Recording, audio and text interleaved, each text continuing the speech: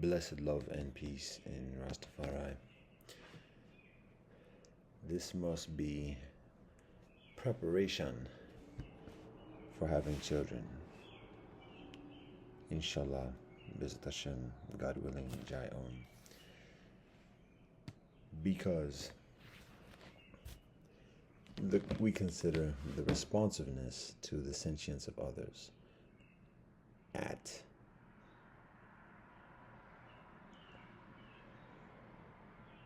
trippy hours. How about that?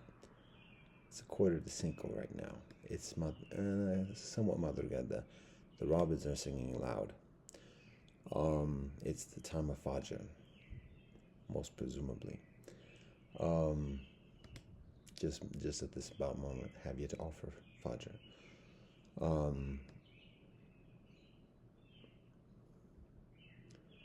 And we are observing, we are processing, we are studying, we are progressing, we are appreciating the conditions of this moment, of recent days, recent weeks, of all these recordings. There's something happening here. What it is increasingly clear. It's time to stop. Children, what's that sound? Everybody look what's going around. Reference right there, you know that. All right. So there's things that I am guided to share yesterday that I abstain from doing. I go to the library spot and it is popping. So I abstain from recording at that point as a matter of abstaining from being undue imposition or even perceived as what's it called?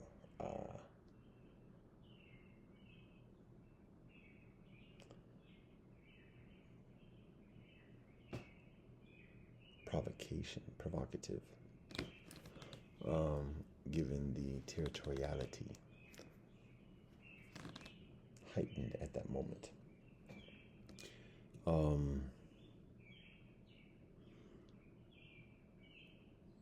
Children, babies waking up and crying and crying and crying at all different types of hours, out of schedule, out of turn, out of order, and in divine order, calling upon patience, upon patience, upon patience. And at the same time, sticking to the tasks, all that. I just woke up. I'm supposed to be fresh and clean.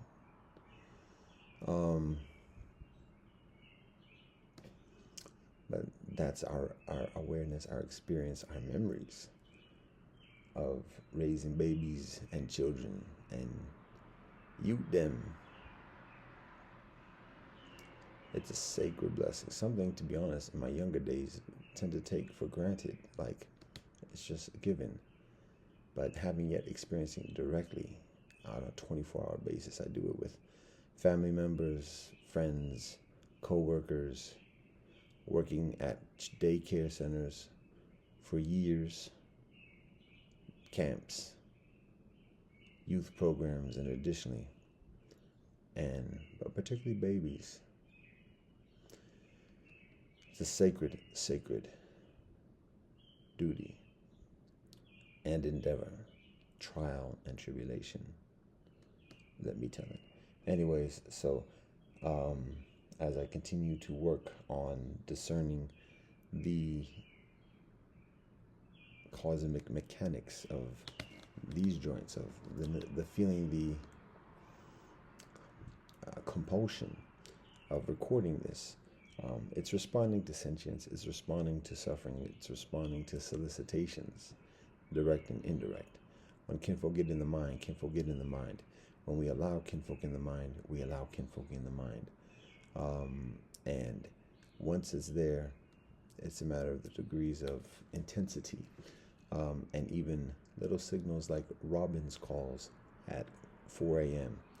can be enough to precipitate these joints.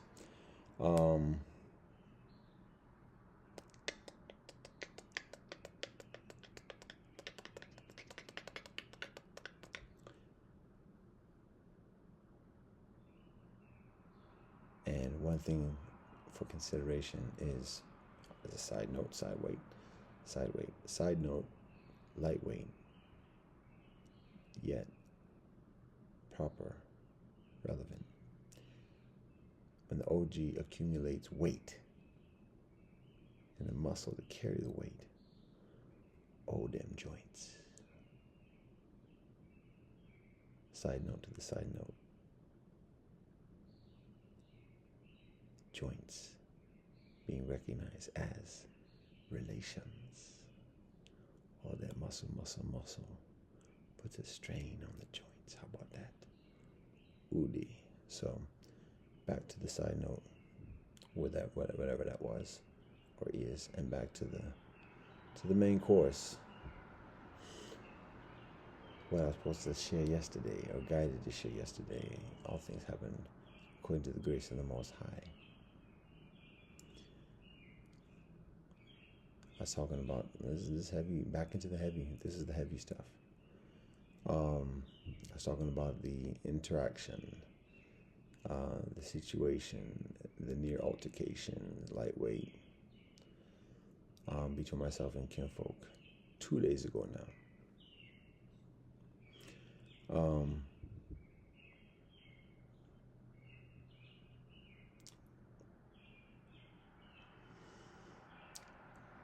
What's appropriate for me to mention at the part of drawing further scrutiny towards myself is my response to the conditions. As I mentioned, I talked to a brethren who is somewhat has difficulty in walking and somewhat vulnerable.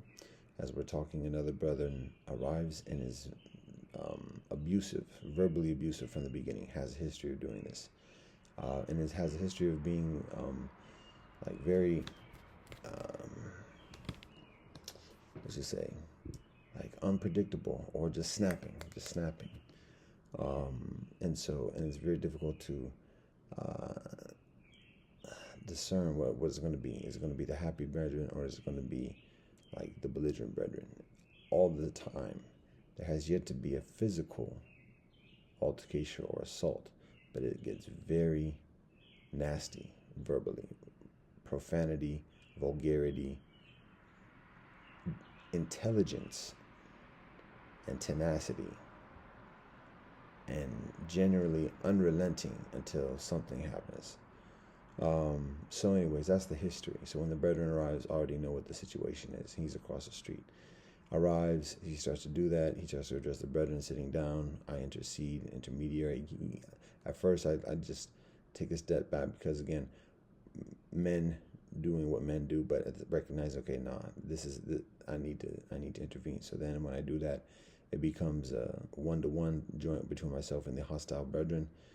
And he's drunk, he's intoxicated, he's on the drugs. Don't know everything what he does, but it can tell, it's not all the alcohol.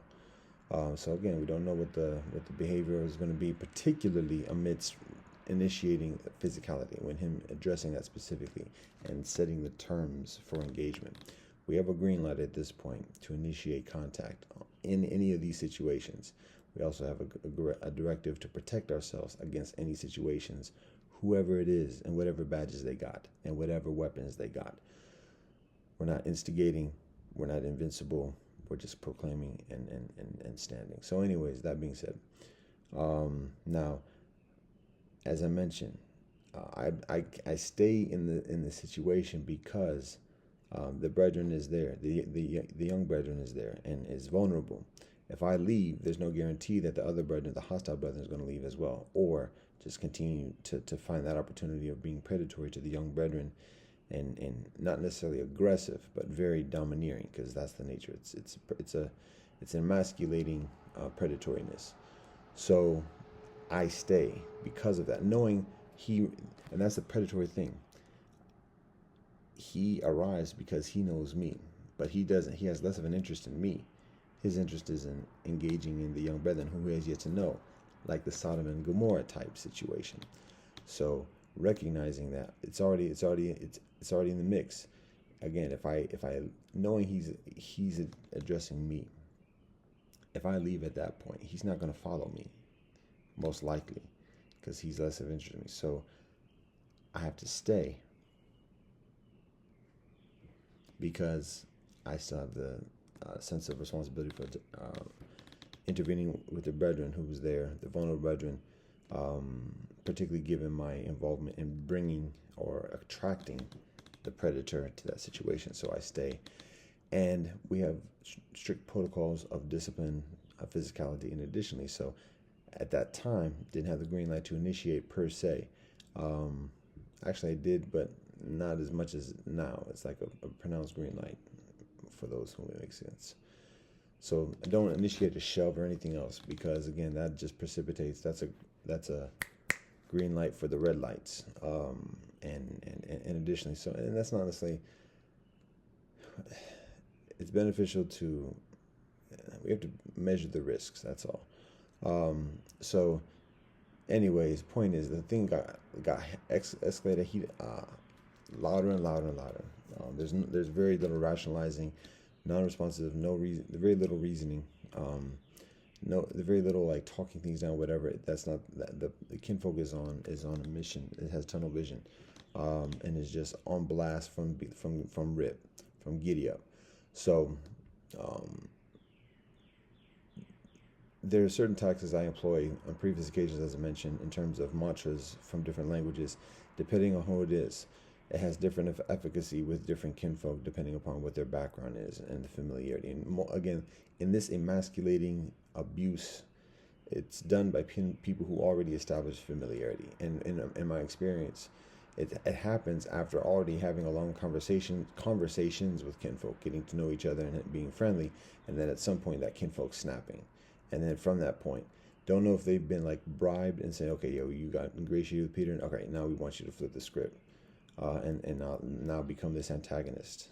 And this is something that's witnessed in history. The Prophet Muhammad sallallahu alaihi wasallam has his abusers. In Greece, the ancient philosophers have their different types of eccentric personalities.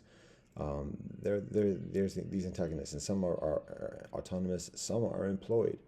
So we recognize one way or another kinfolk are employed, because whoever's feeding kinfolk, whoever's providing the materiality, and additionally is having an influence, is bossing. So we recognize that it's not of the kinfolk's own volition. Kinfolk, particularly when being intoxicated and additionally are under the commands of other beings and other sentients. So, and very strong, like the brethren with the chains from the cemetery, and additionally with Jesus. So they call him Legion because there are many. Anyways, so this brethren is similar. His verbal skills strong and belligerent, and when there's been other brethren of different ethnicities, particularly of Eurocentric ethnicities, then much of the neutralizing thing actually has gotten into a lot of situations. I didn't mention this too much yesterday. There's other brethren who do this to me, do this to me and do this to kinfolk around me. And it's gotten into like some ridiculous circus-like things because, again, I abstain from being initiating contact. That's just a long ingrained discipline. And I have the green light at this moment, but it's a long ingrained discipline not to initiate. So I have the green light now because I have additional protocols of discipline, but it's difficult to like do that. I can and I can, but it's difficult. So a few years ago, there's another brethren who does something that verbal abuse, non-physical directly, but gets up in people's faces and knows the pushes button, very emasculating abuse. There was an occasion where he was abusing young. I was with 4 other kinfolk, two sister and 2 brethren, and he comes up and starts abusing like all types of, and it's always directed towards me, but it's just very vulgar, very hostile, and disrespectful to everybody. And we're having a conversation, and again, through the years, I have very deep, meaningful, um, spiritual life conversations. People provide confessions. Even these kinfolk, actually, that's the brethren who've done this abuse have done their own confessions about their own life experiences, their own abuses that you tell therapists, you don't tell people, but they share this with me. And then at some point, perhaps because of that, and whatever other motivations, snap, and then all of a sudden it's just now it's abuse, and that's all it is. And there might be, well, without getting into the psychoanalysis of the kinfolk who do that, just recognize it happens. And I guess I'm saying all of this kind of like to explain why I respond yesterday or 2 days ago in the way that I do. So usually there are verbal methodologies of response. Like I said, when it's kinfolk of European ancestry, of English speakers, oftentimes I recognize just speaking another language is very neutralizing, because whoever those influences are, whoever those bosses and additionally are, it tends to be very authoritarian within the English language, and anything outside of the English language, it's very paralyzing. It's very neutralizing. Generally speaking, it's not a given, because some people can have fluency in other languages, but all very significantly, it delves beyond the realm of the United States and all the intrinsic, subconscious, imperialism and authoritarianism of the United States, by just utilizing another language, and therefore whatever sentience that's doing it, whatever collective sentience, has to rely upon another premise of authoritarianism to sustain that hostility and that aggression, and that unseeds the nature of the authoritarianism with the United States. I mean, that sounds all complex and convoluted, but if you got that, you got it. So that's part of the not tactic, but the technique or the methodology of just simply saying another language, and it's genuine. I mean, there's strength in the words, like the mantra that I do. Aham Sambhutu Veritas Hai Shumakahu Samari Shamasha Banurapnis Manfagdi Misanaji Gobara forgiveness. There's power, there's strength in each of those words, and the power just comes from the word itself, but from the livity that I practice in cultivating the words. And I'm not the greatest, but it's just there's an understanding about that. So that's what I do. Just go into it. And again, for those who are very, very steeped in the English language and very strong with English words, it's like short circuit usually. And then it becomes one occasion with the young brother, it just got ridiculous, where he would like run around, and I would try to, and anytime like he would make a distance and feign to go away, then I would like no, he would just keep a distance, and it's still verbally abusive. And when I would start to like get physical, like tell him to leave, like there's women here, there's like, and it's in public. I mean, there's children and people walking by and everything else, and this is a different brother on a different day, a few years ago.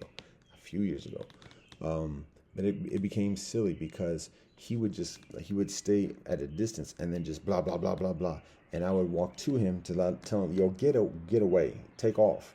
And then he would just keep on like evading, and it became like me chasing, trying to but without it just got so silly. He would go walk on steps and everything else like that, and then it just looked so silly and ridiculous. But that's the point, because even if not actually fighting, it makes the whole situation a farce, like a circus, and that in and of itself is devaluing for all involved. And so there's it's not a victory for the kinfolk, because there is no victory.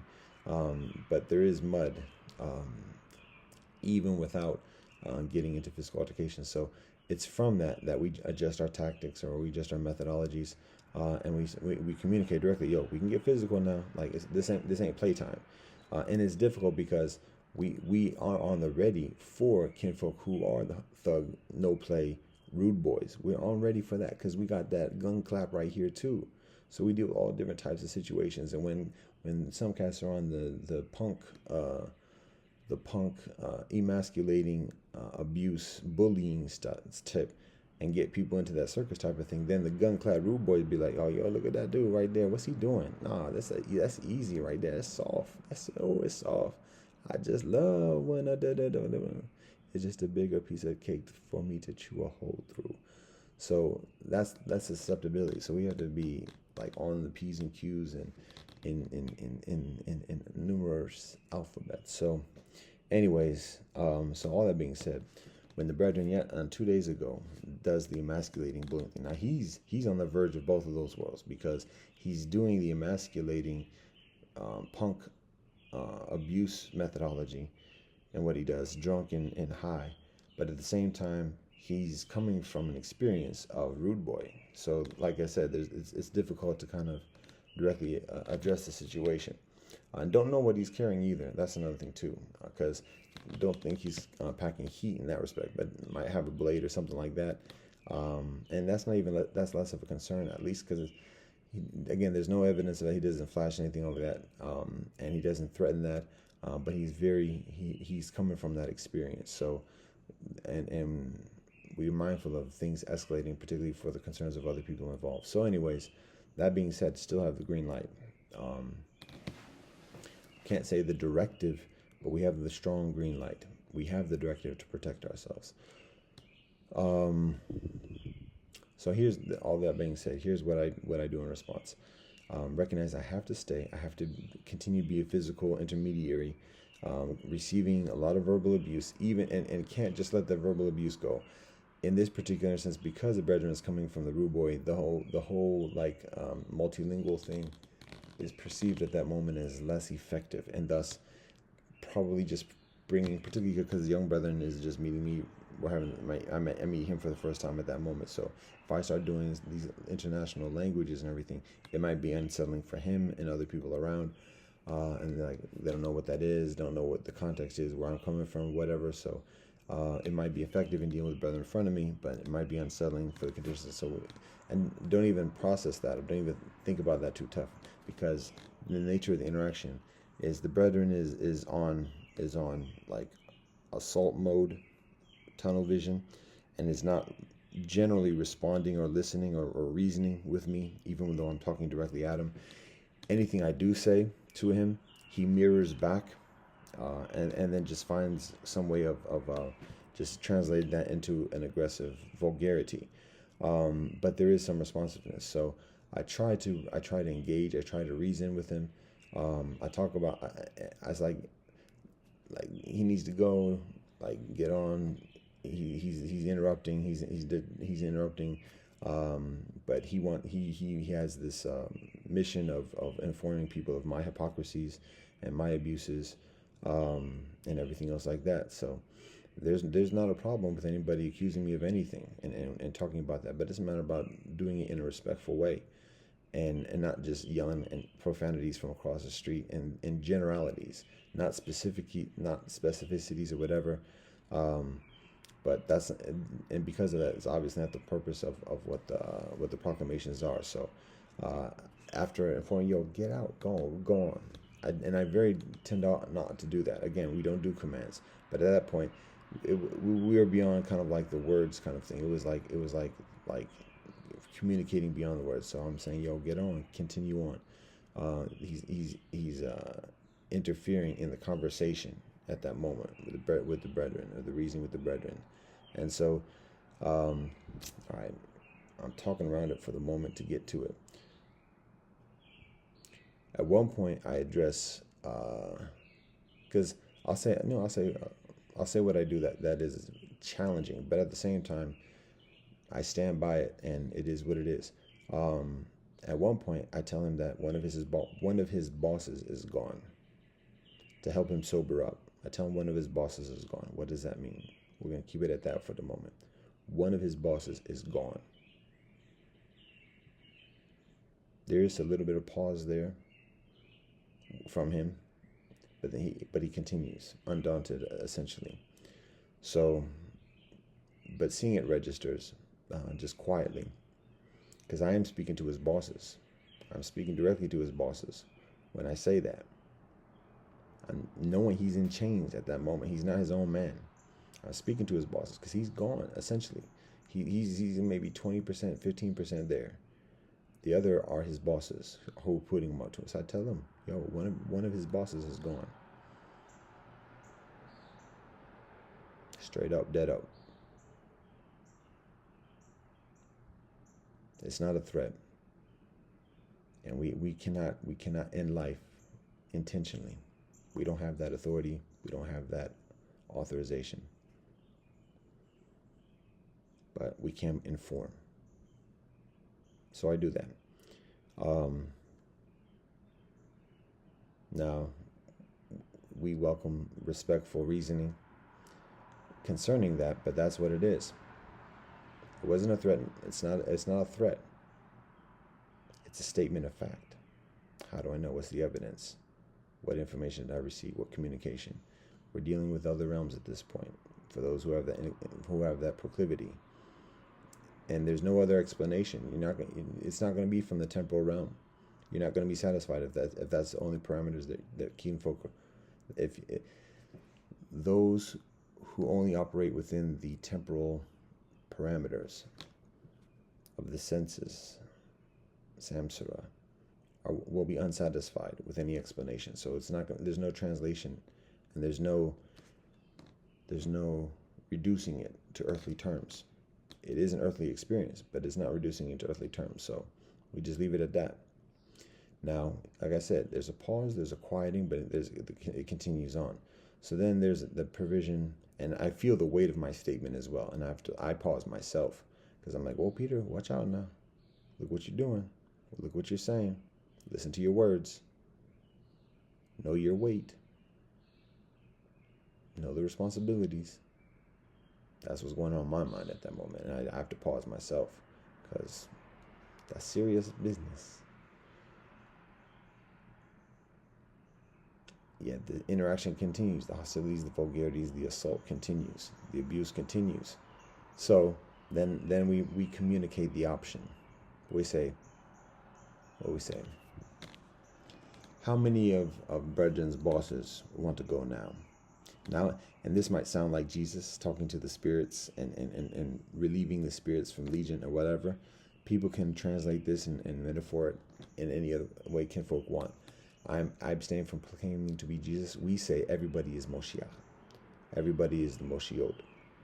Everybody is Savior. Everybody is a child of God. Everybody has this power of the Spirit within ourselves. Everybody does. It's a question of who accepts it and who practices it. That's it. It's tenacious. So, and I abstain from saying that I am the epitome or otherwise, but we do have an awareness. So, that's what we speak at that moment. Then further, who is we? Adiyada. Oh, who has the legion? Thank you, Cynic. Anyways, it continues on.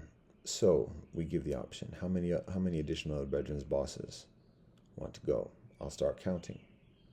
How many other bosses want to go? If this abuse keeps on going, I'll keep on counting.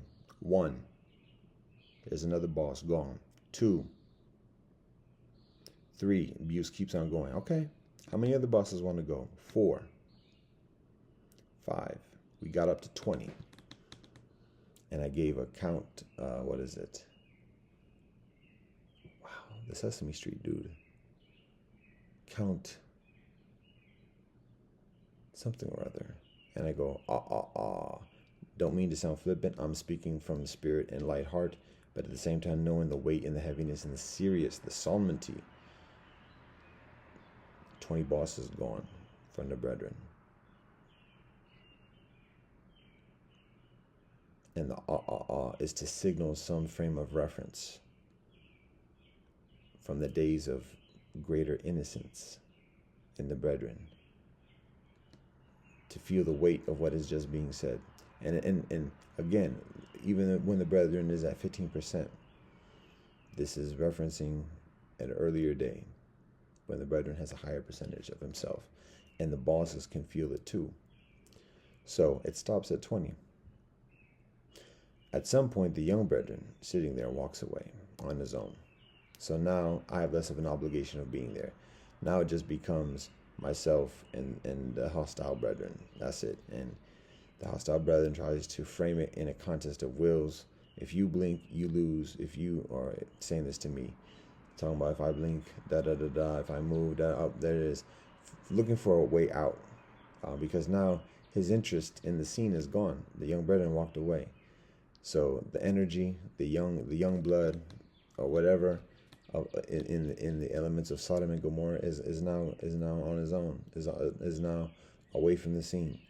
So now the predator has less of an interest in the interaction. I've served my purpose as the lure. And the brethren continues on. So we stand there for another few minutes. Brethren tries to feign the abuse, whatever, but then he finds his opportunity to leave. And that's the situation. So, like I said, there's little efficacy in explaining in earthly terms what gone is. I will give some scenarios. It can, in that respect, I'll say a number of things that it means, and it can be one and or another of any of these. It can be death of a temporal being, of a living human being, who's actually his boss, who's feeding him or whatever else. That is involved. It can be an angel. It can be a demon who has a hold of him, and the dissipation, the evaporation, the conquering of that duppy. That's involved. So we abstain from the finiteness of the proclamation. And to be honest, this is something that is comparatively new for myself personally. And so in the minds of the authoritarians of this earth, particularly the science minds that endeavor and insist upon things being reduced to the evidentiary, the earthly, to put in boxes and everything else like that. This is beyond that. And there can be bullying into an articulation of reduction into the earthly terms. But I'll know that the truth exists beyond that. So ultimately goes to the beginning principle, ahimsa. Don't start none, won't be none. Plain and simple. And verbal abuse is enough of a start to receive physicality to stop that. We work on different protocols than the United States, than the American culture, and additionally. So there's that.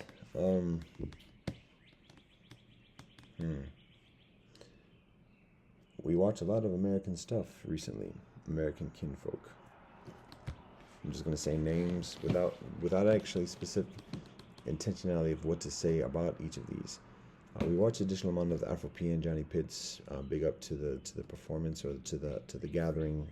I don't know how recent it was, maybe a year or so ago. With the music, the spoken word, piano, drum, the drum with the water, the calabash. That's the first time seeing that, so that's a beautiful thing.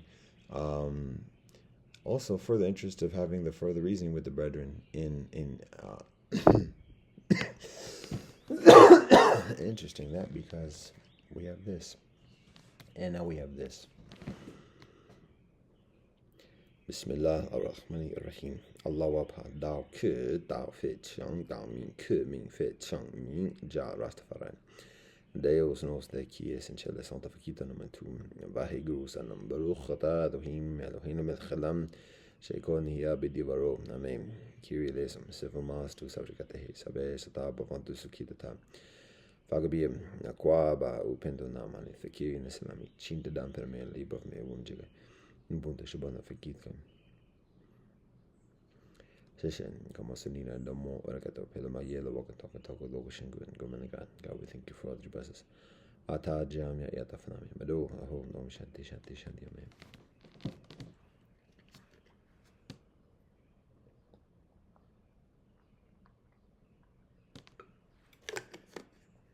So it may be evident at the moment. It's getting light outside. It is Fajr. The horizon is revealing the soleil. How can I be doing this? Say a prayer, say Bismillah, and abstain from making wudu and prepare for Fajr before the sun rises. How can I do that and be like a genuine practitioner of Islam according to the basic guidance from Islam? In our understanding, there are allowances when one is in the midst of the battlefield and the concerns are the approach of enemy combatants during the times of offering salat. There are allowances for delays and otherwise amidst such circumstances. We are in that midst exactly at this moment. And people might say, people might have a satellite feed of what the situation looks like at this very moment. Say, yo, you live in a suburb. It's quiet and the birds are singing. People are going to work. What you talking about? Battlefield. 90% mental, 9% verbal, 1% physical. Eyes are on us, and there's manifestation. Battlefield is amidst us at this moment. And that might sound like psychosis, it might sound like schizophrenia or whatever. Kinfolk who are on a spiritual path, genuine, have some understanding. Most of those kinfolk, most likely, have less of an experience of what it is to be in the heart of Babylon. We are in the heart of Babylon. So it's very precarious. And I'll say this, to be honest, I mean, this is facts. When we offer salat, it's such, and there's the intentionality, inshallah, of me doing this. It may be after the soleil rises. We understand we are permitted to do that. And even presumably, people can correct me on this one, even offer Isha as well.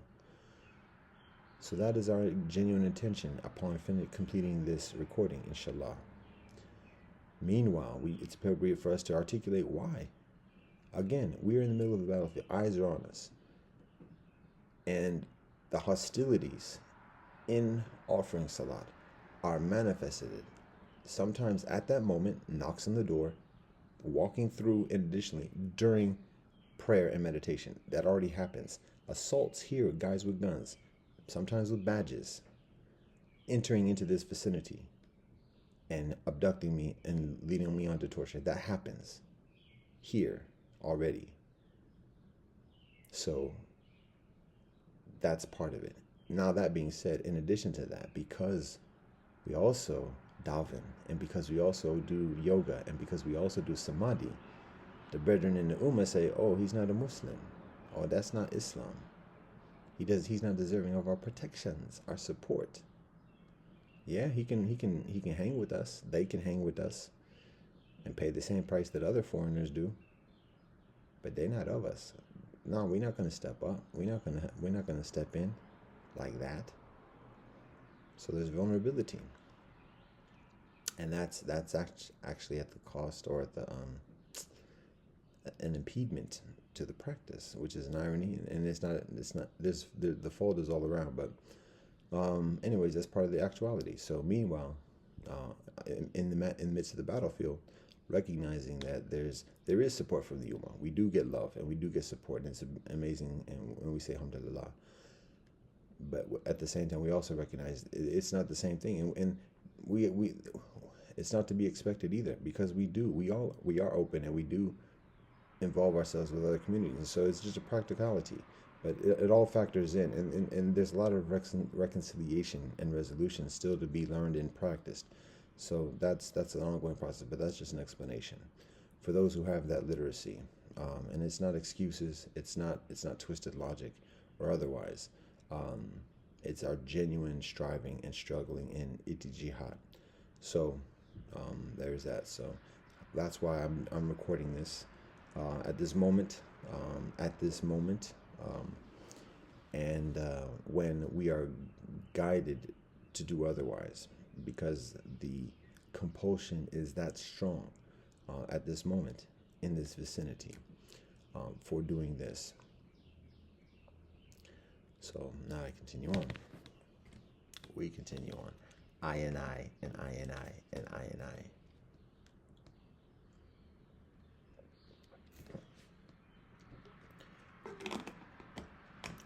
Does somebody have the tally sheet of all the drama that I talk about?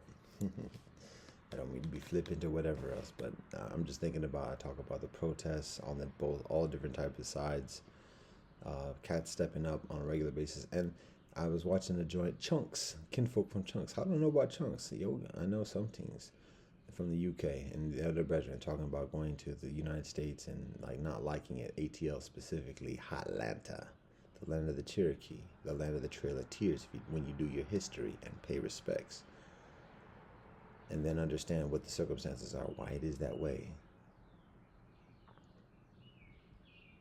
Atlantis and the compromise and all that. There we go. So,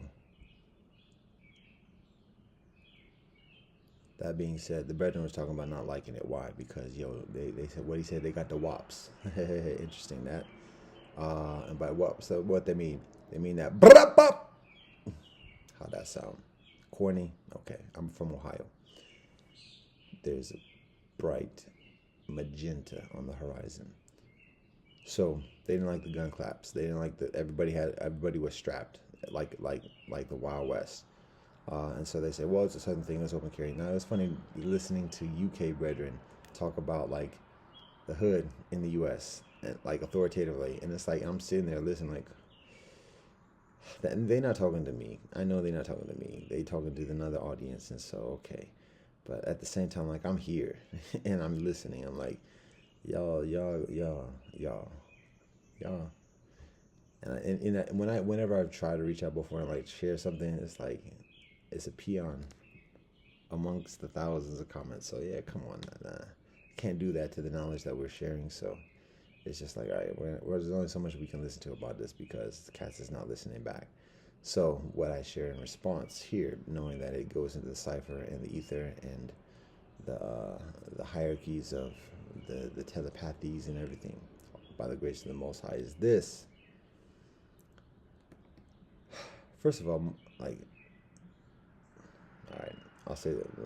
Just finish this one thing, then get into the other stuff. All right.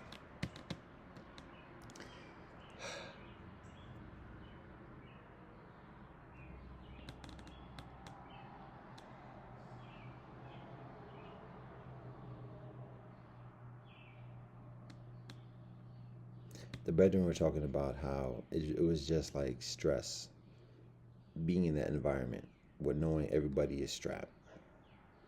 And it was like very unsettling, uneasy going to clubs or whatever else. So guess what? You don't go to clubs. That's why. Cats get done. Talk about the violence and everything else like that. Talking about all the shooting incidents in the United States on a regular. Yes. What you thought.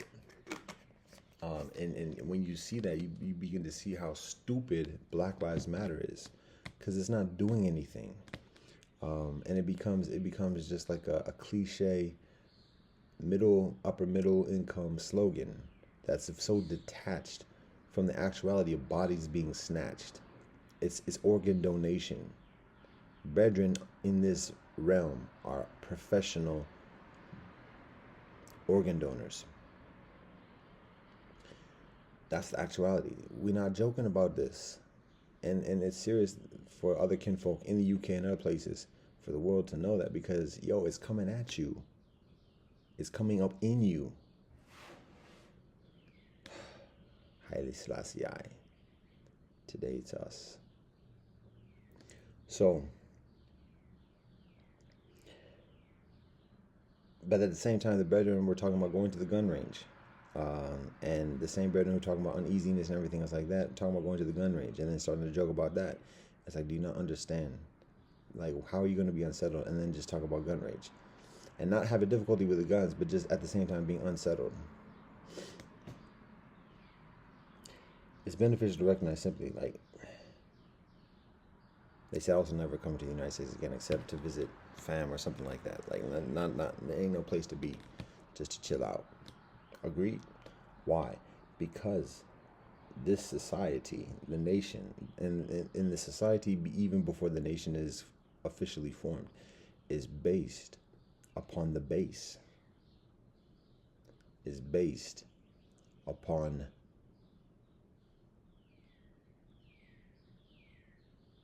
snatch. It's based upon grab and kill. Grab and kill. That's the, yeah, that's it. That's the motto. That's the slogan. That's the anthem. That's the national anthem. That's the American national anthem. Grab and kill. Whether it's people, whether it's land, minerals, gold, grab and kill. Kill is second. You don't have to kill. When it ain't no thing. And it ain't nothing else. Grab and kill. That's the American national anthem. Grab and kill. And anybody who emulates America, anybody who wants to come and be in America, and additionally, they just professing their own religiosity of grab and kill. It's not something unique and exclusive to the United States. It's worldwide. And the further people buy American things and listen to American things, and do American things, grab and kill. Grab and kill. So that's one thing that we listened to briefly in the past joints. This is beyond therapy. This is beyond like listening to what's going on and processing. This is like we're in to be honest, we're in like desperation mode. And I guess that's what I'm supposed to be calling. I'll say who I've listened to just in the past day, the things I've downloaded and listened to partially, because I try to listen to longer conversations because that's where there's further and meaningful. But even then, it takes a while for kinfolk to get into something of substance, and even then, it's like they're only just about to like scratching the surface concerning solutions, and there's only so much we can listen to and pay attention to. And again, I don't listen to most American cats to begin with, particularly online, because American cats, U.S. citizens, are entrenched in it, are committed to it, to grab and kill. And they aim it at other people and as many other groups or boxes as they can. And I say they. I'm not an American citizen. I am in America. No, I'm not. I'm not in America. I'm amidst America. How about that? Because that's one thing. America is very emphatic about recruiting people, and like it's the tendency of the guilty. Oh, you're part of us. No, you're part of us. No, you don't have a choice. You're part of us. So. You have to be very. I'm supposed to talk about that bossing. Wow, that's a lot of things. All right. So I'll say who I listen to. I'm just going to say names that come to mind from the past day. Talib Kweli, Jon Stewart, Joe Rogan, Cat Williams, Shannon Sharp, Dana. It's not Dana White, is it? All right. I'm just going to say the brethren with UFC. I have yet to listen to the Royce Gracie conversation. Listen to, like I said, Johnny Pitts and the Afropean. It was an evening with Johnny Pitts, Afropia, or something like that. There was a collective of kinfolk in the Netherlands. So there's positivity with that one. There's a considerable amount of substance with that we appreciate. Amidst our bias or whatever else, but it is substance. Don't agree with everything, just like with anything, just to give that balancing disclaimer. But there it is. What else we listen to? Listen to other kinfolk who are comparatively new to me. Some mixed heritage kinfolk briefly. It's difficult to watch audio podcasts. The brethren Jesse from Japan. Jesse OGN. A young brethren. A lot of the content we observe on the channel is some of like the youth kind of like pop culture type topics. There's the one about being Japanese, where they utilize the term Blasian and Wasian. That's a humorous. We see kinfolk from previous joints, even OGs from previous joints like a decade ago. So that's interesting because Jesse brethren, I see the channel is maybe like a couple years old. So it's a lot of new content, recent content, and so it's like the new blood, it's the young blood, the new generation. And then there's like the established generation we see from Sistren, from Ghana and Japan. I am abstaining from saying names at the moment because of my own personal proclamations in recent years. So with the cringe and awkward subsiding, because there's reason for everything. There's understandability for everything. There's not agreement with everything, but anyways, there it is. She is established for a number of years at this point. So that's like the preceding generation, lightweight, so it's about the same age. Then there's another sister who is OG of this story, OG status, which is funny because her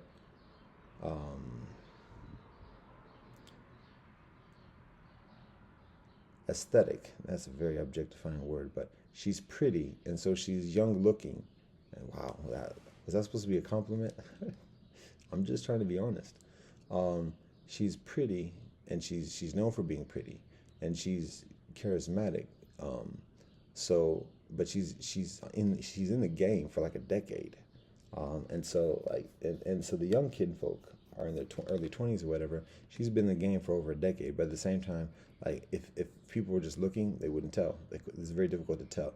So it's amusing to see that, because it's nice to see the intergenerations at the risk of like the political incorrectness of recognizing the distinct generations. We're talking about generations running about in this cycle of media and everything, about 6 or 7 years, particularly in the mixed race experience or mixed heritage experience. So anyways, we see like 3 generations in that one video, all low key, and then additional brethren, each bringing their own elements and gifts to the table. So it was interesting to see that, and appreciation for that.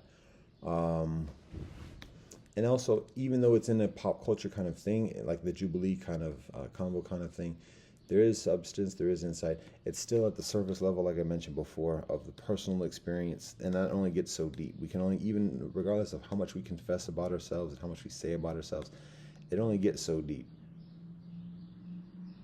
I'm supposed to record the list of, okay, I'm supposed to do that. Actually, all right, and we do have some updates regarding that, so I'm just reminded about that. So when we talk about ourselves, regardless of whatever we say about ourselves, but how brilliant our insight is, anything we say of ourselves, of our own personal experience, which is the substance, what we personally experience, our own personal stories, that's the substance. It only gets to this level of depth. That's it. Our revelations about that, even what I'm doing here, the abstractions, and additionally, the abstract intellectualizations about our personal experience still only gets so much depth. When we get the depth, the rootedness that people need to weather the storms, to take with them, to study on their own and further, that's the stories of the generations before us. That's the references of this person who was the first one on the boat and who set up shop and made a platform for everybody else. That's the rootedness. And then the rituals that come from that. Here's what they bring. Here's what our kinfolk bring. And this is what our kinfolk sing during this time of year. This is the dance, our kinfolk dance at this time of year. These are the stories that our kinfolk tell at this time of year. That's the rootedness, to give the levels to who we are and how we are when the powers that be trip. One other thing I'll also say is the veteran Johnny Watts. There was another video. The whole Afropean thing is appreciated. It's a very interesting and beautiful thing, and that's what's. It's a very beautiful thing to see kinfolk in Europe, particularly African kinfolk in Europe.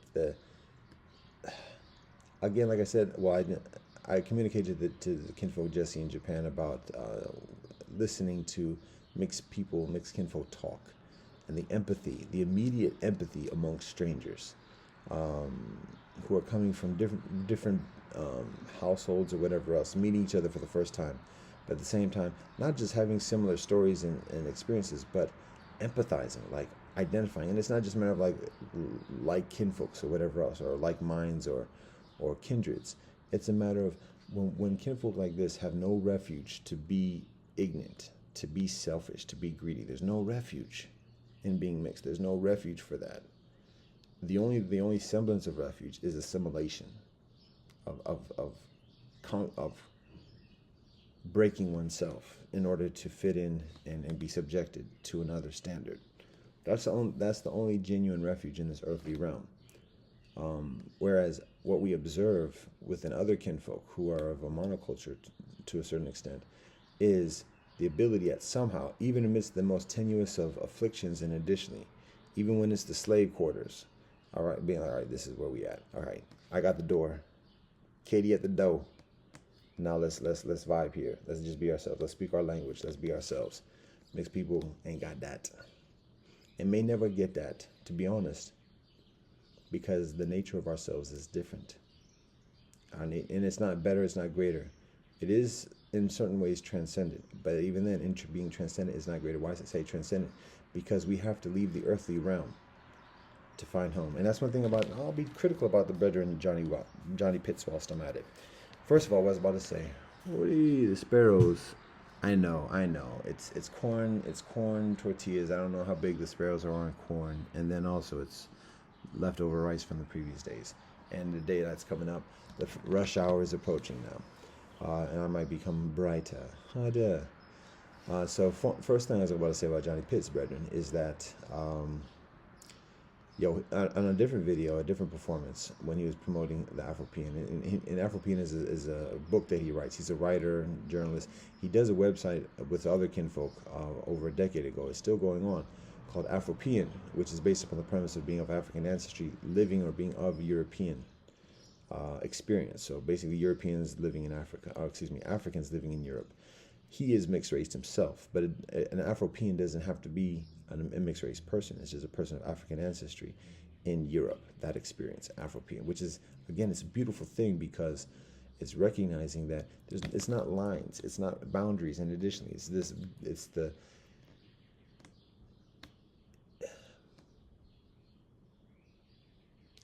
salient experience, and it's beneficial for us to get beyond this whole identity trope. Again, like I said, relations. Look at our relations, native heritage. That's what we bring to the table, kinfolk. So the identity thing is all very individualistic and isolating. Ironically, so it's intellectual and genius as the rhetoric may be.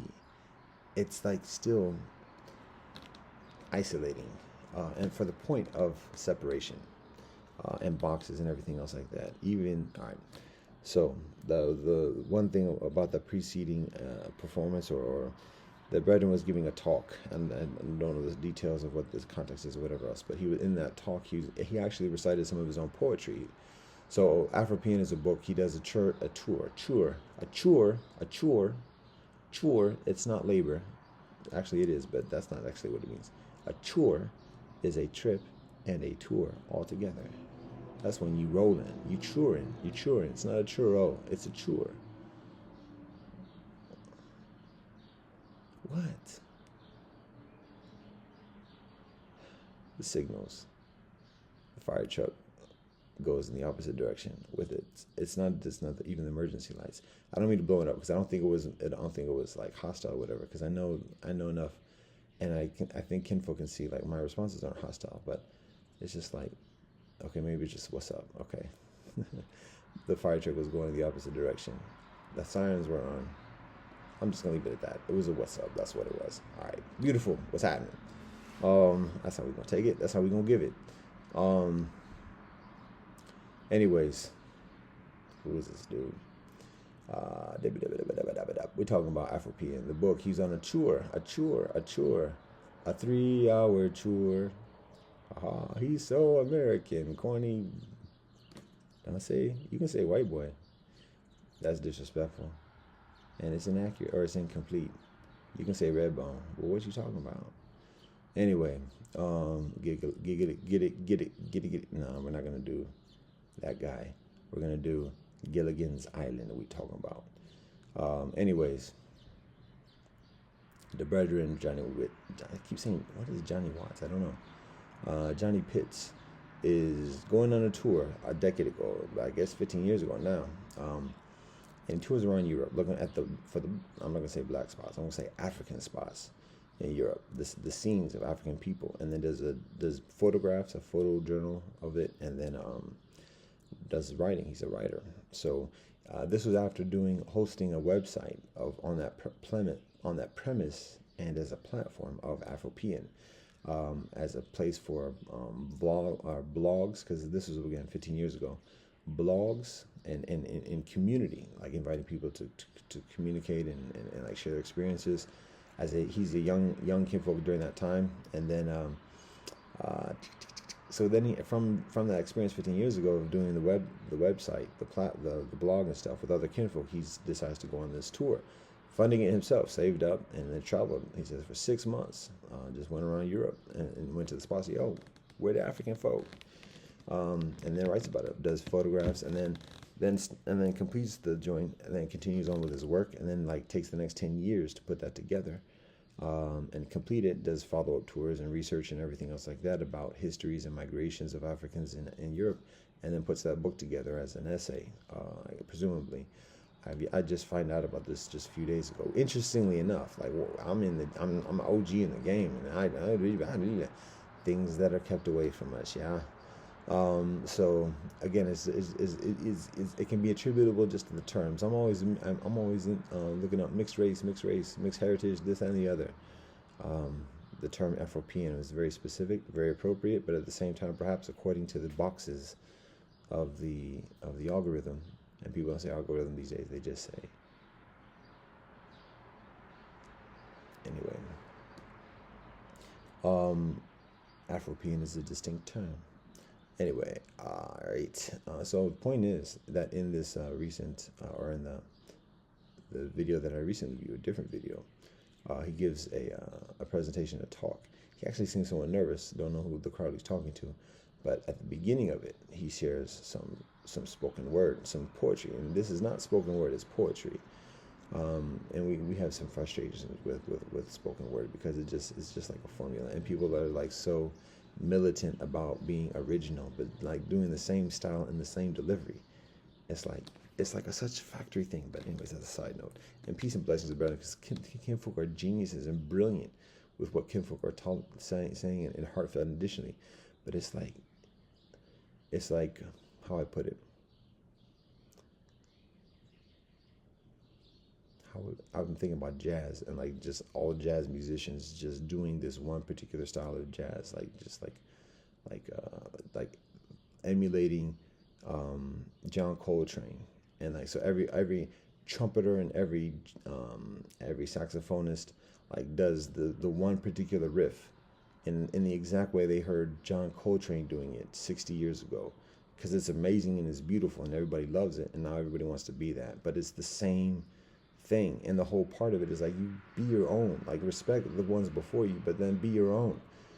And so it's like everybody hears Gil Scott-Heron, The Revolution Won't Be Televised, some 50 years ago, and now all of spoken word speaks just like he does 50 years ago. And talking about being original and everything else like that, but the words that they speak is just like this, and I don't mean to sound condescending, but it's the same exact thing said by thousands of people, thousands of times for thousands of years, feigning to be individualistic and original, but just repeating what is heard half a century ago. Half a century ago. That was a very lame rendering of it, but that's what I'm talking about. So anyways, and this thing is, kinfolk say genius things, beautiful things, sistren. Now it's difficult seeing sistren imitating masculine things. So, and that's emasculating for men who would listen to that too. Just recognize that, whether you like it or not, it's facts. And so when people I ain't vibing with it, it's not because we don't like what's being said, but yo, masculinity, please. May I have some of that back? Thank you very much. Oh, it's for me to do myself? Oh, well, then I'm just going to have to stop listening then. Thank you for understanding. Anyways, the brethren, Johnny Pitts, after all of that, does his own poetry. And it was almost unrecognizable because it was poetry. Now, it may be in the standard English vernacular of poetry, the delivery and everything, but the thing is, that's fine, because that's like people's thing. When you're emulating or when you're imitating like a unique thing and pretending like it's all right. Anyway, Does that make sense? Do you understand that? Okay. Anyways, Better Than Johnny Pitts was reciting his own poetry, and he's just speaking in his own kind of voice. And additionally, which is those who are speaking English is a European thing. So yeah, that's facts. Um,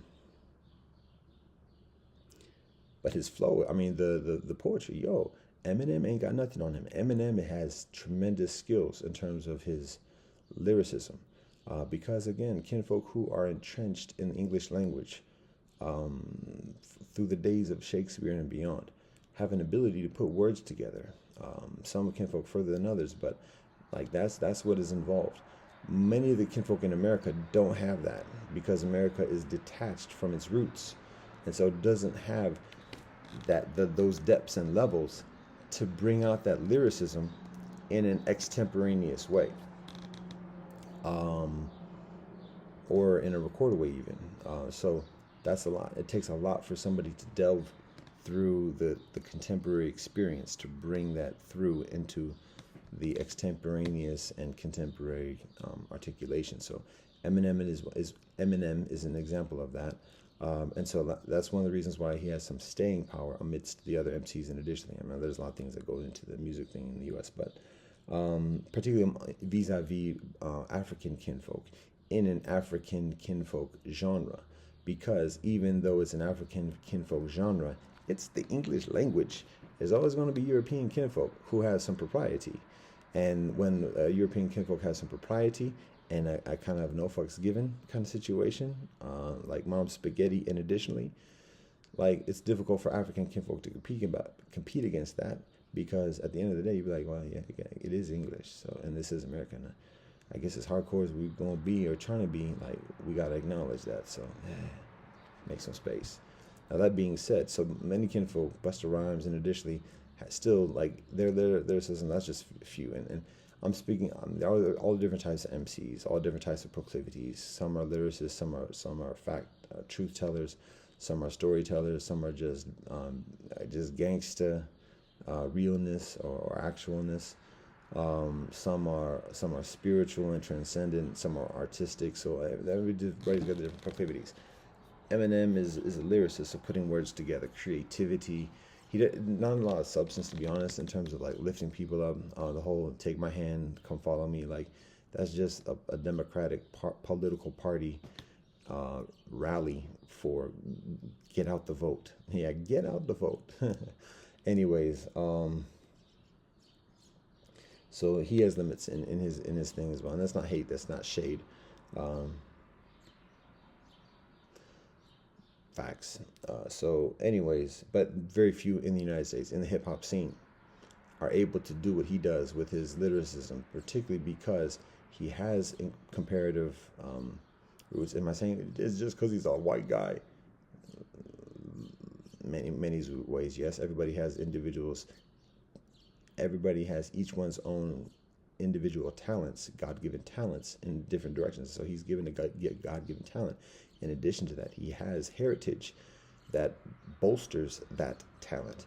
And additionally, he has a personal history, a personal experience of 9 Mile, in addition, right here in that state up north, um, of having certain liberty, personal liberty, and of not caring about consequences or otherwise as much as other people might in his position, to deal with the competitions in his field. So anyways, all that being said, there are fewer lyricists in the United States in hip hop across the board, to my knowledge. And again, I don't listen to much hip hop these days because there's not much being said, to be honest. And that's actually what I'm getting to too with this. So not many kinfolk have that his lyricism. Just to be honest, I'm not saying he's the best MC, but in terms of lyricism, the creativity, the putting that Biggie doesn't have enough of a body of work, and I don't mean to sound, that's not meant to be, no joke about that. With all due respect, peace and blessings to Christopher Wallace, and peace and blessings to Tupac Shakur as well. That's some of the stuff we listened to recently. So, few have the lyricism that Eminem does in the U.S. in hip hop at all. I mean, he's in the OG status at this point. Not as much as Africa Mabata, nearly, or even the kinfolk from the '90s, but he's in legit OG status. I mean, that's how long it's been at this point. That being said, when we hear what Johnny Brother and Johnny Pitt says, Eminem doesn't have anything on him, and why that is because of just what I said. When kinfolk are immersed within the heritage of one kinfolk, if you just listen to any British person, I mean, basically,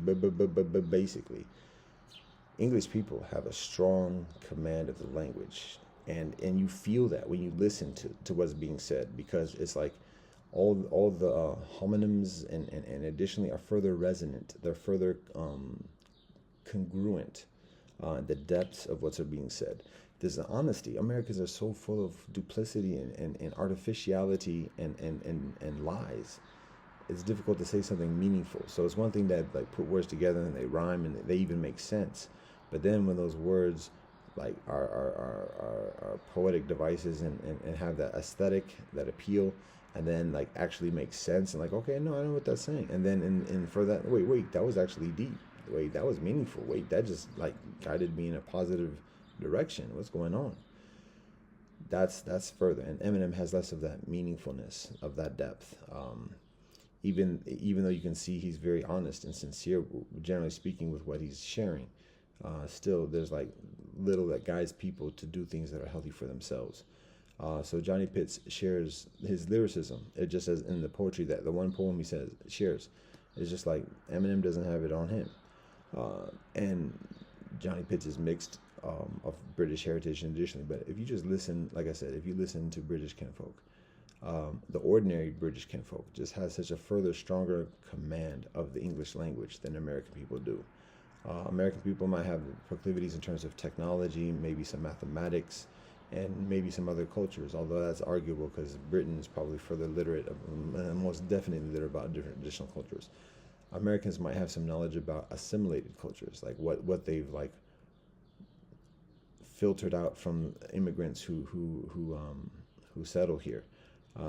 But in terms of knowing the history, the world history, world civilization, and additionally,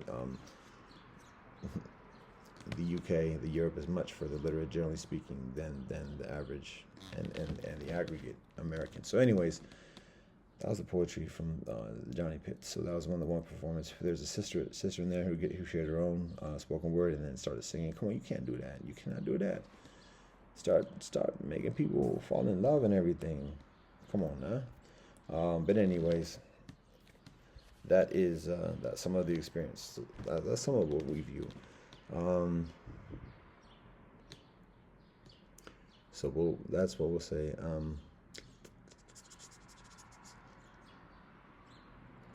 I think I was talking about Japan a few minutes ago now. Wow, we're at an hour now. Shadi.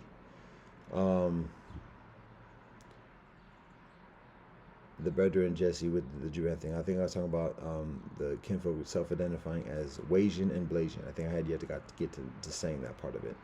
So that's humorous when I hear that. It's kind of like, but at the same time, when kinfolk are those and referencing that, then it's like, well, yeah, but still, come on. And even like listening to the word hafu, knowing that it means half, but the way people self-describe and utilize that term, it's like it doesn't seem so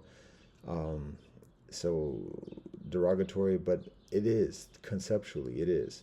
Dabaru, we understand, is the one that means double, but even then, what if a kinfolk has multiple heritage? 3, Nigeria, or instead of say Hausa, Igbo, Yoruba,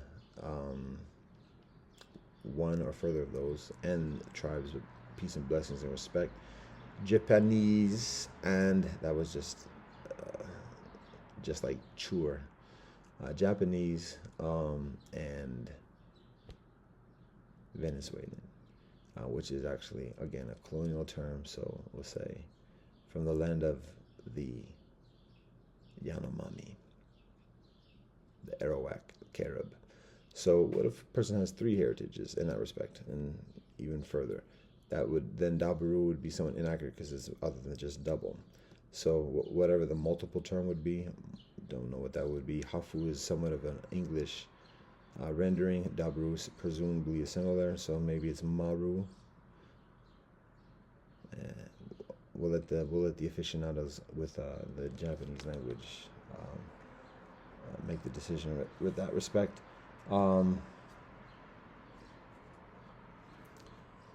There's something else here.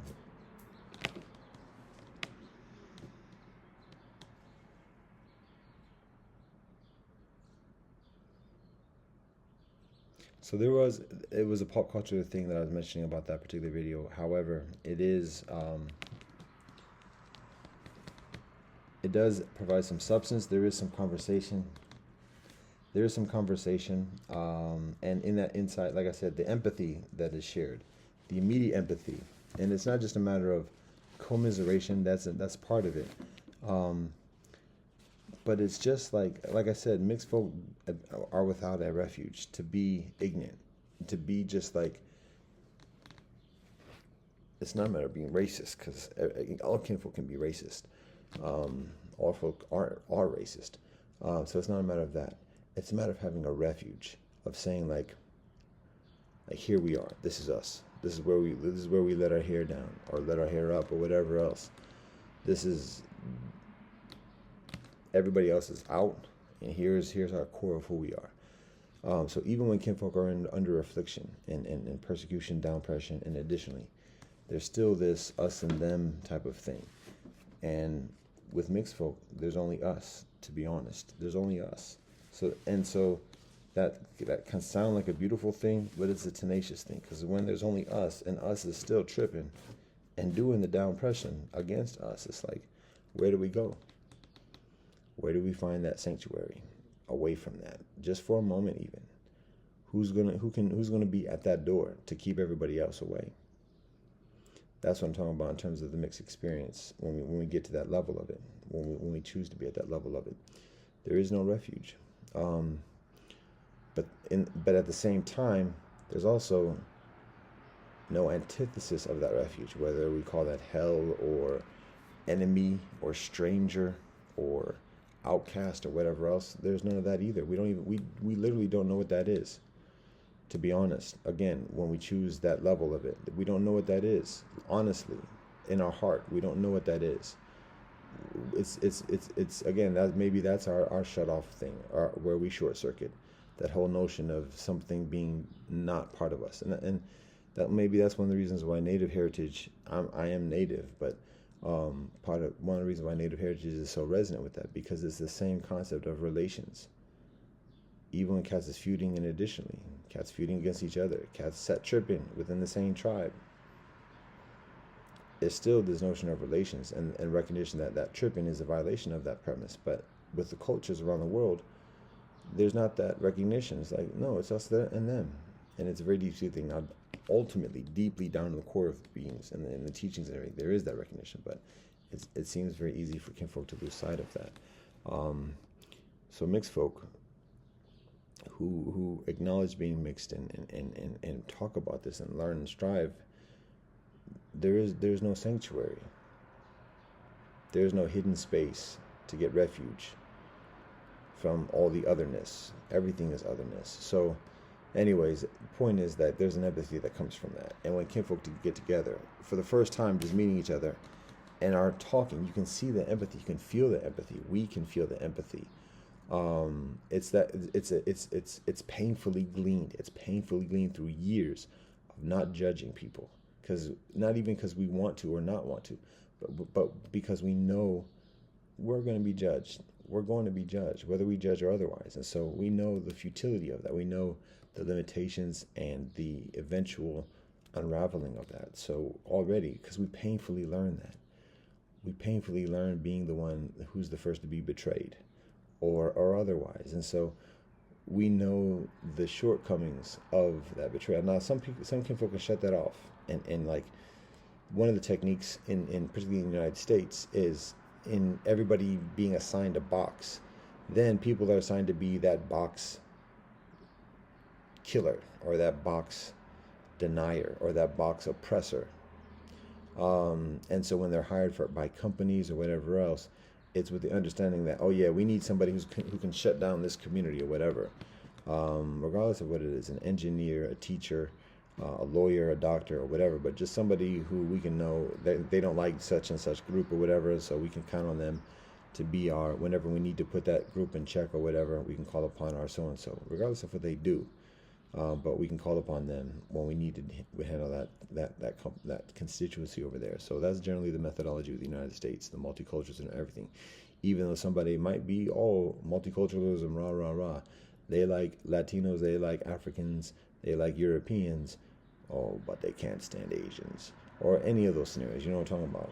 I'm not going to go through all the different scenarios of all the different like isolations or whatever, but that's what we observe is that generally speaking, the methodology of inclusivity means exclusivity of one particular demographic, and then that person having value by employers and otherwise, and other credentials offerers based upon that. So there is that proclivity. Mixed people are often an ideal candidate for that type of thing, because if a mixed person is this, that, and the other, then they have some credibility as a multicultural demographic, but at the same time, they cannot stand Africans or they can't stand Europeans. That tends to be less of the scenario, because those are the ones who are often giving the credentials. So just be low key about that. And oftentimes that's an entrapment. Like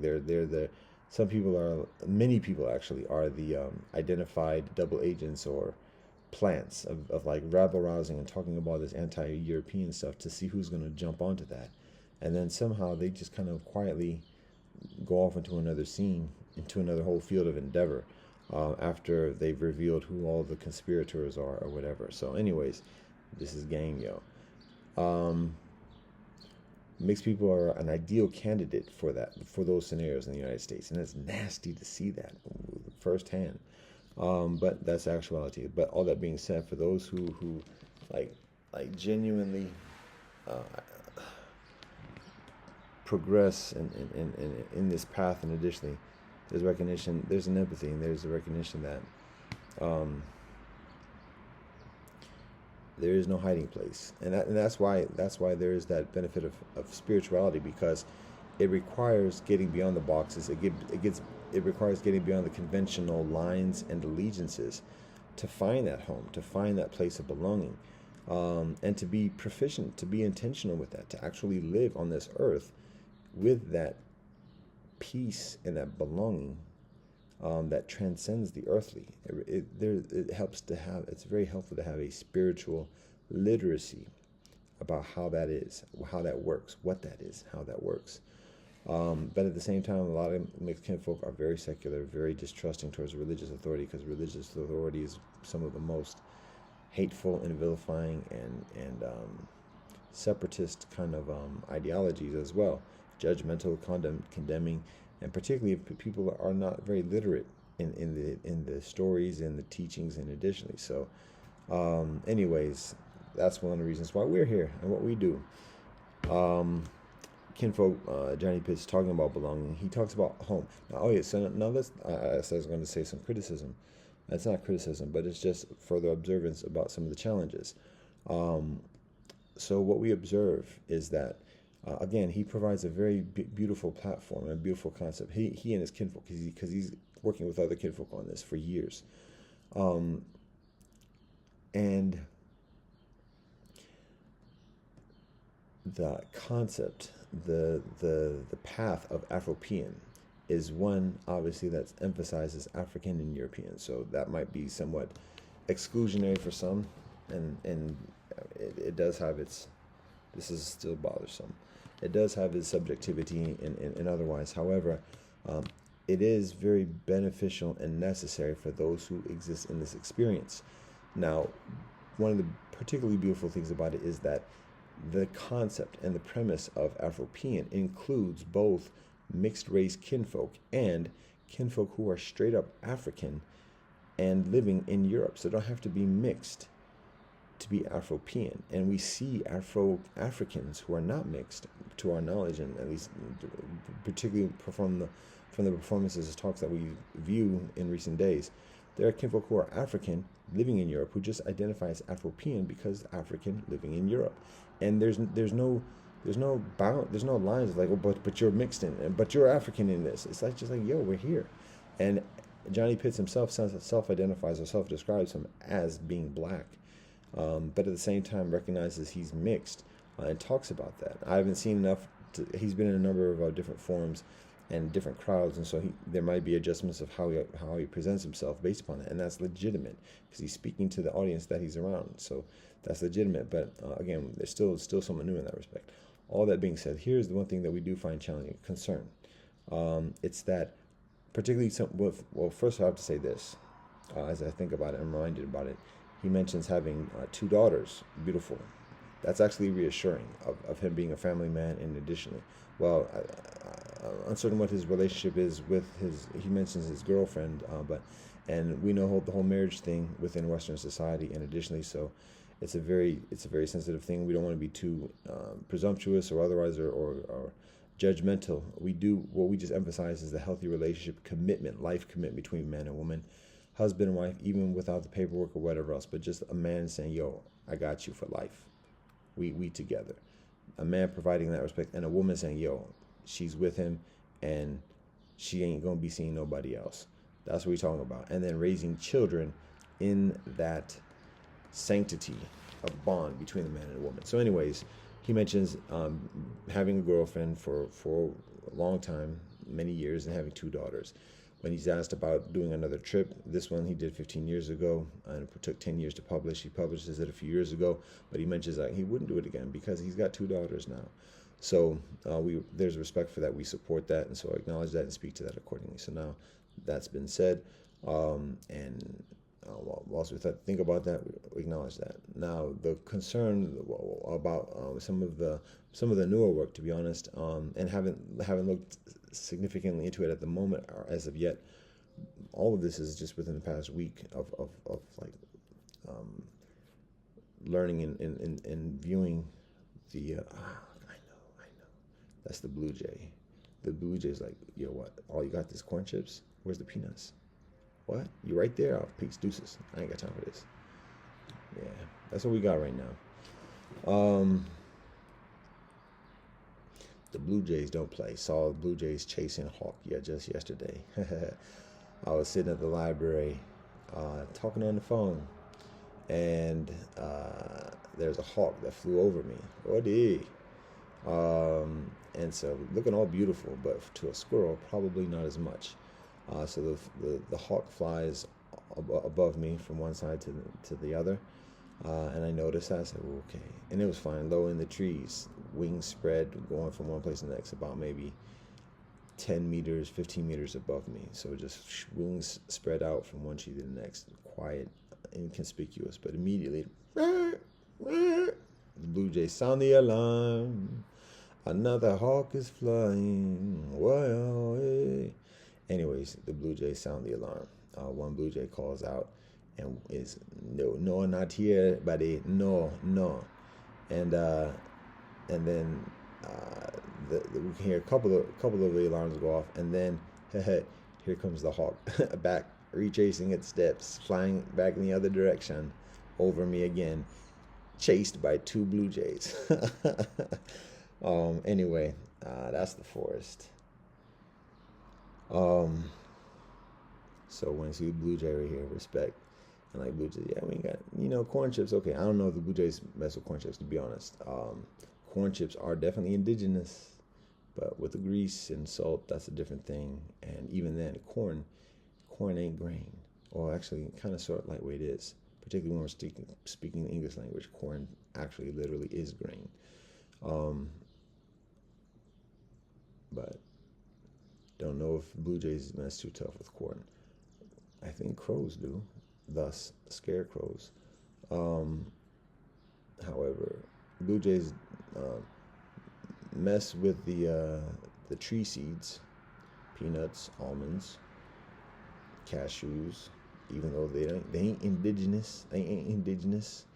Almonds and cashews, that is, to our knowledge. Still, they see, yo, that's protein right there. That's fat, yo. We do that. We muscle up. Rice, yeah, okay. Carbohydrates. Corn, we have yet to see it. So when the Blue Jay arrives up, takes a look, and it's like, and then flies out. Yo, it's corn, yo. We representing corns, beans, and squash. The three sisters. There we go. Yo, we dropping knowledge. Sacred.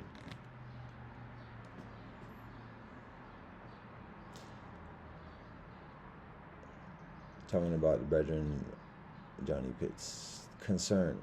So we just shared the beauty. Sparrows are less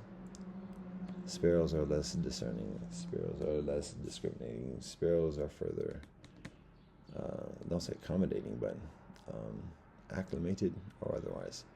Finicky, we'll say that. Sparrows are less finicky. Still not certain about, they're not touching the corn. 1 second. Interesting that, like, there's rice that's been there for a couple of days now, and it looks like the sparrows would prefer to go to the rice that's been there for a couple of days. I don't know if they're tripping because they see me. I'm nothing new. But they look at that corn and they just fly immediately away. Even the sparrows.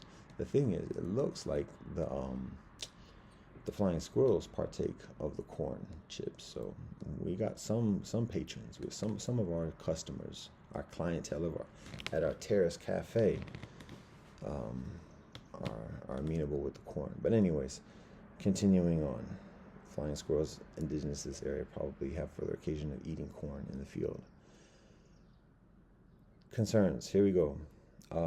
What we observe, particularly with the recent works, and I think this is further in the recent years, that the Afropean is a website from over 15 years ago, of a blog and community joint. And the brethren goes on a tour, and then does a photo thing on that tour, and then puts it together through the 10 years, and then publishes a book about 5 years ago, and does the whole tour thing for the book or whatever, presumably, because that's what we're seeing, the results of that, the work product from that, the presentations and talks and stuff like that from about 4 or 5 years ago, maybe even some 3 years ago, because it's still a relevant topic.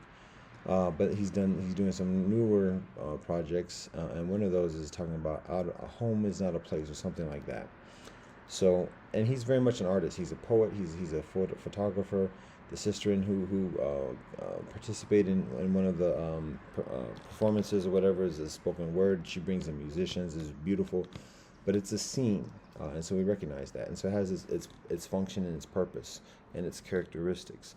It's expressive. It's backed by certain patrons of a certain culture with a certain agenda, and additionally, much of it is within the system. And additionally, even when the topic and the articulations are critical of the system, it's still in that realm of the art, and thus has further. It's like the industry to go to articulate that angst, but at the same time, and here's where we're going with this.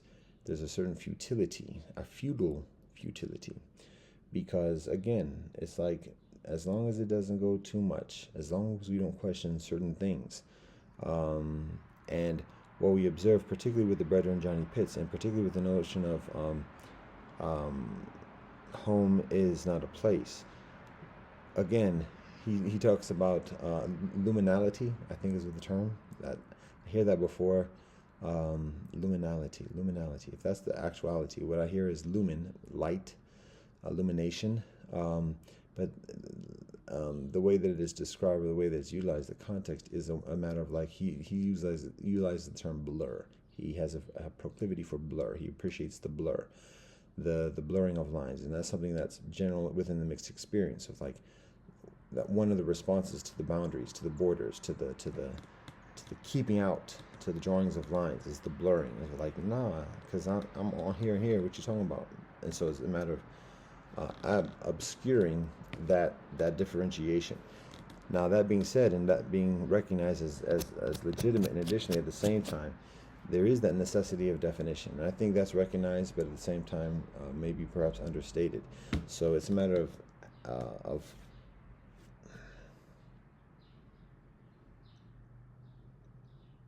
cultivating the blur, or I'm trying to think of an appropriate word, of, I will say, celebrating, and I say augmenting or increasing the blur, but endeavoring the blur, or cultivating the blur, but at the same time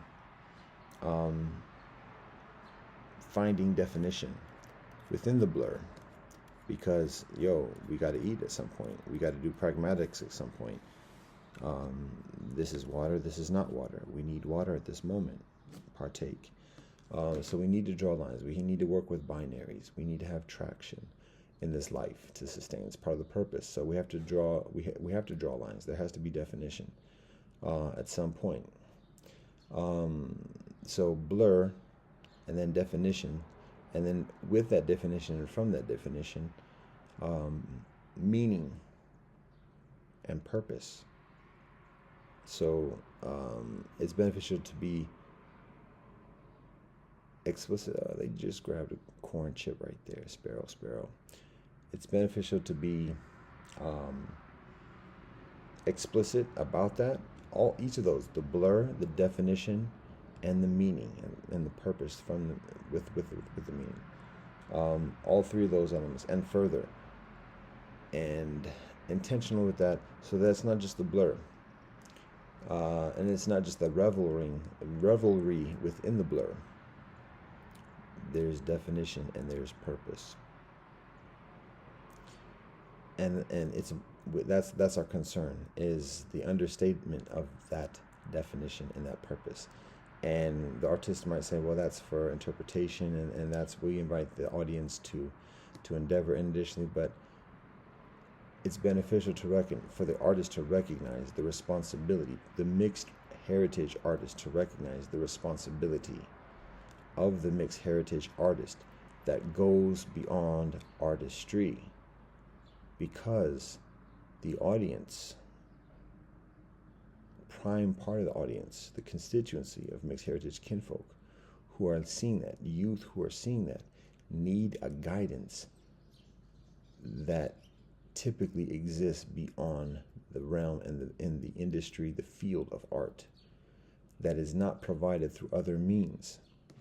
So, and that's what the concern is, because in the art world, there's a certain dilettantism of intellectualization, of just being able to look at these ideas and abstractions and be very creative and entertaining intellectually through visual art, through spoken word, through song, through dance, through film, through photography, and additionally to be very intellectual and have explanation and have a fantastic story about it, but not guide people towards solutions directly, because part of the purpose often within art is simply pointing the questions and stimulating the intellect, because when the art is one component of society,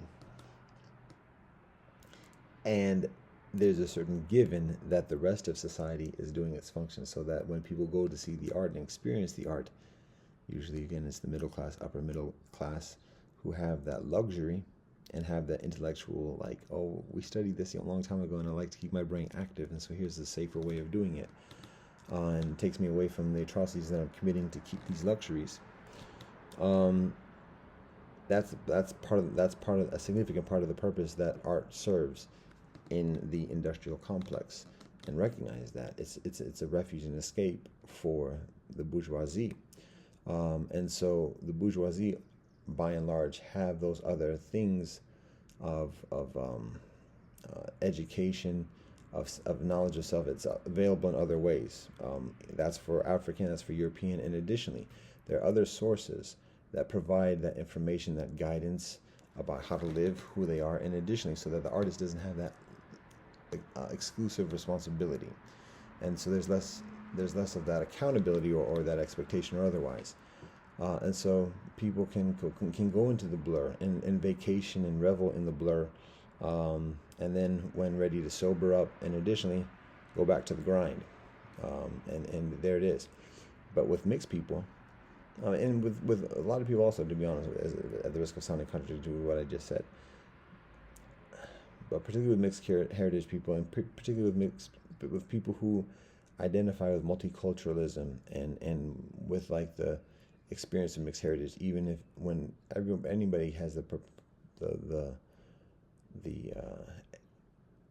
everybody has the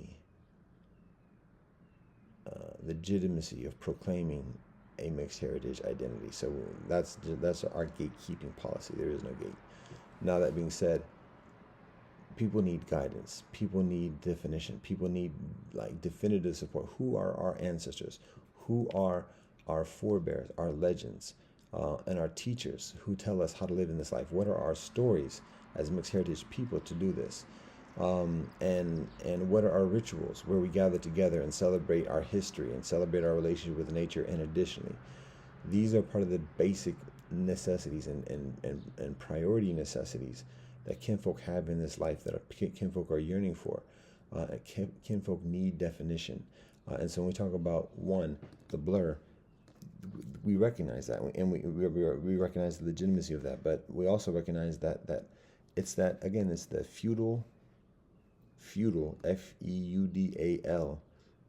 futility of just like, there's never the answer. There's just that romanticization of the ambiguity, the romanticization of the ubiquitous, love and peace, and that ennui that is so charismatic to the bourgeoisie who doesn't have the need of answering those questions.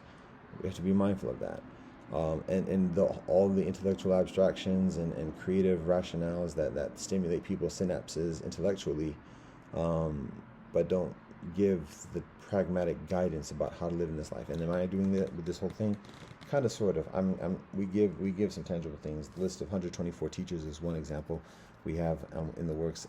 Actually, we have a calendar of 30 events during the course of the year, 30 holy observances across the world, through which to maintain the rhythms, to not maintain, but to experience and cultivate. Oh, look, the sparrows are eating up the corn chips now. What's happening? What's going on?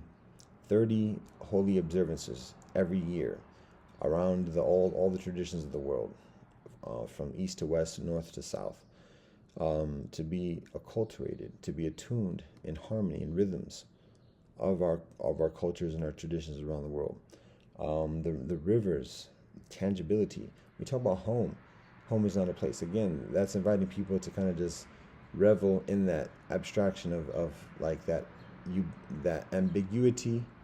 I won't say ubiquitous again. That ambiguous universalism that everybody identifies with. To be honest, some further readily than others, but at the same time, like it's an intangible thing, and it's one thing for somebody to go to an event, have some wine, and think about that no place is a home, and just kind of experience that champagne supernova, and then go back to their house and their grind and everything is like that. But when somebody's like, yo, no place is home, I ain't got a place to stay, what you talking about? Yeah, I hear you, but like, you're going back to your climate controlled luxury flat. And I'm speaking specifically, I'm just saying in general. Whereas this other cat is, you say this poetic place is not a home is not a place, but kinfolk doesn't have a shelter to go to call home, an actual home. And so it's one thing to say that when one actually has a place to go to that's comfortable and stable as home, recognizing we're talking about existential and everything, but still the questions and the answers are at both levels. And anyways, I'm speaking around at this point a little bit. How can I be fatigued and the sun isn't even up yet? Because it's been 2 hours, and there we go. So that's one of the concerns. Point is that yes, home is in the heart. Home, the sovereignty of God, the sovereignty of heaven exists within us. It's beyond any physical place. So when we're talking about our identity, and additionally, again, let's get beyond the identity. Let's talk about our relations. So when we talk about, let's talk about a homeland. Yes, like my ancestors come from Denmark and Nigeria and Ghana and Ethiopia and Israel and India and Sverige and Muskogee land, Florida, Alabama, Mississippi, Georgia, what them call Cherokee land, Muskogee, Seminole land. My ancestors come from all these places. So when I look for where's my homeland, which one? By what means do I discern that? Is it my matrilineal? Is it my patrilineal? So we get that. We get that. Serious, legit. Home is not a place. Let's, what is home? Okay, we look at the spiritual, we look at the existential, we look at the intellectual, we look at the mind. But at the same time, we got to sleep someplace. What's that going to be? How are we going to make that decision? What are the economics and the politics around that decision, and around with the people around that vicinity? What's the nature? What's the seasons? What's the life? The animals? What is the water? We need home. Now there can be travelers, and additionally, but we need home. And that's one thing we're recognizing at this point. When we talk about our children and establishing a home for our children and a base for our children, a security for our children, we need to answer that question. And beyond the poetic intellectualizations. And I don't mean to sound harsh or condescending or whatever, but I'm just saying that's the concern. Particularly when seeing, again, the mixed heritage, the mixed conference with the youth. Now, this is what Brother Bradley Lincoln does in Manchester many years ago. But we see, like, at that time, this is 10, 15 years ago, like the conference of dozens and dozens, hundreds of mixed kinfolk, youth, teenagers, looking, searching, striving for answers and guidance and definition. Beyond some are very ready for the intellectualization and the romanticization. By I mean, I'm talking about the intellectual, like, journey and existential reasoning. But at the same time, kinfolk need very practical. So who are the people from the past 500 years that we should be studying? We'll study the basics, but, like, who should we study to find ourselves? Who should we be reading? Alexander Dumas, Pushkin, who else? What if somebody is Hoppe or Eurasian or otherwise? Who should that person be reading about themselves? Some Bruce Lee, maybe, but further. Okay, what about deeper, further past that? Some Buddha, maybe. Well, that's what we're doing is giving that list, and I'm going to be biased. I know further about the Afro-European experience: Booker T. Washington, Frederick Douglass, W. Du Bois, even Marcus Garvey, Alhaji Malik Shabazz, Martin Luther King, Ralph J. Bunch. That because I grew up with that around myself. But at the same time, we're also Desi. So we talk about Ben Kingsley as Gandhi. Is that mixed straight up? Ben Kingsley, yes, but he's the actor. We're talking about the inspiration. Gandhi, is he mixed race? Look at his experience with Jaini and Hindu, and talking about the Quran. And additionally, his philosophy. And additionally, if he's not mixed race, blood-wise, what was that? I knew if I moved, it was going to jump. I moved. It jumped. It looked about the size of a blue jay, but it was like all gray, dark gray, with a white on the tail feathers, a white trim on the tail feathers. It didn't look like a woodpecker. Too quick to see it. And I haven't seen that type of bird. It wasn't a starling, definitely, because it had the white trim on the tail feathers. Maybe a woodpecker. I'm trying to think of what else it would be. What kind of bird that would be in that family, like the cardinals and the blue jays. Woodpecker. Anyway, all right. So that's talking about my frame of reference. Somebody's acting like a woodpecker, but I don't know. That's just sparrows. Okay. I don't think I have any further corn chips available though. Right there.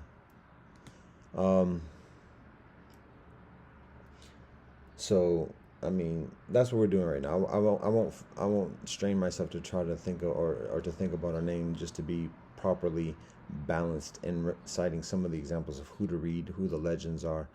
I mean, even kinfolk like Genghis Khan, significant in the mixed heritage experience. We're still learning about Attila the Hun, and we try to stay away from like military figures, in addition, because that's very conflictual. We look at the resolutions, the Treaty of Westphalia, even the Treaty of Versailles, the treaty between Medina and Mecca during the days of the Prophet Muhammad sallallahu alaihi wasallam, even the wives of the Prophet Muhammad sallallahu alaihi wasallam. There's interfaith. In that interfaith, he marries Egyptian, Coptic, Jewish, and additionally. So right there, Wada, serious? Yes, that's part of the history. Moshe Rabbeinu marries that black woman, the Cushite woman. Moshe Rabbeinu, the number one dude amongst the children of Israel who lead the children of Israel out of bondage, slavery in Mitzrayim in Egypt, marries a woman who is of dark-skinned African ancestry. His children are that, and he gets vilified. Just the portion this past week. His sister and brother rebuke him, like speak bad about him behind his back, saying, "Oh, look at Moshe Rabbeinu. He married that woman. Blah blah blah blah. He married that black woman. Blah blah blah." Yes, that's part of the history. That's part of the teaching, because the response of that is God says, "Yo, Miriam, Aaron, Moshe, let me talk to y'all. Come on here." So they all three go up, and God speaks to Miriam and Aaron specifically, "Yo, Moshe's kinfolk, how you gonna talk to him like that? How you gonna talk about him like that? Don't you know who he is? Don't you know how he roll? You tripping? You like that light skin so much? Here you go, blah blah. Leprosy. You like that so much? Blah blah. Affliction." So Miriam is afflicted with leprosy because she spoke ill of Moshe Rabbeinu's black wife. So she gets white skin disease. Now that's not hate. That's read.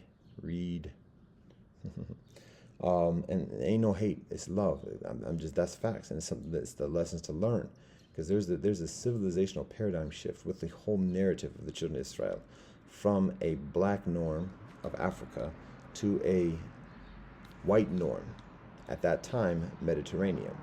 The world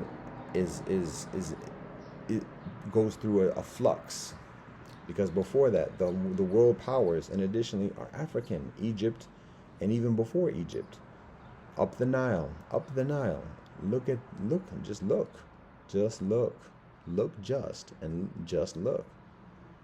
until that narrative, that is the norm, and then from that narrative, the norm is adjusted, and for better or for worse, whatever. But that's the actuality, and there are lessons the whole way through of universality and transcendence. So Moshe Rabbeinu's children, Moses' children, are mixed. How about that right there? The children of the Prophet Muhammad ﷺ are mixed. Many. Look at the Aryan migration from Scandinavia to India thousands of years ago, before the Vikings, amidst the Vikings. Mixedness. So when Arjuna is on the battlefield in the Bhagavad Gita, and when Sri Krishna is talking about the Aryan race, and additionally, we're talking about Iran, and we're talking about Central Asia, we're talking about generations of migration and collective gradual learning and evolution, intellectually and further, technology, agriculture, and all the things that are learned in these migrations and shared. And additionally, that's all mixed heritage. All the numerals, the mathematics that the Ummah shares through algebra, and additionally, is through the experience of mixed heritage. India, China, Arabia, Africa, Europe, and Asia. Don't forget that I'm singing the song now, but anyways, that's all part of our history. That's all part of the rootedness. That's all the part of what we study. That's generalities, what I just shared right there. But that's like an outline, because there all those, I made specific references. All those you can look up, and they're further. I mean, the Buddha emerges in India, northern India.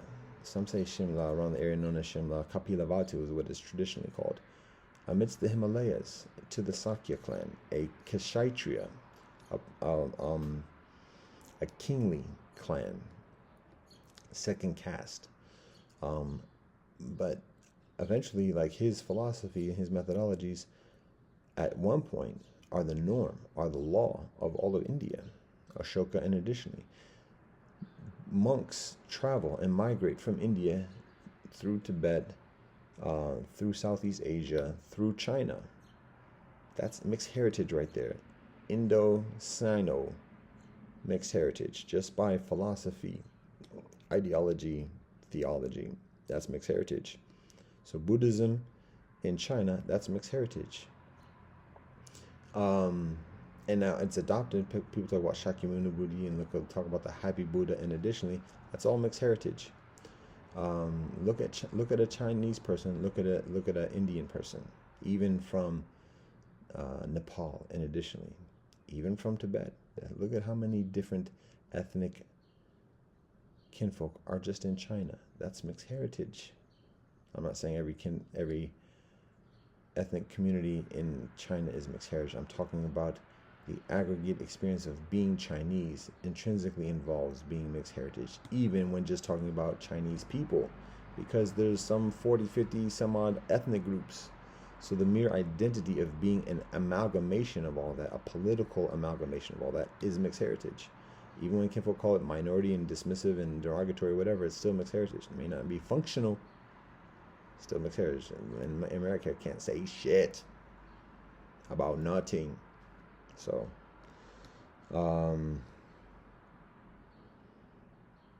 mean, it goes on and on. We talk about Singapore. Come on, Singapore, Indonesia, the migrations of the Maori, and further, the migrations of Chinese ethnic kinfolk through the islands, and additionally, the emergence of Korea, the emergence of Japan, mixed heritage. When we look at the history, all the lineage, the kinfolk who claim to be pure, this and the other, all come from mixed heritage. When we dig deep enough, because that's just the nature of things. Because the only people who are not mixed heritage, who are able, I'll put it this way, the only people who are basically not mixed heritage at this point are indigenous people who have not been in contact with world civilization. Otherwise, in order to survive, people have had to learn how to utilize things from foreign people. And that's mixed heritage right there. Don't have to be mixed blood to be mixed heritage. Just utilizing somebody's thing, speaking somebody else's language, utilizing another person's idea. Well, that's mixed heritage. So all the purity and everything else like that, mixed heritage. Now this is just the facts, and then we're not trying to be like a purveyor or a conqueror. Like I said before, God is the ruler of heaven and earth. The devil is the ruler of earth. And the prophet teaches the rules of heaven within earth. So anybody who proclaims or endeavors to be a ruler of earth is simply endeavoring to occupy the position of the devil, to try to claim ownership, control, dominion of the earth. That's the role of the devil. The righteous king, and additionally, does the best one can. And the righteous king is not to be vilified any further than the most impoverished subject of a kingdom. So we don't demonize the devil, but just recognize that that's what the position is. Plain and simple. Don't demonize the devil, but just understand the nature. And don't champion the king any further than the most impoverished subject. And don't demonize the king any further than the most impoverished subject. How about that? That's what Torah says. Don't favor the rich and don't favor the poor either. Don't make excuses and don't have a double standard for the poor. The law is the law. The truth is the truth. We advocate, we protect when need be. That's the law. We don't favor. So, all right. And we know indigenous. How about mixed indigenous? From Louis Riel to, I'm starting to get into that, to what I'm supposed to be doing at the moment. And I'm getting into my prayer zone, and the sun, I see the soleil now. So it's cloudy, but I still see it. All right. Well, I'll say some other names whilst I'm in this realm. I still have you to say who I've listened to, particularly in America. Oh, there's a squirrel. Oh, I got a sniffy. How the squirrel like? Oh, we're gonna show the squirrel. The squirrel is not bashful. The squirrel is not bashful. Oh, there we go. Oh, look at that. Oh, yeah. The squirrel is not bashful at all. Hey, where is that? Where'd you go? Oh, did he? Oh, we got scared. Oh, no. Come on. Oh. The squirrel's still right there. Like, yo. The squirrel ran away, but, like, didn't run away too distant. Because the squirrel's like, yo. We messed with the car. It's okay. It's okay. This is most likely the same squirrel that climbs on the screen searching for further food. So we know you're not bashful. Oh yeah, we know. Come on. It's just me. You know me. I'm just trying to the squirrel is back. I was a little bit too active though. So alright, we'll finish the joint up. The squirrel, it may be expected that the corn chips are gonna be gone. All the corn chips is gone. The corn chips bounce. There was a gang of them, but now they can't be found. All respect and peace and blessings to Sistrum. Peace and respect and blessings to Too Short. So, all right, Louis Riel, talking about the native, mixed heritage native experience. Louis Riel from the Métis, that's kinfolk to study. All the way to the Mestizo of Brazil, the Guarani, there's another tribe that's new to me, Tupanamba, but there's a number of the Amara. There's just so much mixed heritage experience amongst indigenous. Pretty much anybody who's claiming to be a Latino in the Western Hemisphere is mixed heritage, particularly mixed heritage with indigeneity, with indigenousness. It's just like a natural thing. It's a basic thing. It's a natural fact. And then there's lots of obviously mixing with European, mixing with African. Mixing with African and European and Middle Eastern and Asian.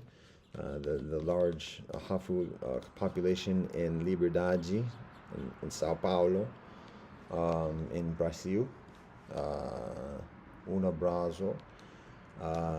But further, there's a large population in Peru of Japanese. And again, rolling with the Korean kinfolk back 20 years ago, the fun fact that is shared during that period that kinfolk share with me is that the largest Korean population outside of Korea is actually in Buenos Aires, Argentina.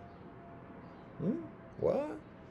And that's a lot of these migrations are comparatively recent. Again, we look at the history. So obviously, we'll look at the east-west thing, where first contact. But that's not where the migrations begin. But obviously, Columbus arriving, meeting the Tainos, being rescued by the Tainos, Wakanaraks, by pronunciation is somewhat wanting, but that's the first contact. It's actually the second or further contact because the Vikings and Nordics arrive in Nova Scotia, the area known as Nova Scotia, centuries before that. But that's another story. Mixed heritage right there, all that. So then from the Spaniards arriving in the area of the Caribbean Ocean, obviously there's that interaction, and then there's the bringing of the African slaves, mixed heritage. There is then the Northern Europeans, England, France, predominantly arrive on the northern part of this hemisphere, mixed heritage. Fur traders, and a lot of it is first furry squirrel in front of me. It wasn't squirrel, it was like beaver, fox, and otherwise. You like the water too, beautiful. When the sparrows arrive, it's a nice symbiotic experience between the sparrows and the squirrels. I say that.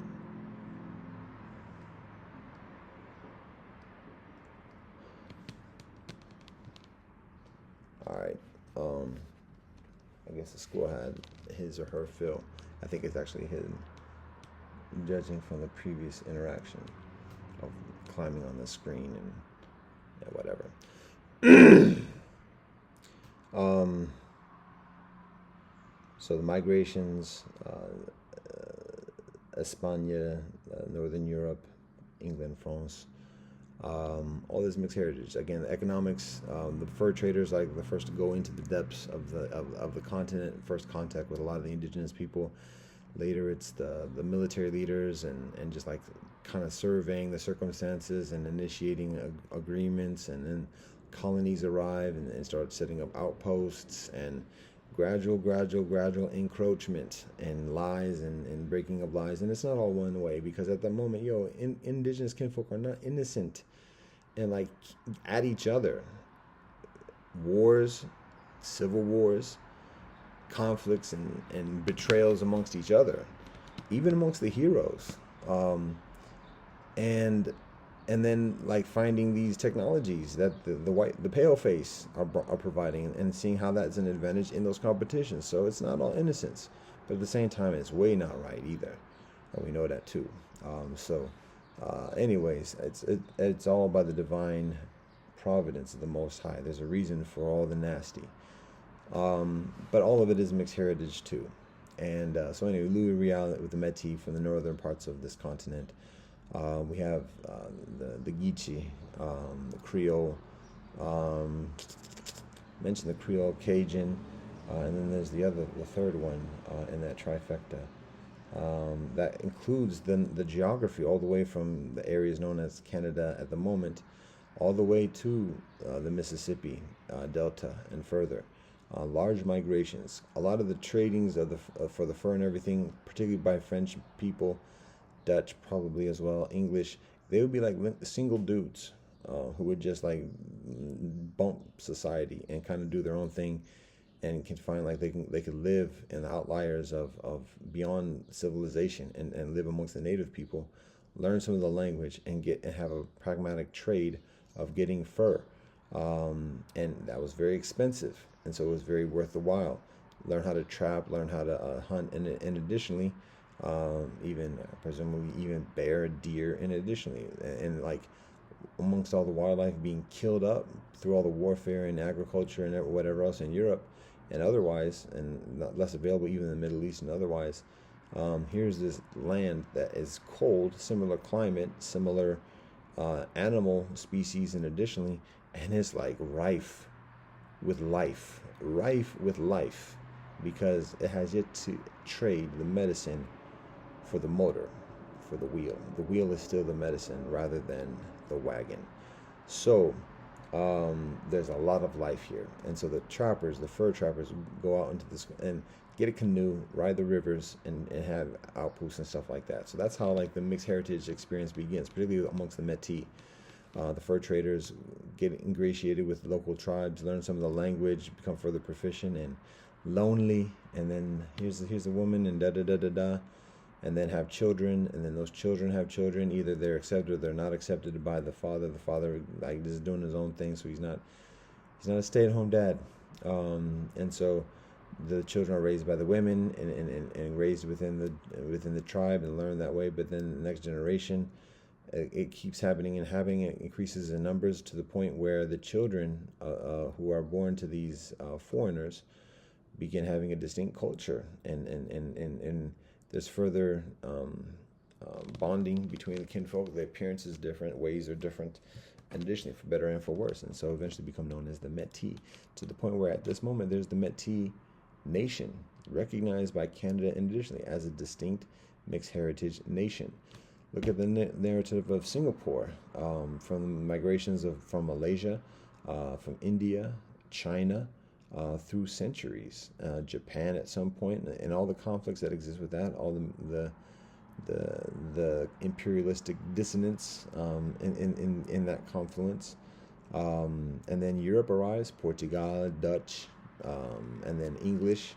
All the world wars, and additionally to the point where eventually Singapore is established as its own autonomous sovereign nation, just about half a century ago.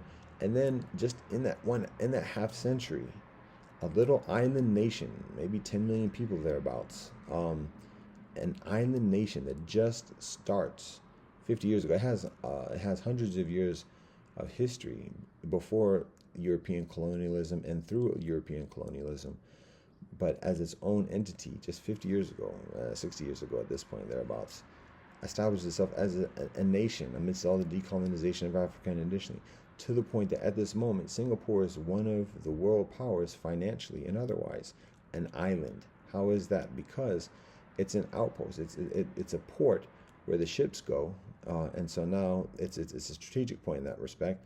But then it also becomes, as a port, a place of business, and so thus now we have finance and trade and all those institutions, so that when global society becomes increasingly technology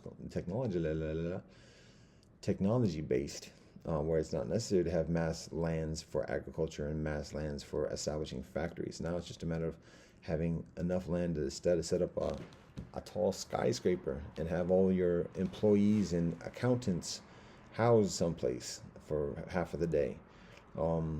That's all that's necessary. So an island, that's all you need.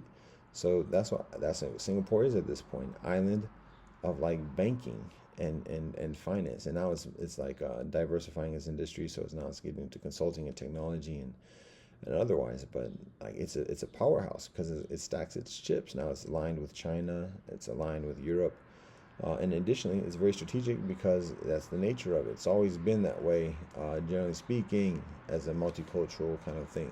Malaysia too. I mean, come on, it's right out there in Malaysia, and we talk about the indigenous Malay, and additionally, there's that element too.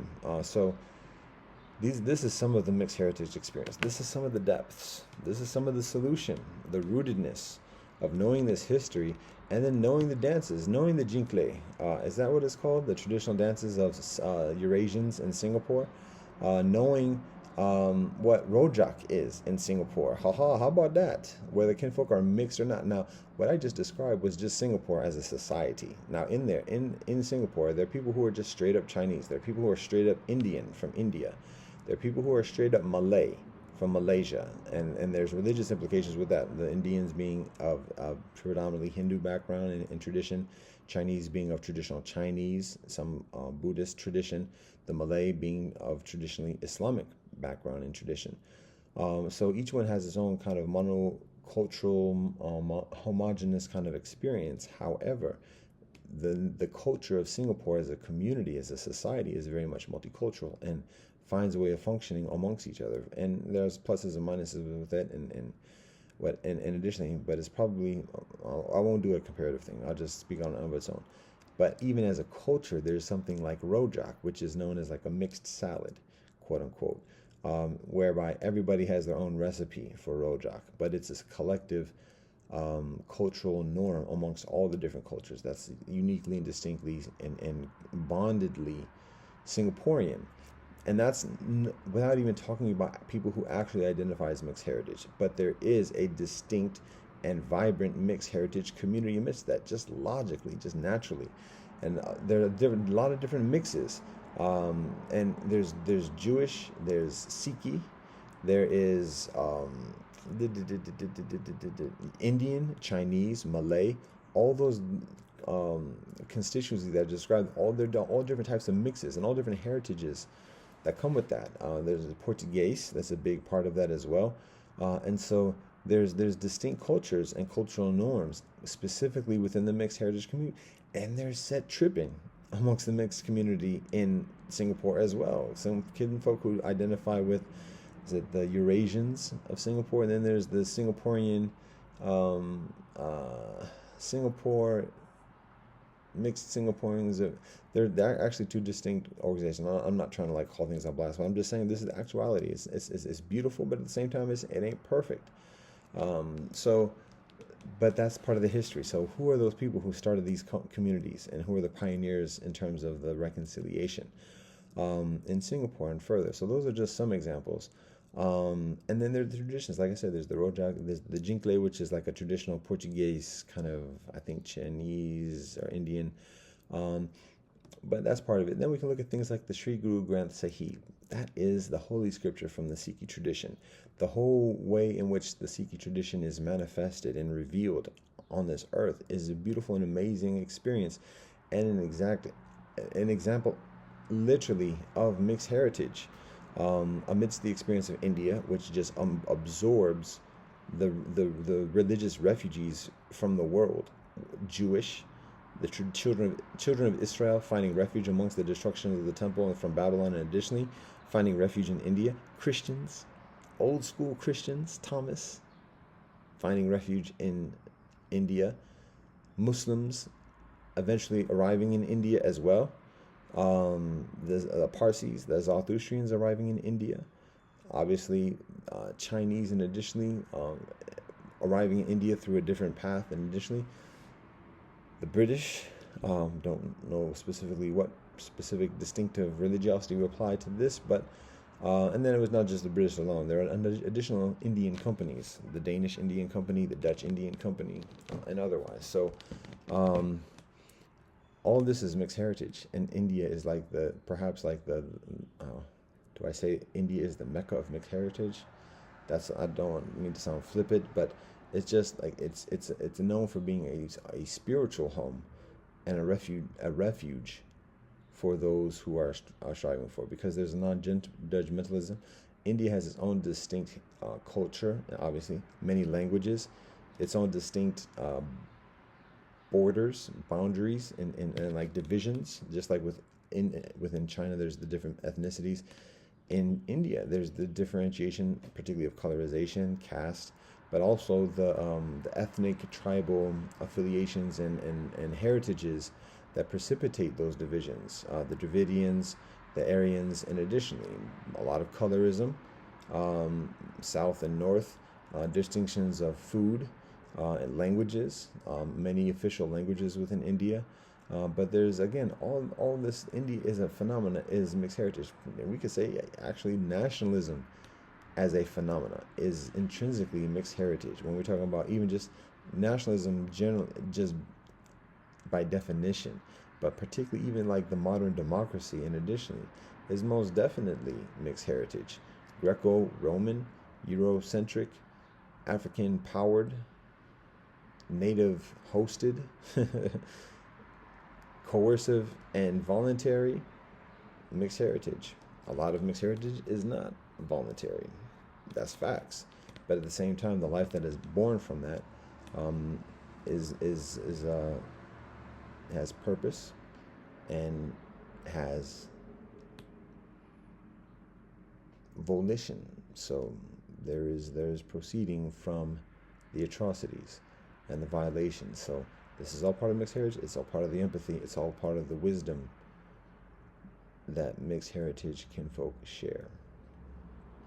It's part of the blessings and the wisdom that the world needs. So that's part of the depths. That's some of the depths. That's just some of the depths. That's just scratching the surface. That's just the tip of the iceberg.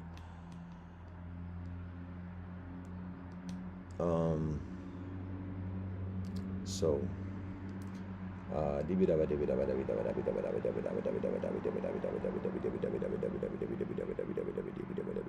so who have been listening to?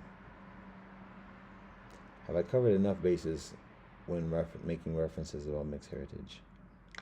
I talk about Africa. I talk about Africans in Europe. I talk about Africans in the United States. Somewhat about Africans in Europe. Dumas, Pushkin. That's who I know personally. I can talk about footballers. That's further contemporary.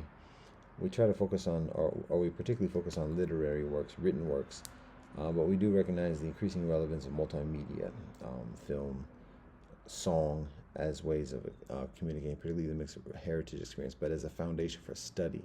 We're still emphasizing written works, and particularly original written works for mixed heritage people. We did check the storage before we did this, but now we're like, yo, come on, we're getting into that zone again. Okay, we're still decent. All right, now we're getting to the I thing, so that's letting us know it's time to wrap up. That's okay.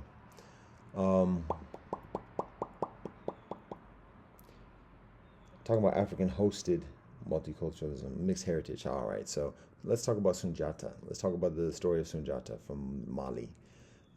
Hundreds, almost 1,000 years ago, thereabouts. Sundiata, the progenitor of the Mali kingdom, the Mali Empire, who later is the great uncle, best I recall at the moment, of Mansa Musa, who becomes world now and described as the world's richest man.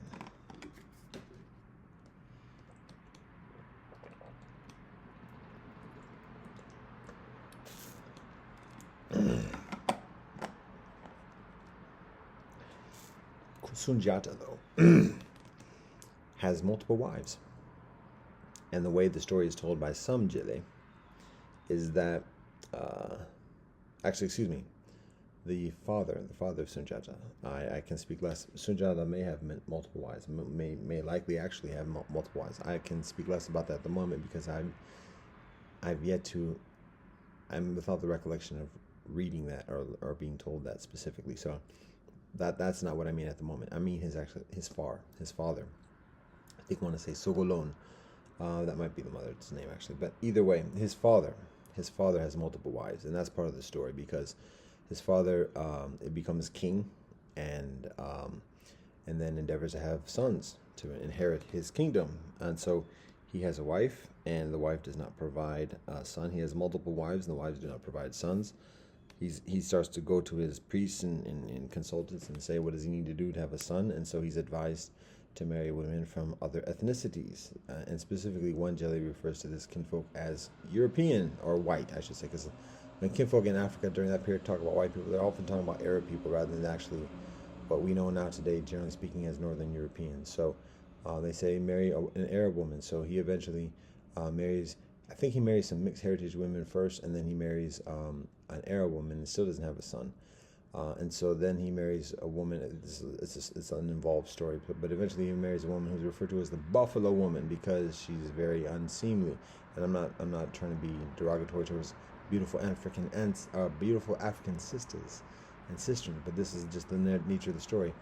That she's the Buffalo Woman because of how she looks, her stature and everything, squat, limps, has these different decrepitudes or whatever else like that. So other people could refer to her as the Buffalo Woman, but she's a virgin, and she's very powerful, and the king can see that. And so, anyways, that's part of the story.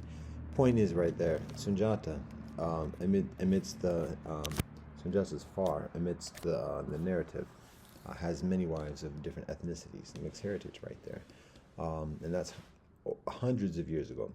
We can look at the colored community, who's predominantly in Hausa heritage in the southern part of Africa, in Cape Dune, and the group now referred to as Khatval.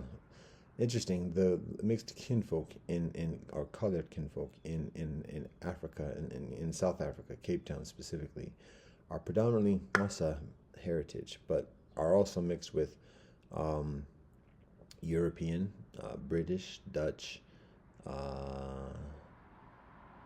Indian from India, Malay, Arab, Chinese, all different types of mix. I lived in South Africa for a period a while ago, and it's surreal living in an area where the norm is mixed people.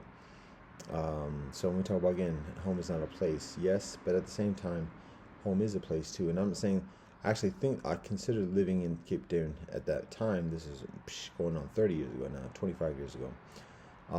It was too distant for myself at that moment, for my family and what I knew here in Ohio and in on this continent. So it's a little bit difficult. And plus, the society and life is very different. The internet was just getting started, so there was not the whole huge travel thing that people are on now. It was very rare for people to travel internationally during that period.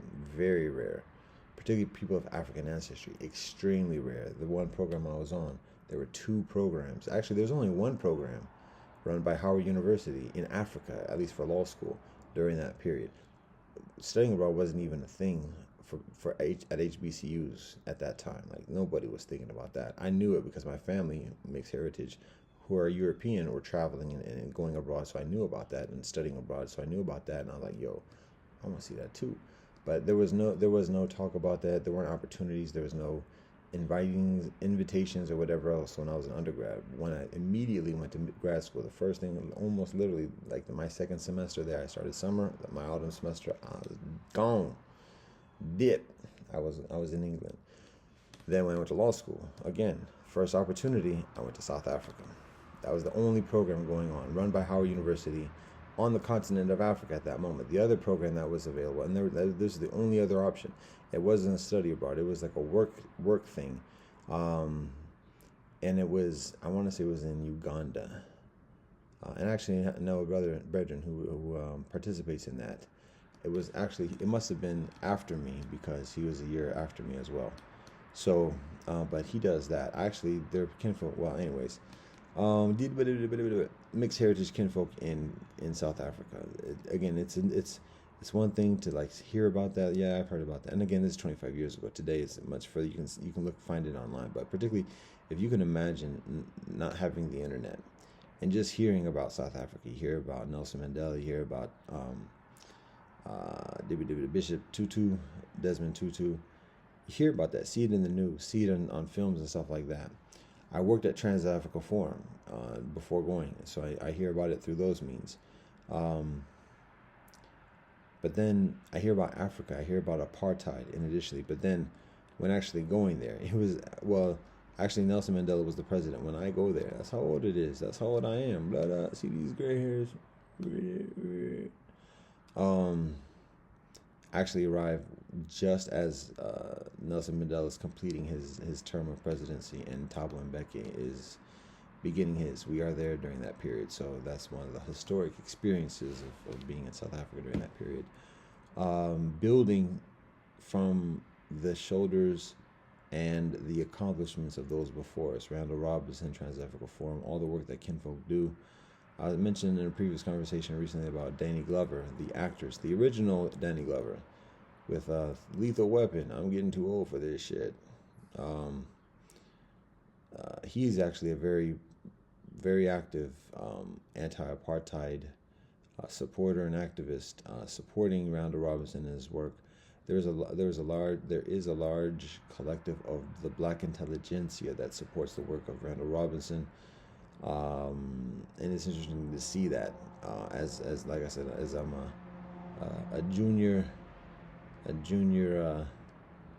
whatever that is, a junior leader or whatever in the ranks during that time. So peace and blessings to all kinfolk in this respect.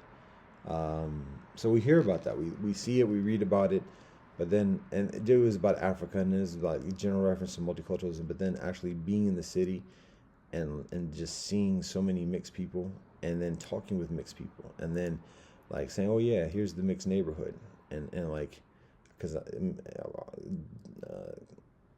South Africa is still apartheid.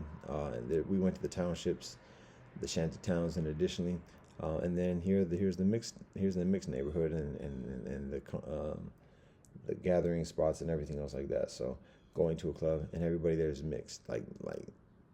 You can go to a club here in the United States. Again, we don't go to clubs these days, but a person can go to a club back 25 years ago, and it is predominantly mixed, but most people identify as African or something else.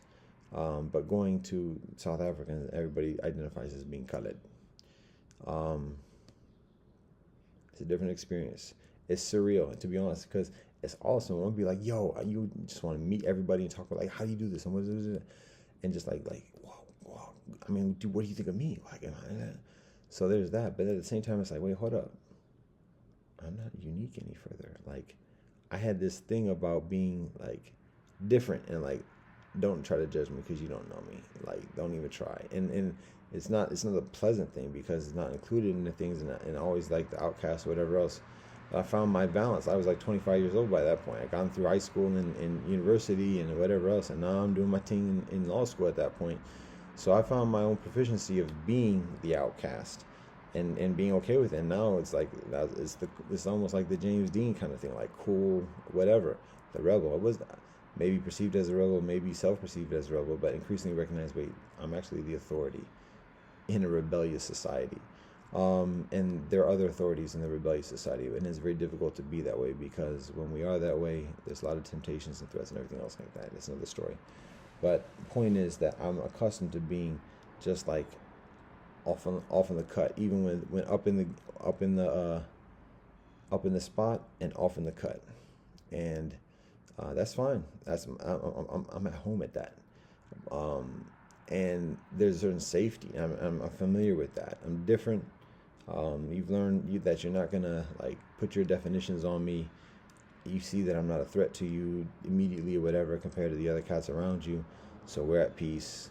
You're not trying to define me. You're not trying to tell me who I am or whatever else. So all right, we're cool. We keep our distance. We're straight. We deal with each other when we need to. But there it is. That's what I'm accustomed to. But now in South Africa, Cape Town, like everybody else's color, it's like wait a minute. I can't hide like that because I can't be like, well, you don't know me because this is my European side, or you don't know me because this is my African side, or you don't know me because this is my indigenous side. It's like I say, well, I'm African too. I'm like, well, hold up, but what about European? No, I'm European too, but well, hold up. They may not be indigenous, and then maybe that's where I have my safety at that point. But then they'd be like, but I'm Chinese too. Like, wait, hold up, I know less about that. But I'm Malays too, or Malaysian too. Oh, what's that about? Oh, and I'm Indian too. Oh, well, I mean, well, my mother was born in India. So, like, just like I have my uniqueness, other cats have their uniqueness. Even it's trippy. It's trippy. But I guess my point is like I'm used to being unique and in that environment and valuing myself because I'm used to being unique and in being unique, being outside, and I'm feeling comfortable with that. But now I'm inside and I'm not unique, and so it's like, wait, this is awesome, but unsettling.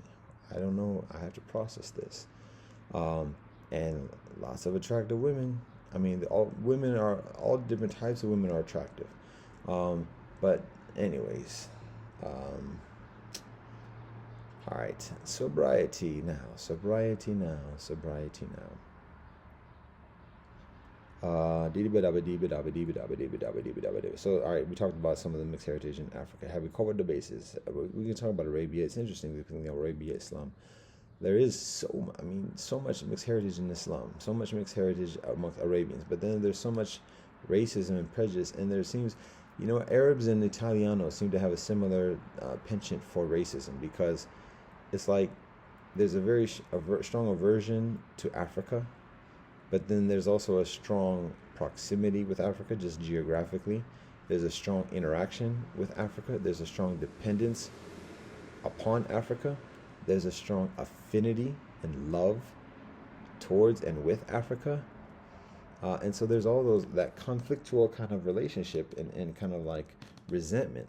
But the significant resentment is that whenever the Arab kinfolk or Italiano kinfolk or Middle Eastern or Mediterranean kinfolk, Spain, España as well, Italy, Greece, anybody around the Mediterranean, again, Arab, Egyptian, Turkish, Syrian, did I say Egyptian? Iranian, Persian. Whenever the kinfolk try to even hint or impose or even self-perceive oneself as superior to Africans because of colorism, it's such a precarious thing because in doing that, there's exactly also the acquiescence and the submission to Northern Europeans for the same reason. So if Arabs, Italianos, is Espanol, España, let it be Latino. We don't want to call España Latino because I don't know how much of that is perceived as an insult. But anyone from the Mediterranean, whenever anyone from the Mediterranean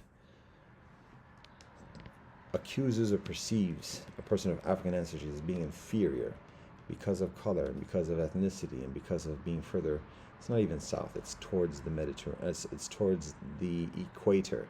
There's no north and south, it's equator and there's polarities. That's the binary to think about. So it's equator and polarity. So anyone who's distant from the equator charging somebody else closer to the equator as being inferior, that means that anyone else further from the equator is superior to those. So again, when somebody from Italy, España, Portugal is throwing bananas, from Greece, from Turkey, from Iran, from Syria, is having some presumptions of servitude and enslavement and conditioning towards people of African ancestry, particularly because of colorism and the ethnic differentiation from being closer to the equator, then kinfolk from Deutschland, from England, from Scandinavia, the Aryan blue-eyed, blonde-haired kinfolk just do the same thing to the Italiano, to the Portuguese, to the Espanol, España, to the Syrian, Iranian, Persian, Egyptian, because it's the same thing. So, and the kinfolk in the Middle East know that. They try to hide that from the Africans because they still try to do the inferior kind of thing and try to have it from themselves. But at the same time, anybody who subscribes to that and who reduces themselves to that is subjecting themselves to the same thing from further to from the polarities. Now, that's for thousands of years. It's been that way. And there's always all different types of back and forth. But when again, that's the fallacy of racism when it's practiced by Mediterraneans and Middle Easterners, and it might be tolerable by many to just accept that second class status at the benefit of just devaluing others who are darker. It's extremely, it's self-hate and it's existential malaise, but it may be satisfactory for some people.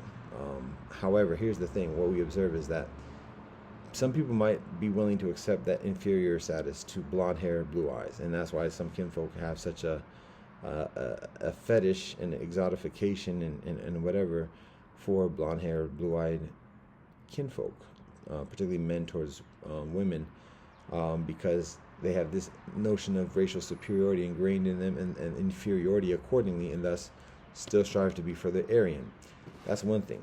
Now, the other thing is that how many Chinese kinfolk, Japanese kinfolk are also lighter skinned than Mediterranean. And it's like, well, hold up, no, it's one thing to like take second class to Europeans, Northern Europeans, just blonde hair, blue eyes, who are lighter skinned than us, but we can't take that from China and Asia and Korea. Oh no. But again, it's the same thing. Even though it might not be Aryan with blonde hair and blue eyes, still lighter skin, the phenotype is still that in a higher end of that spectrum. So that same logic and fallacy is subject and subordinated to Buddha, even Hindu, and Lao Tzu and Tao Te Ching in addition. And that's just infuriating. That was a dig. Can I say due respect? Well, I will say peace and blessings to all kinfolk, and peace and blessings to, forget the name he refers to himself as, but obviously that type of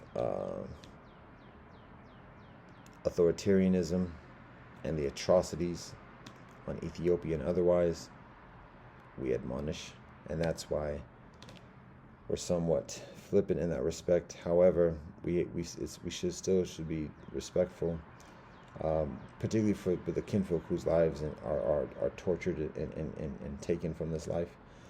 Even if we're doing it for the benefit of kinfolk or for the sake of our mindfulness of kinfolk, disrespecting somebody at the to protect or support others is two wrongs ain't the right.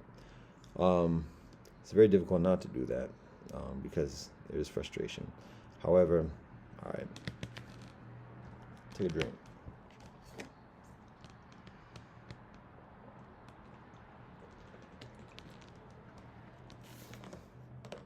All right.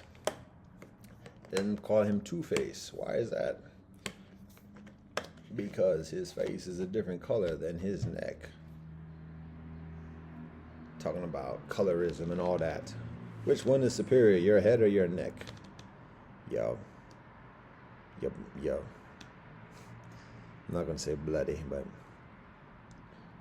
I'm not going to say bumbleclot. Definitely not going to say Banty boy.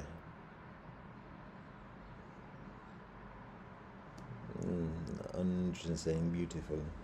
So, buddy, how about that? Now I can't say that one either because of De La Soul. Peace and blessings to De La Soul, but that song is a little bit unsettling. Um, so we won't do that one, even though it's nostalgia, strong nostalgia. We won't do that one, but we can do is din din din din din din din din din din din din din. If you hear the beat to that, then you got it. So actually, that's the bass line. Ding ding ding ding ding ding ding ding ding ding ding ding ding. It's so easy. It's so easy. That makes it further accessible to search. So there it is. De La Soul. Big up. So are we ready to talk about who we listen to? Oh, I was talking about mixed heritage experience in Arabia. So we can go from the Moors, all the different factions of the Moors around, from Morocco, Tunisia, all the way to Egypt, España, Portugal, through centuries. They're all different types of factions. They're all different types of mixed heritage. They're all different types of lineages and narratives about the confluence of leadership amongst the Moors. So basically, the how we summation it, how we give the summation of that in a brief thing. And my knowledge about it is extremely modest too, just to be honest. So, but generally, what we'll say is this: after the time of the Prophet Muhammad sallallahu alaihi wasallam, there is the vast, rapid expansion of Islam around the region, from the Arabian Peninsula all the way to India, all the way to, and that this is immediately initially. I'm talking about the next few centuries, immediately initially, to India, through the northern climes of, definitely through Turkey, what's now known as Turkey, and the Caucasus, the mountains Caucasus, into, the northern part of Africa, all the way to Morocco, Senegal. It goes actually all the way to, Senegal, and further in the first few centuries. Now, in that process, like after the sequence of the caliphs, the first four caliphs, there's certain factions that emerge, and there's mechanics of tributes and like provinces that are conferred, and additionally, so again, my knowledge of that is comparatively modest, but what I'll say is that in northern Africa, there are distinct rulers who proclaim Islam, who are established kingdoms, and through these allegiances are able to establish strong military and imperial territories around the Mediterranean, and additionally so many of the rulers are initially either of northern African heritage, Berber. We have the legacy of Tunisia, Carthage before that. So there's that, but then there's also a lot of Arab kinfolk who either migrate or there's been, well, yeah. So there are a number of Arab rulers as well. And then there's vying amongst within the Ummah about the leadership, and additionally, and part of and this also goes into Iberia, conquering a lot of areas, because there's a lot of vulnerability. The Roman Empire is weakened at that point, and so the Islamic methodology of civilization becomes much further predominant around the super region, around the Middle East, around the Mediterranean, and including the Iberian Peninsula, what is now known as España, Spain, and Portugal. And so that is established over a number of centuries, and there is multiculturalism. It's mixed heritage, when we have Arab-based knowledge and laws and customs and cultures residing within Iberia, where there's historically Christian. At the same time, particularly in those first centuries, there's a large migration of Aryan kinfolk, Vikings, from Scandinavia as well. So there's mixed heritage there. Now, Every battle, essentially, there's mixed heritage some place or another, and then the settlements accordingly are there. Um, so then, as Islam establishes itself in the peninsula, the Iberian Peninsula, over centuries, one of the methodologies that the rulers have, particularly with those who are of Arab ancestry, as a way of like protecting themselves and having to deal with like civil unrest and the risks of being overthrown and collusion amongst the different constituencies, there would be the utilization of African military soldiers and warriors from Africa, dark skinned, strong, knowledgeable warriors and soldiers to be the police, to be the guard, the royal guard, and additionally, because the African soldiers additionally were less susceptible to the collusion and everything that's happening from the local constituencies, and so it was kinfolk that the court, that the ruling um, class could trust, for the very pragmatic service of policing and military. And so, in that experience, then there are women, and then there are intermarriages, and then the children who are born from the nobles and African women and slaves and other nobles. The children become knowledgeable in a generation, rise through the ranks and navigate through all the competitions, and then become rulers themselves. So some of these are mixed heritage people. Some of these are predominantly African people, and additionally, and so in Iberia, in Spain, in Portugal, in other parts of North Africa, and particularly in Morocco and further. So mixed heritage right there. Maimonides, the pronounced the profound Jewish scholar theologian, 1,000 years ago, lives in Iberia. So that's mixed heritage right there. Every religion has a very significant, deeply rooted experience of mixed heritage.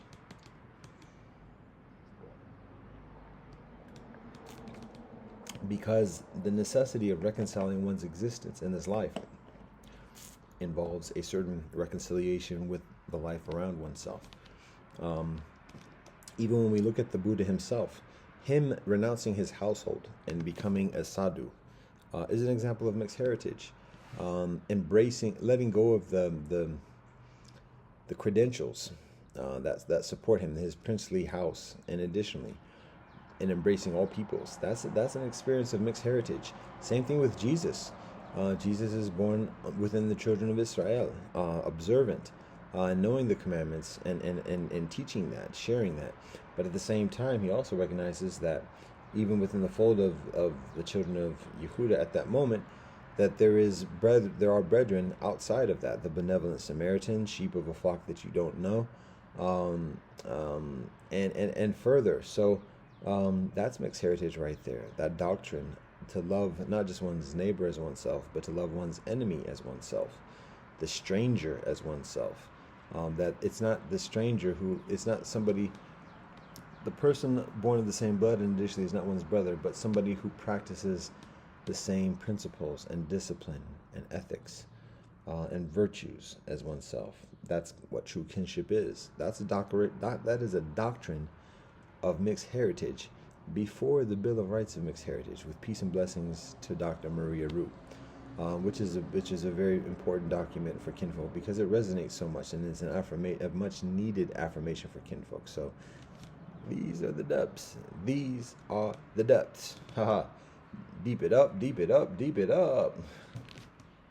The references today. Oh, if we're not going to do prayer meditation, we're going to share joy and pain, like sunshine and rain. I can almost sing right now. Beautiful thing. It's a beautiful thing. We give all thanks and praise to the Most High.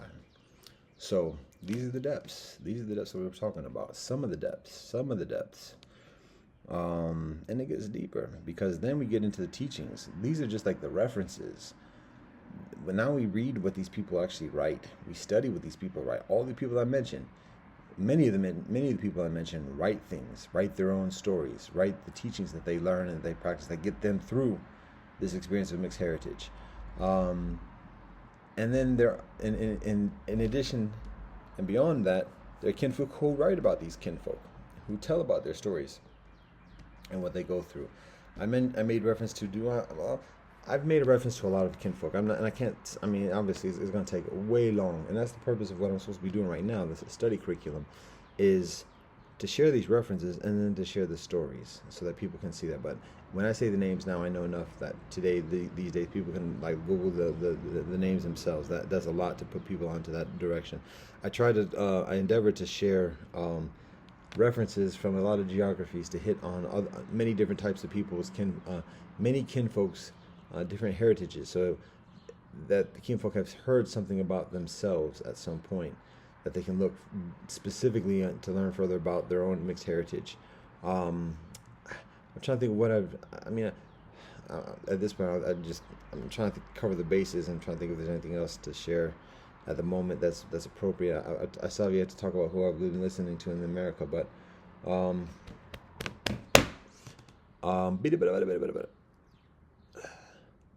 I've shared references. In terms of historic references from Asia, it's been in China and in Japan. Well, all right, this is what I'll do. All right, to wrap this up, because I've given the list of 124 people, and that right there is significant. And this might not be the most legible. Obviously, it's backwards. This is the list of 124. I don't know if that's legible. If people reverse the screenshot and reverse it, the four that are, or there are only three that are compared. There are three. So for the Philippines, we have a name for one of the first rulers or leaders of the Philippines. Similarly, for the Khmer of Thailand. And then instead of Xerxes, we are emphasizing the narrative of Cyrus the Second. Cyrus, referred to as the Great. The Sri Guru Granth Sahib. Well, I won't go into explaining at the moment.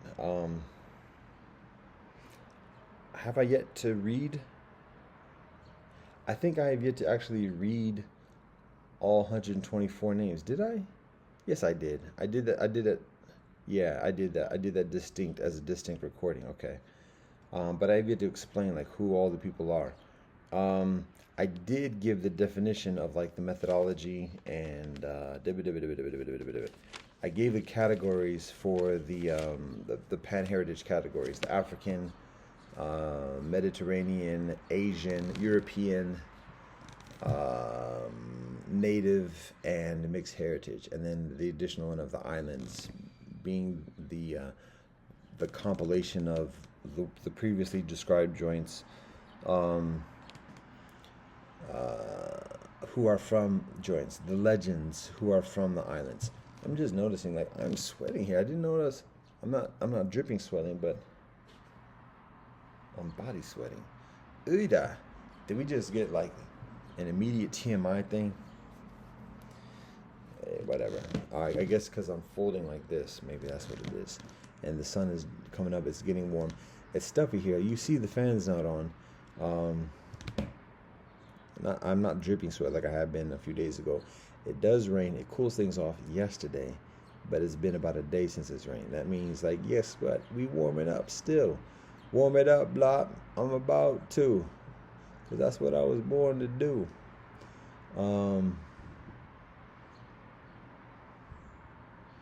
It's not hotter than July because it's only June. Hey, June. All right. Have we had enough?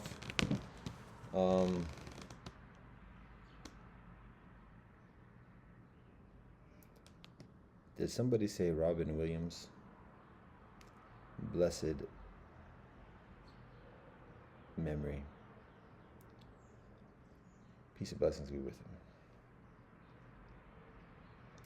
So I gave the categories of the pan heritage of pan-heritage based upon geography. So what I'll share here, again, particularly in the context of the mixed heritage experience, guess what? I'll do it without notes. Look at me. I'm doing it without notes. All right.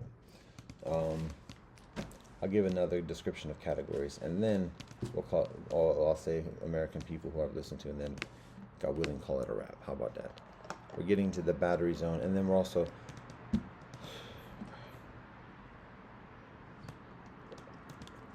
today is Wednesday. This is the 4th day of the week. This is the final day of the work week that we have officially. This is our official concluding day for our work week. We have a 3-day work week. And I said that I had some work to do on Monday. That's 2 days ago. And it has yet to be completed. Some of it has tiptoed around it, but I've been doing these things. And now here it's Wednesday, and I'm still saying I'm describing what I'm supposed to be doing, without actually. I'm describing what I'm supposed to be doing, and that delaying what I'm doing. Now, we also recognize there's a reason for all this happening at this moment. There's a reason why I'm enveloped within the media experience. Why I'm watching things from America, which I do not do because it is not healthy, and I'll say that in a minute, God willing. There's a reason for that, though. We see that, we know that. It's painfully obvious. There's an increasing urgency we observe. The conditions of society are calling for it. Hurrah, hurrah. So we recognize that, even without figuring everything out and calculating everything, we just recognize there's a reason for this. So we are responding to it, even at the delay of this. Now, that being said, we also recognize that whatever the reason is contributing to this, because not going to say maybe, but everything is everything. It's always everything. It's just a question of how much. But what we recognize is that in sharing this, again, we already said there's no stealing this. We're not anything superior or whatever, but just we recognize you cannot steal sharing. You cannot copyright sharing. You cannot copyright altruism. You can't put a hold and a barrier to that. You can't put a lock on that. So this is what we are, and this is the value that we share. And the natural response and the natural balance is to support it, because people are no, they helped out, they looked out. No, that's good looking. All right, here we go. There's no. All right. So that being said, so we are trained to be insecure. We are trained to be fearful of divulging these trade secrets, this trade knowledge. Oh, people can just take this, and people can mass produce it. We're trained to have that fear and concern. So we've learned and we've been trained to get beyond that as well. But at the same time, it's helpful to articulate that so that those that have that idea who get that idea, don't be getting no ideas. Those who get that idea, just to know there's no stealing this, and it may look like it. It may look like, oh no, we can do a lot of things with this. But the thing is, it unravels, and we've shown this for over 20 years. A lot of people have known that, but a lot of people who have learned that aren't able to say that because they're deep in the Maya. So that wasn't Maya, that is Mire, M-I-R-E. So we continue sharing, even though we continue to have this privilege. Okay, we've shared a lot. Let's withhold.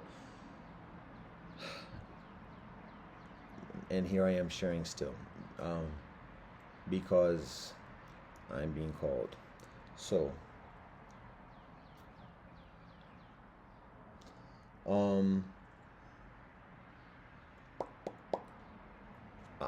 so this is how we do it. Wow, I'm not singing. I gotta practice. I seriously gotta practice, because even though these songs are not in my repertoire in terms of practice, I should have. I don't. Do a deer, a female deer, ray a drop of golden sun. Me a name I call myself, Fa, a long, long way to run. So, a needle pulling thread. La, a note to follow. So, tea, a drink with jam and bread that will bring us back to do. Do, re, mi, fa, sol, la, ti, do. Even then, that might sound approximately on key. It would be difficult for me to say yay or nay. Do, is that C? Is that A? I can look at a piano. I know the piano. I can read music, but in terms of like distinguishing definitively what a particular note is, still working on that after 49 years. So all that being said, what I do recognize is that when I sing just then, I feel not as strong as I usually am. I don't feel as confident. I don't feel as peaceful as I usually am. Think about why that is. To be honest, what I recognize is I haven't been singing like I usually do. When I'm out in public, when I'm out waiting for the bus, and additionally, I'm singing, usually through the years. I don't do it as often today as I do before. Why? Because when I sing English songs, the English-speaking people seem to be further comfortable, but at the same time also seem to be further comfortable being predatory, at least some kinfolk. So when that happens and everybody just kind of watches that, then it's like, yeah, no, I'm not singing English at this point because there's a purpose for me singing these songs, and it's for others, but it's also for myself. So then I start singing songs from other languages, and I do that. That's who I am. That's who he is. And so in singing songs from other languages, that puts other people on guard when I'm on the bus. And additionally, now people don't know what that is. And most people, again, not going to say anything else, but it also generally keeps away the predators, too, just to be honest. But recognizing that part of the general aversion towards any foreignness is it becomes further contentious, if not on the bus, then through other means. So I just haven't been singing at all. If anything, I just do a mantra. Ahimsa Ubuntu Veritas Chai Shumaka Huga Samani Shema Shabana Rat Nisma Fakadima Sadaji can borrow forgiveness in a modulated tone. So point being, I haven't been singing English or otherwise or any other language. When I sing here, it's songs. First of all, it's been actually very infrequent, actually, because I've been on my ritual game as much as I should be. So I've been singing as much here in the domicile, in the sanctuary, as much as should be. We've been dealing with things, to be honest. And so even like singing songs is, again, I talked about the reason why I don't offer Salat at this moment 3 hours ago and still have yet to do so. Similarly with the songs or anything, because we get static, we get threats, we get assaults. I've just spoken of some, and it's on a regular daily.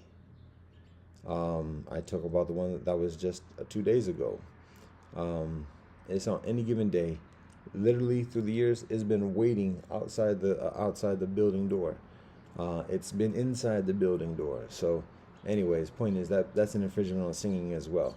And we've got to sing through all conditions, regardless of it. But in terms of living it habitually, it's difficult to do. So I just ain't been singing, and I can tell, I can feel it, because my skills of singing are just from practice rather than through formal training.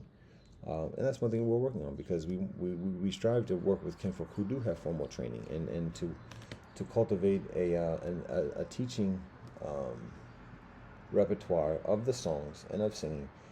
It takes a place. It requires a place to do it. So, that's some of what we talking about. Some of what we doing. Home is a place. We need that foundation. So what was I saying before? I said June. Okay. I guess we're ready to talk about the categories. So what I'm about to say here, I was trying to think of anybody else, any other groups to share. I gave names a lot of times, or at least I gave like histories and narratives and communities in general that people can look up. Even if you just look up mixed race and and find some further. And I don't like doing that thing of just Google it and do the research yourself. But the world is a big place. We're putting together the materials to have that available, the names and the narratives themselves. So, what I was saying is that me articulating this is helpful, so that it's kind of like that methodology when somebody's been working on something and it hasn't been finished yet, and people are like, "Yo, what's going on? Hey, we've been waiting." So they give the people like a sneak peek, like, "Yo, okay, we're working on it. We're making progress. Here's an update about it." So I've shared some of that. I just shared the list of 124 names. And so I've shared the notes about and some of the materials and work product that precedes this particular assignment. The rivers, the languages, the calendars. I've shared the exercises about learning the names of the rivers and meditation and how that's the foundation for further studies. I've shared the basics of all of that. So that was a recent recording. Now what I'll share here is specific categories of mixed heritage. So this is different. I'm going to take a swig with this. This is different than what I've described before. This is an extension of what I've described before. So if you listen to the previous joint, I talk about the world, and then in the world we talk about 5 areas of civilization. Mediterranean. He's getting serious. He's covering up his eyes. It might be the sunlight. It might be fatigue. It might be all the above. So meanwhile, we're going back to it.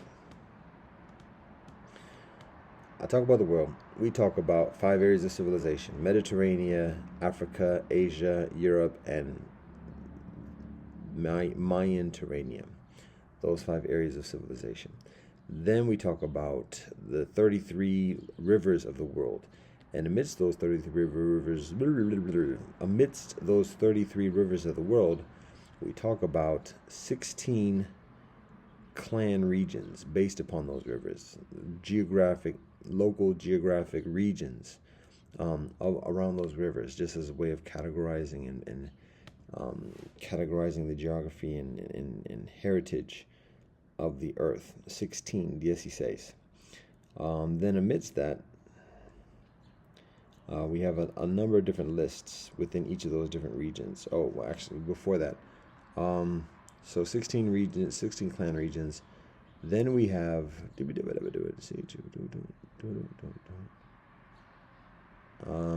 let's see, wait. 1, 2, 3, 4, 5, 6. I guess it's 6. Okay. So I guess based upon that same categorization of the areas of civilization, we have we'll say 7 categories of heritage study. So those 7 categories are basically the same 5 areas of civilization that I mentioned, which are Africa, Mediterranean, Asia, Europe,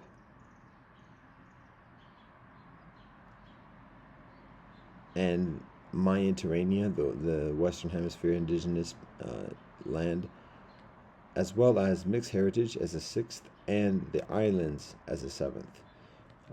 So those are the areas, the pan-heritage, or those are the categories of pan-heritage studies. So we look at each one of those areas as a collective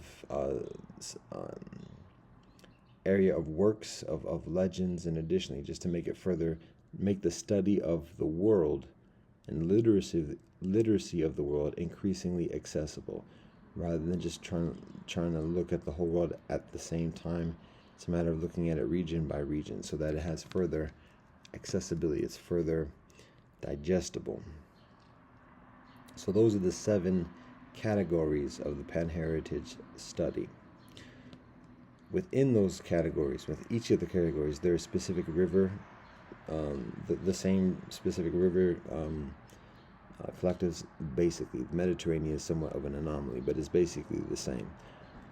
There's the listing of legends that emerge from those locations, and then there's a description and reference to a set of principles, traditional principles, rules, ethics, virtues that emerge from that area, from that particular region. So that's our methodology of study. That's what I shared before. I shared the list of the legends. I shared the rivers before. I've yet to share all the I've yet to share all the ethical rules from the different traditions. And that might be topic for another conversation. We'll see. At the end of this joint, because I can recite it just to be a review. I could just look at notes, so we'll see. But meanwhile, my point for here is to share that in that category of mixed heritage, all the other categories, Africa, Mediterranean, Asia, Europe, and Mayan-Terrania, the Western Hemisphere, all those are based specifically and essentially off of or from geographic location, where the legends come from, where they emerge, where they are established. That's the basic gist. Now, with mixed heritage, again, it's mixed heritage. Kinfolk are coming from different areas. How do we identify categories for mixed heritage? Like, without just repeating the same ethnic communities that I just mentioned in terms of pan-heritage. So here's what we do. And this is valuable for people to reason, to agree with, or to like discuss and process and say, well, I don't know about that. We would have done this over here, or whatever else. So did you think about this? This is our methodology. So actually, before saying the methodology, let's say what the objective is. Maybe we could articulate what the objective is. Okay. In terms of identifying all of mixed heritage as a phenomenon, as a collective phenomenon, like let's say like a nation. Oh, one aside note to refer to something I said before about homeland, about me having ancestors from many homelands. So where would be the homeland? What our answer is that all of Earth is our homeland, and so we belong wherever we are. And I meant to mention that before when kinfolk were talking about belonging, and that's actually what Johnny Pitts was talking about before, is that belonging. Same thing with the kinfolk in the Japanese conversation, talking about belonging, where people belong. In addition, so what we recognize is we belong wherever we are. And that anybody on this earth belongs anywhere on this earth.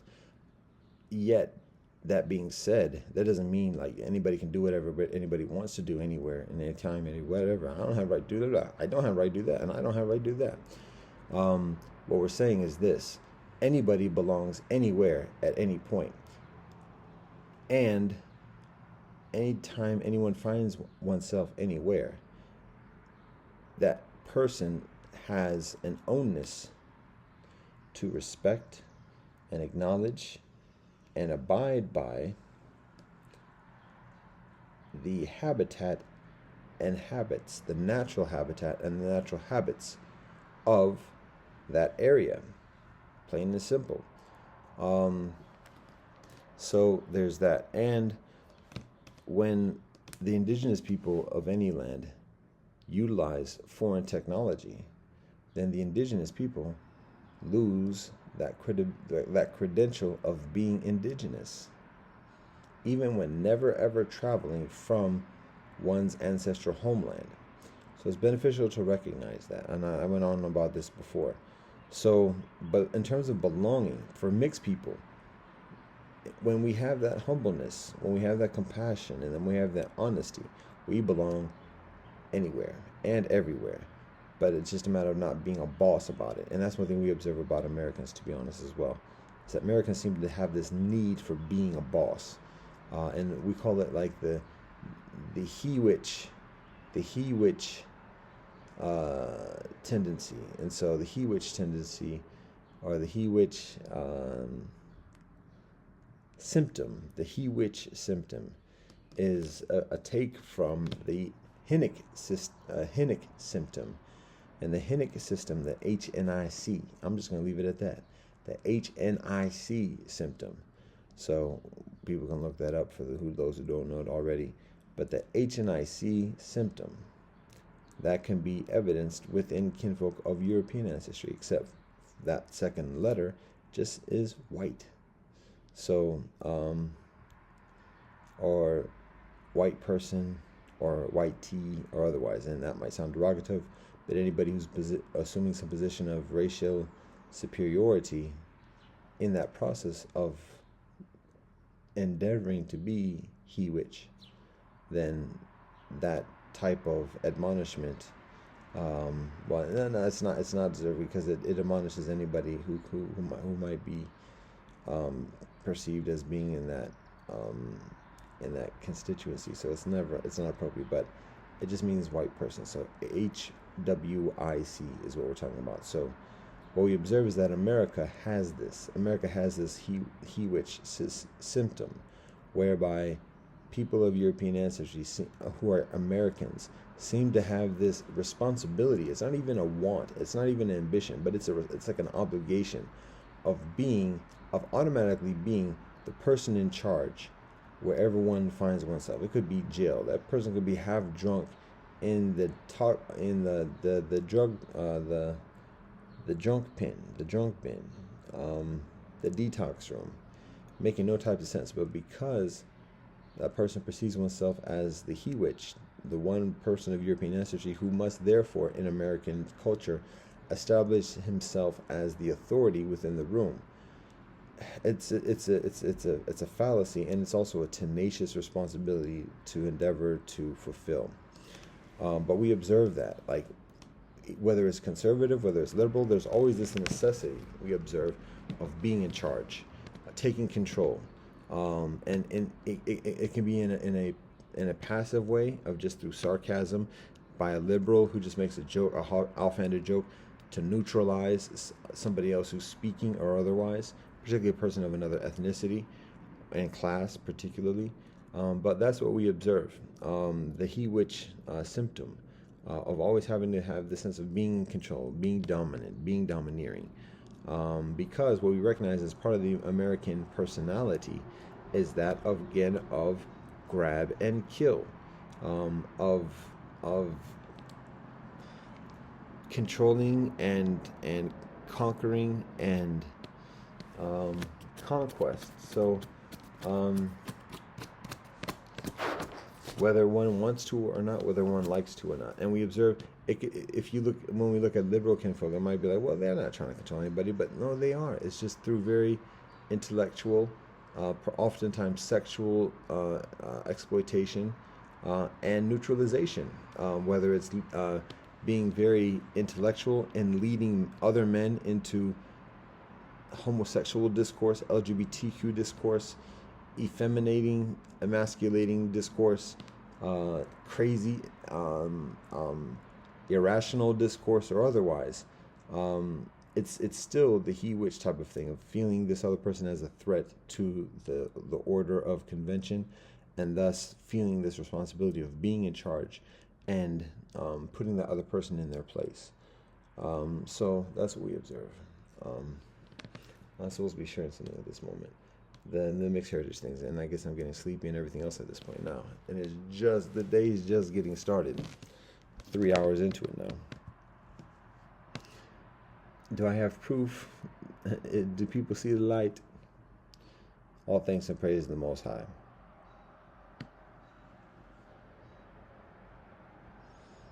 Is it live or is it Memorex?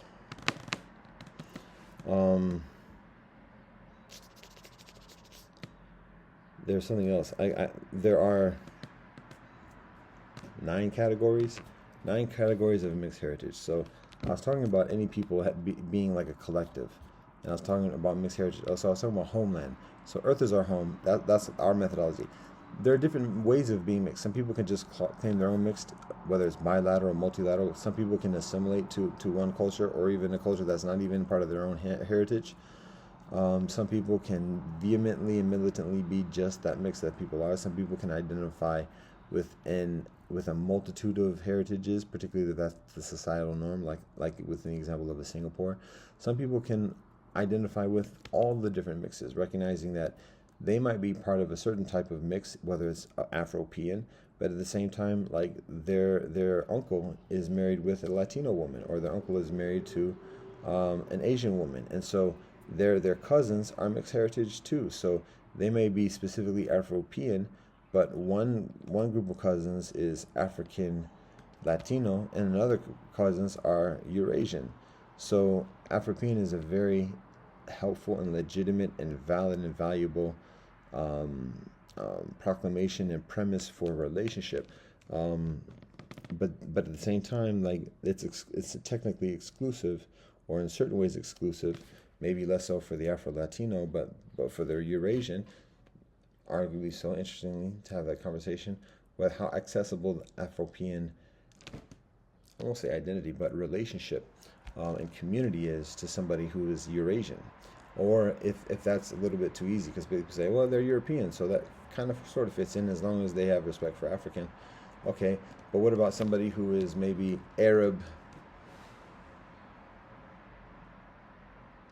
Japanese, or Indian, just straight up Indian, living in the UK, large population? Where does India fit in the spectrum of Afropean? That's an interesting conversation, actually. But anyway, so that's the thing. So some people might identify with like the whole thing, just because. I mean, that's what I do. Just identify with the whole thing, even things that I recognize as not part of my blood heritage. Everybody who's from China is not from all of China. Not everybody from China is from every ethnic group. Not everybody from Britain is part of every ethnic group of Britain.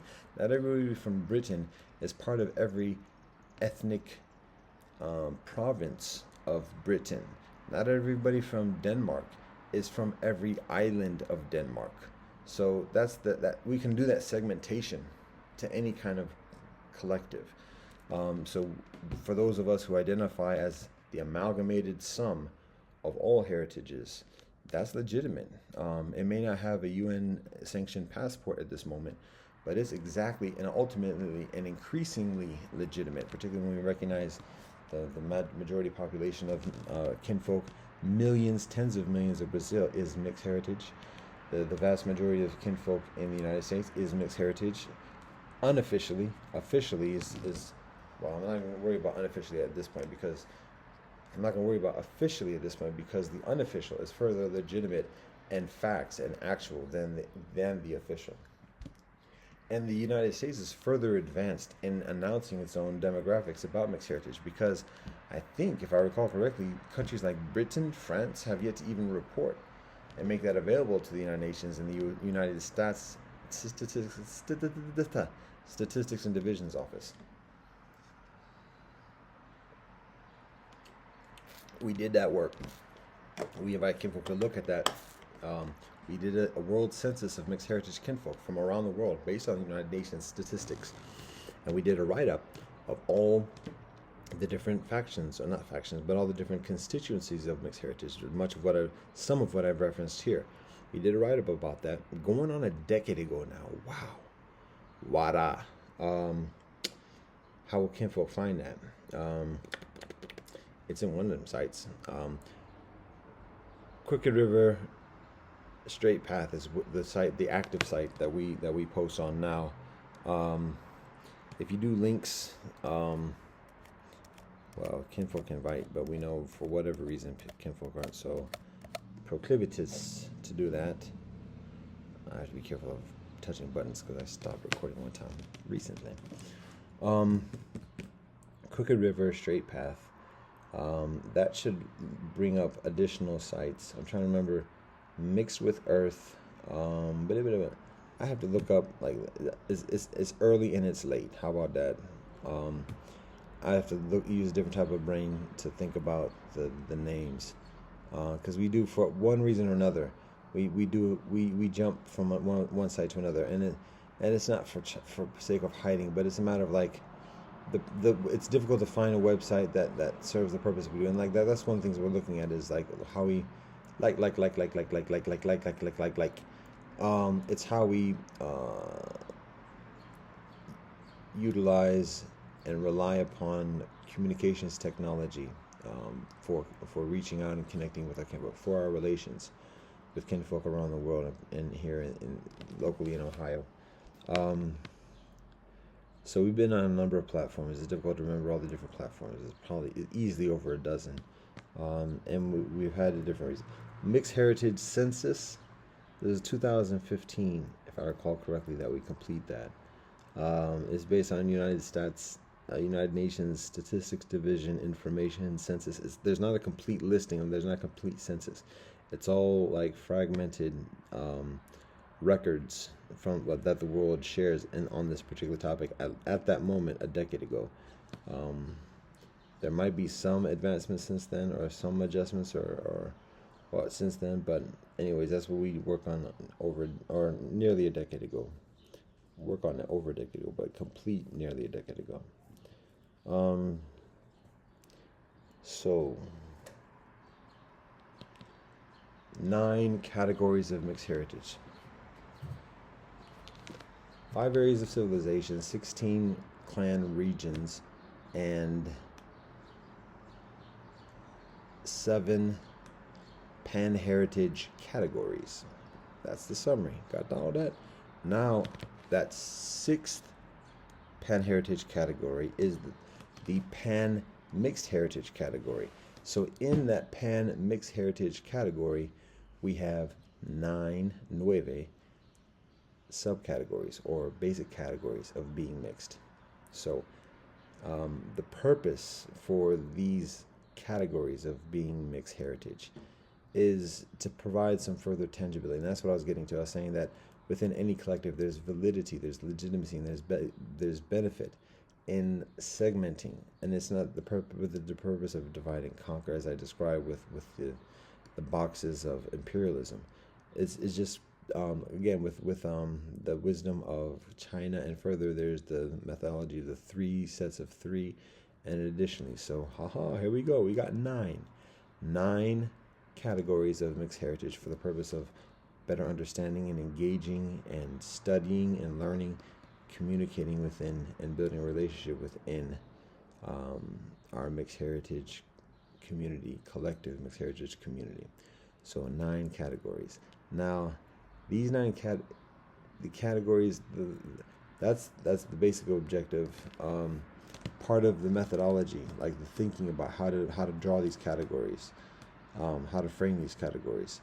It is, again, a matter of being as tangible as we can be, authentic, natural as we can be, and also recognizing the relevance of just not just doing like laboratory distinctions of by geography or whatever, but looking into the nature of mixed heritage and seeing like where the appropriate differentiation is noted, where it's to be noted. And so rather than just saying, okay, just drawing up a map and dividing it into geographic things, we said, okay, we do some of that. There's relevance to that, but like, what other considerations are there beyond that? That's significant within our mixed heritage people, that are within our mixed heritage experience, and within our mixed heritage people, that our mixed heritage people should know, and that should be helpful for mixed heritage people to learn further about oneself and about each other and about all others. So that's some of the purpose and the methodology, or the thinking, the guidance when constructing this list. So here is the actual methodology. We build from what I just said: the 5 areas of civilization, the 16 regions of rivers and clans, and the 7 pan-heritage areas. Now we're talking about the entirety of the earth here. We're talking about mixed heritage experience and relationships. So heritage. So it's appropriate that whatever geography we are directly or intrinsically utilizing, that it involves the entirety of the world, not just focusing on. There is the focus on certain specific locations, but at the same time recognizing that in doing so, there's still the necessity of including all of the outlying, the further reaches of that particular constituency. So that's part of the guidance in the process of constructing this list of categories. So that being said, I'll say what those 9 categories are, and then I'll give it a rationale. How about that? Do we see that I am falling asleep again? I may sound very articulate. I'm falling asleep. And I'm just waking up. How about that? Such is life. 3.5 hours. Here are the 9 categories. And you might notice that this is also presented in a geographic sequence we're basically following the rivers again, circumambulating the continents by the rivers, and from east to west. So here we go. These are the categories of mixed heritage experience, or mixed heritage. African mixed heritage, Arab, Hebrew mixed heritage,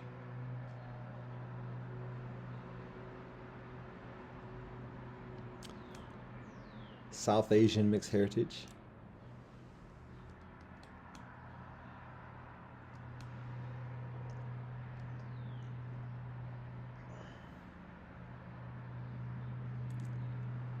South Asian, African, Arab, Hebrew, South Asian, East Asian mixed heritage,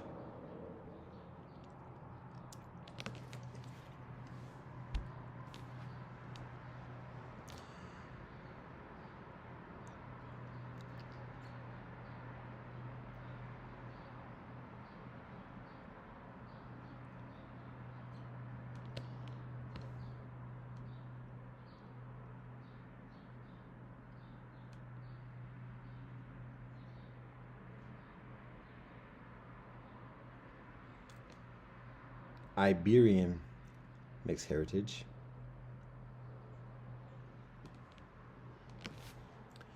European mixed heritage,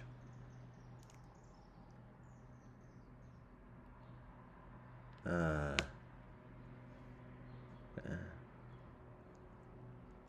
have to do a review. I said I'm doing this with no notes, so I'm doing this all from the heart,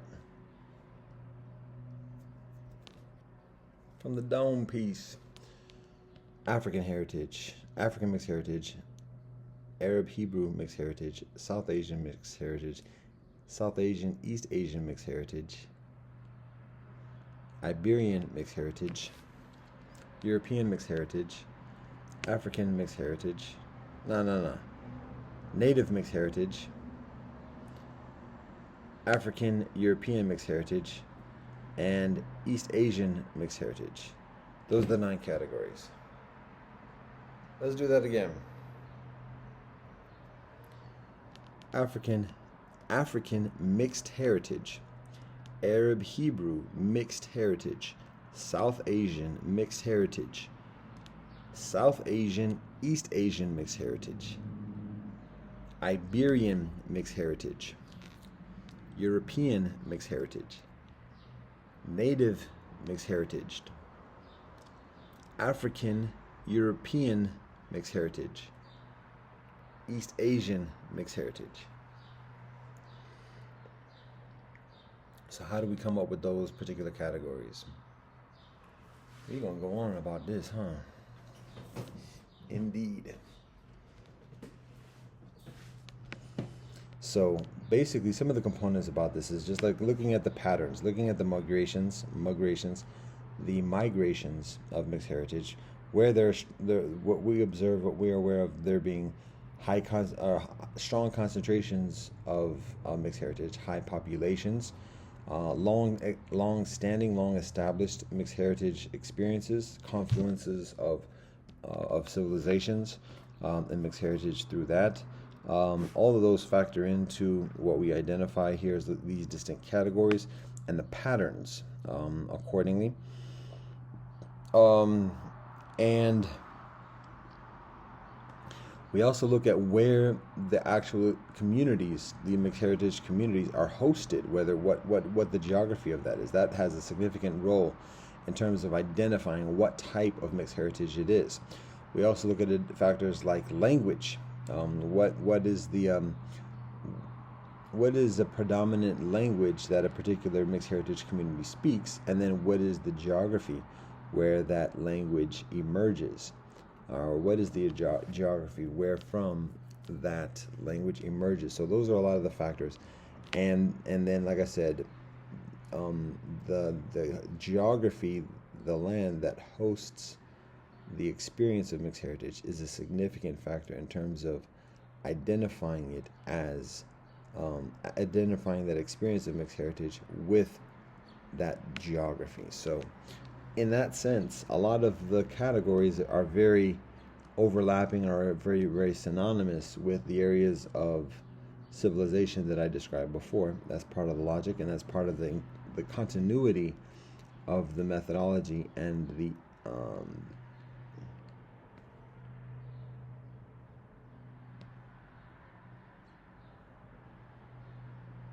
I was about to say ethology.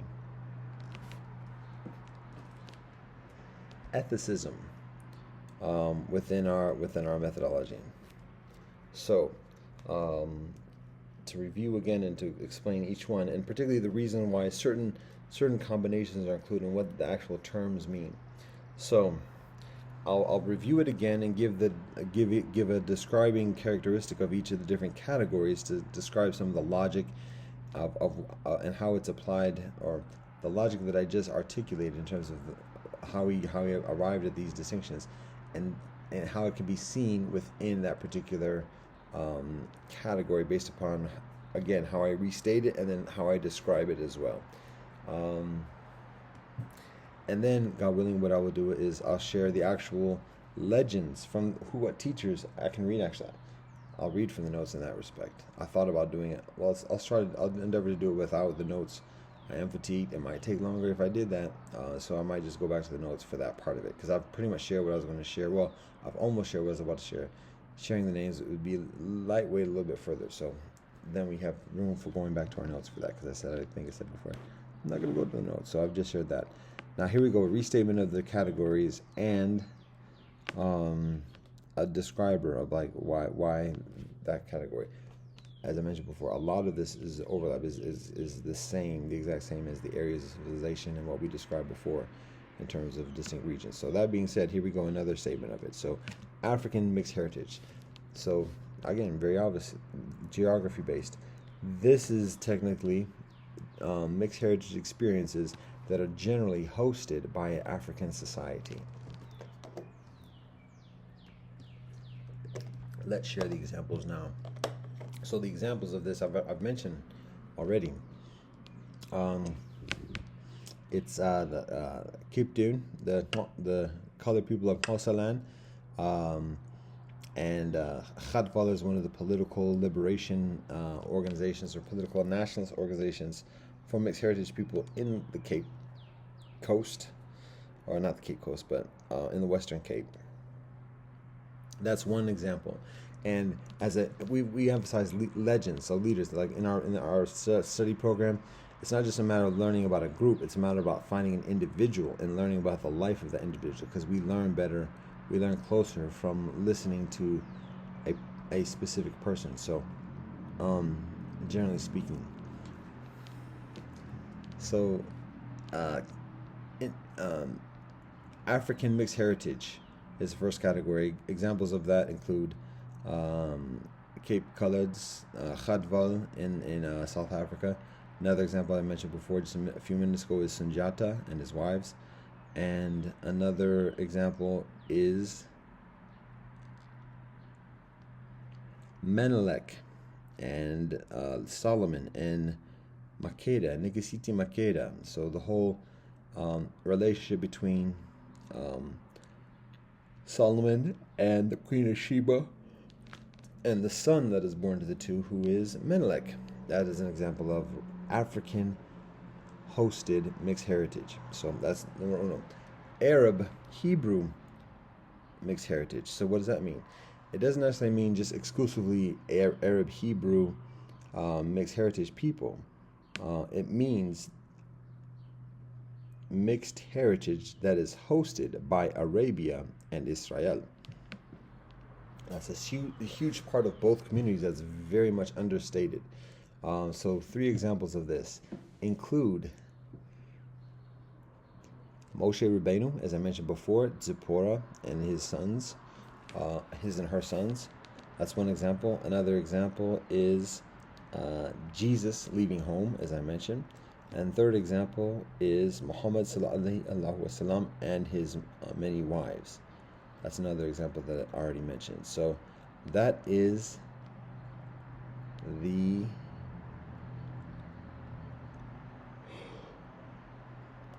the second region. It's Arab, Hebrew, both either or, either both, either and. I think either or. It's either Hebrew or it's Arab or it's Hebrew and Arab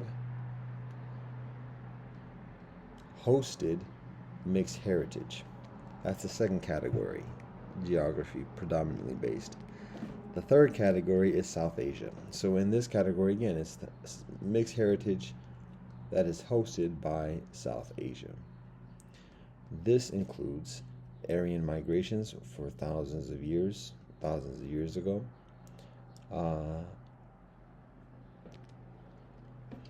It includes the Sri Guru Granth Sahib. So the Sri Guru Granth Sahib is actually a book, but it is considered the 11th Guru within Sikh tradition. It is constructed by Sri Guru Gobind Singh Ji. And one of the beautiful things that I abstain from mentioning about the Sri Guru Granth Sahib before is that it is a compilation of Sikh texts, holy texts, and scriptures, scriptural teachings at least, from different traditions, from Islam, from Hinduism, and additionally. So it's very much a multicultural experience, a mixed heritage experience, even though it's simply a book. However, that book within Sikh tradition is seen as a teacher. So, similar to Torah within Judaism and further. So,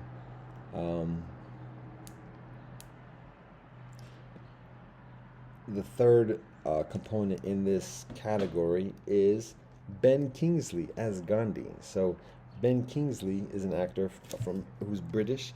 He actually is mixed heritage, English and Indian, and he, as an actor, plays the role of Gandhi, who is well known around the world, and is the film Gandhi. I think it's Richard Attenborough who's the director. Is a classic, well received around the world.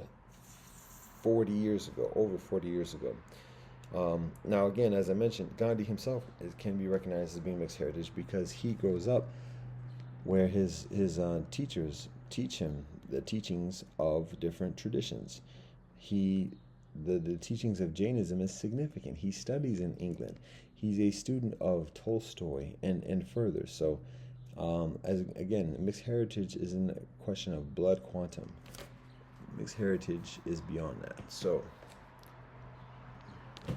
didn't say better, didn't say not better either. So there's that. Africa, Arab, Hebrew, South Asian. Then we get to South Asian, East Asian mixed heritage. So, distinct from South Asian, this is mixed heritage that is part of an ongoing migration and relationship specifically with China and with the rest of Southeast Asia and East Asia. So, and something that's unique, it's a distinct factor, just like with Arab Hebrew. That could be understood as Mediterranean, but Arab Hebrew has a distinction of itself, and it is a unique phenomena that warrants being considered distinct from as a distinct category. So same thing with the specific confluence between South Asia and East Asia. So examples of this include the Buddha as he is leaving home, and much like Jesus is included in the mixed heritage tradition of Arab Hebrew in his leaving home and relinquishing the household life. That's part of the experience of mixed heritage. So again, the three for South Asia, East Asia include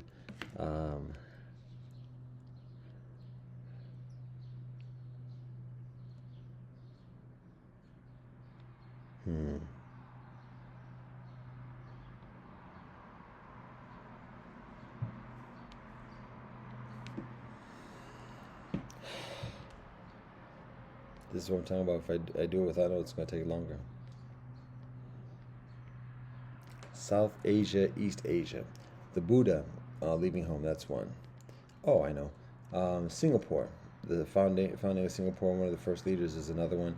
And the founding of Indonesia, one of the first rulers of Indonesia, that's another one. So those are three examples, particularly with the emphasis on the islands, because those are somewhat excluded from the preceding study materials. So that's an example of the category within the categories of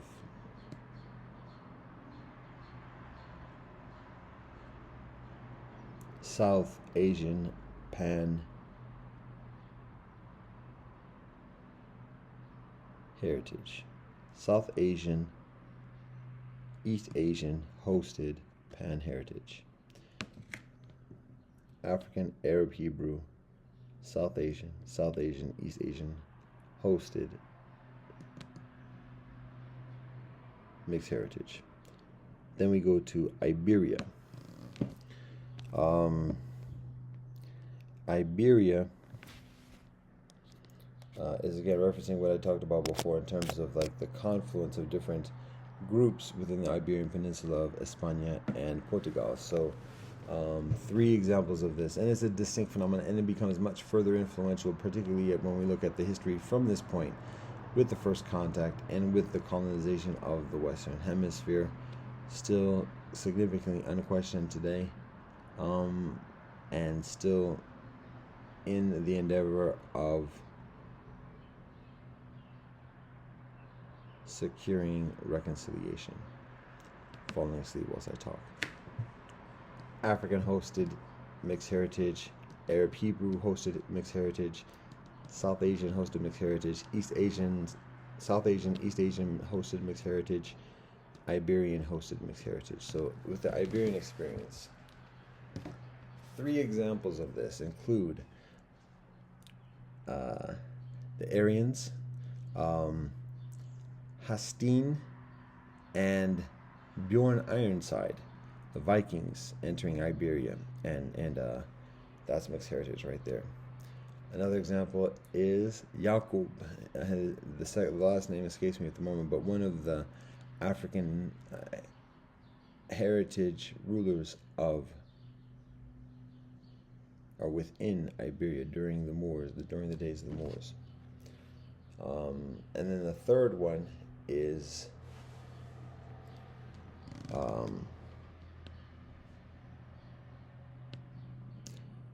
Maimonides, Rambam, as I mentioned before. So those are three within the experience of Iberia. African hosted heritage, mixed heritage. African hosted mixed heritage. Arab Hebrew hosted mixed heritage. South Asian hosted mixed heritage. East Asian hosted mixed heritage.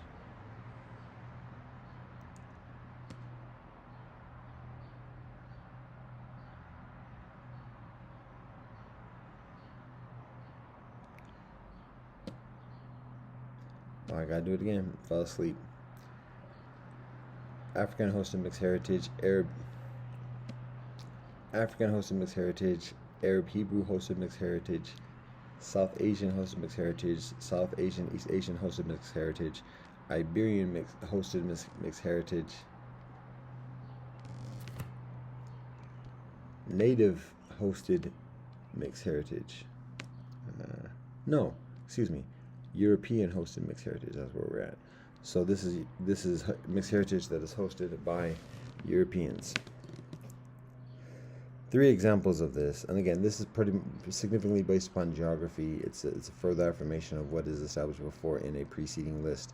So three examples of this include Alexander Pushkin, as I mentioned before, Alexander Dumas, as I mentioned before, and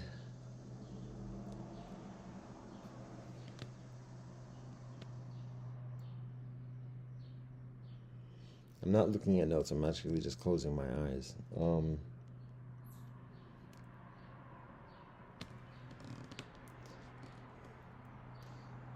Attila the Hun.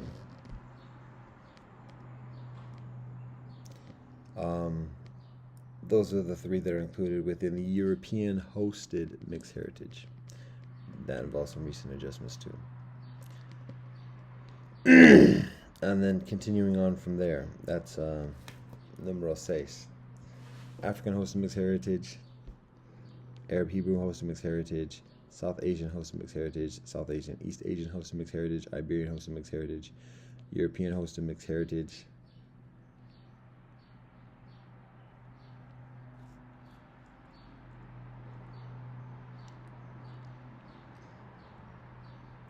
Native hosted mixed heritage.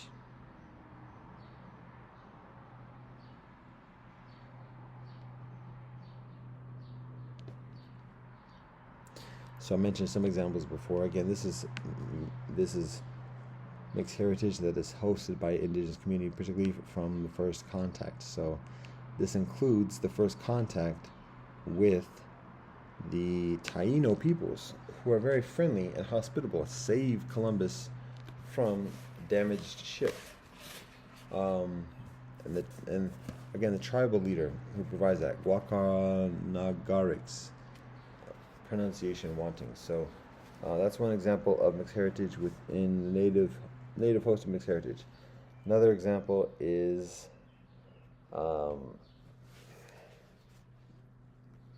actually that's not an example. Guacanarix is one of the legends that's already included within the original list. So the actual kinfolk who are included here are Louis Riel, as I mentioned before, with the Métis. Another example is Audio Pharmacy, based out the Bay. And then another example is the Mestizo community within Brazil, and there's a particular leader who is identified within this community. So there is the native hosted mixed heritage experience. So now we have African hosted mixed heritage, Arab Hebrew hosted mixed heritage, South Asian hosted mixed heritage, South Asian East Asian hosted mixed heritage, Iberian hosted mixed heritage, European hosted mixed heritage,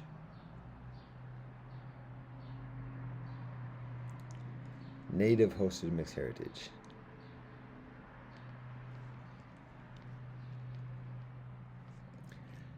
African European hosted mixed heritage. So this category is a latter phenomenon. Like one of the general sequences for listing it in this order, as I mentioned, is geographical, but actually, and beautifully and interestingly enough, at the same time, even though it's significantly geographical, it is also very much chronological, because we are actually tracing the migrations of peoples, of groups, of collectives, of societies. We're tracing those migrations along the rivers and along the travel routes and around the world. So, because of that, there is an intrinsic chronology, even when utilizing the topography as a premise.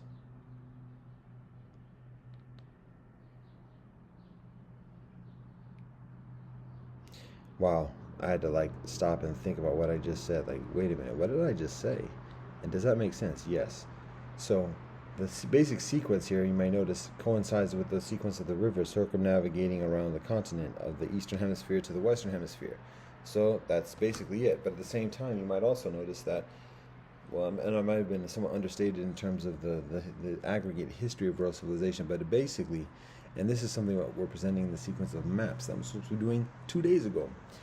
When we look at, not all these narratives that I'm saying are exactly chronological, but when we look at the histories of mixed heritage in each of these regions, it's generally we're generally presenting it in a generally chronological order based upon what human knowledge knows today. So in this sequence, there is African heritage that travels along the Nile, and then from the Nile into the Fertile Crescent that connects Nile civilization and Mesopotamia around the Euphrates and the Indus River. So these are the geographies of mixed heritage, and this is the geography of world civilization too, because both, it's not hand in hand, it's hand in hand.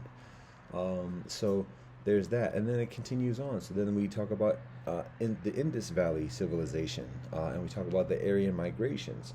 Now, there's migrations going in a number of different directions here, but in terms of civilizational settlement, and additionally, this is where it's happening. And again, this is where mixed heritage is emerging, because that's how these migrations, this is what these migrations are manifesting. And then East Asia. But at that point, up to that point, literally, kind of, sort of, some people say it's not a point, it's a Bering Strait that goes on to the other hemisphere. But up to that point, the migrations kind of do a circular thing. So there's a certain limit, there's a certain, I won't say limit, but there's a certain tip or extension that is reached. I don't want to say limit, but there's a certain finiteness of this, like China, Japan, the water, the Pacific Ocean. Those land migrations initially kind of go circular. So in terms of a lot of like the confluences, and additionally, like there was a certain amount of limit, so that the China and Japan is an extreme of these predominantly land migrations, walking, going along streams and rivers with boats. Sometimes, eventually, centuries and thousands of years later, going through seafaring expeditions. But there's a certain finiteness. So there's less of a mixed heritage kind of experience being hosted in these regions, because these are the further distances from the initial migrations. So we look at East Asia, South Asia, because there is a back and forth, and that is particularly increasingly substantiated through succeeding generations. But in terms of a distinct hosting of mixed heritage, we observe that generally is established later in the process of civilization and the just the progression of that. So we look at African hosted mixed heritage, just because Ethiopia, Abyssinia, Kush, ancient Egypt, and additionally, lots of mixed heritage right there along the Nile River, from the very initial, what's it called, tributaries, all the way down to the Mediterranean Sea. So that's the geography, and then that's also the chronology. Then we have Mesopotamia, the Fertile Crescent, and that's where we identify Arab Hebrew hosted. So it's not Arab, like as I said before, it's not Arab and Hebrew together specifically and exclusively. It's Arab hosted mixed heritage, and it's Hebrew hosted mixed heritage. Brothers, whether you like it and not. So, anyways, that's the second category that we identify in terms of mixed heritage, because again, we look at Babylon, Sumeria, Mesopotamia, the confluence. The migrations are happening still. Arab Hebrew hosted. Then we go to South Asia, as I mentioned, Indus Valley, South Asian hosted, and then East Asian, then South Asia, East Asia. So that's the first. Or that hyphen means something different, because it is specifically, that's a specific thing between East Asia and South Asia. And we're looking at, again, we can look at the Buddha, we can look at Singapore, we can look at Indonesia, looking at the confluence between India and China particularly, and predominantly is what we're doing in this respect, and seeing that that's beginning as the migration continues, and there's a back and forth in a significantly bilateral way between South Asia and East Asia.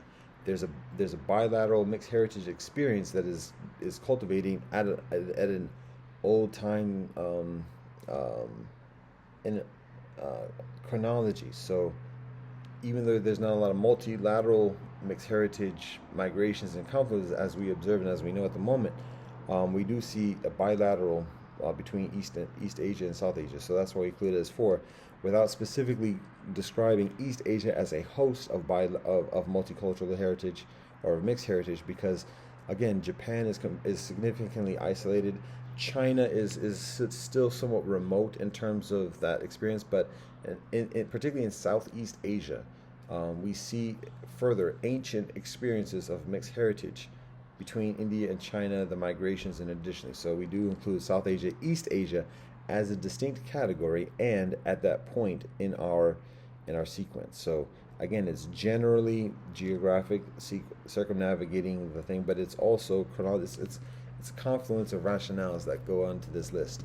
So African hosted mixed heritage, Arab Hebrew hosted mixed heritage, South Asian hosted mixed heritage, South South Asian, East Asian hosted mixed heritage, and that's a bilateral category right there. The Arab Hebrew is kind of like like a conjoined or autonomous, simultaneous, autonomous together kind of thing. Whereas the South Asia, East Asia is a predominantly bilateral experience. Later inviting other things, but that's primarily a bilateral experience between South Asians and East Asia.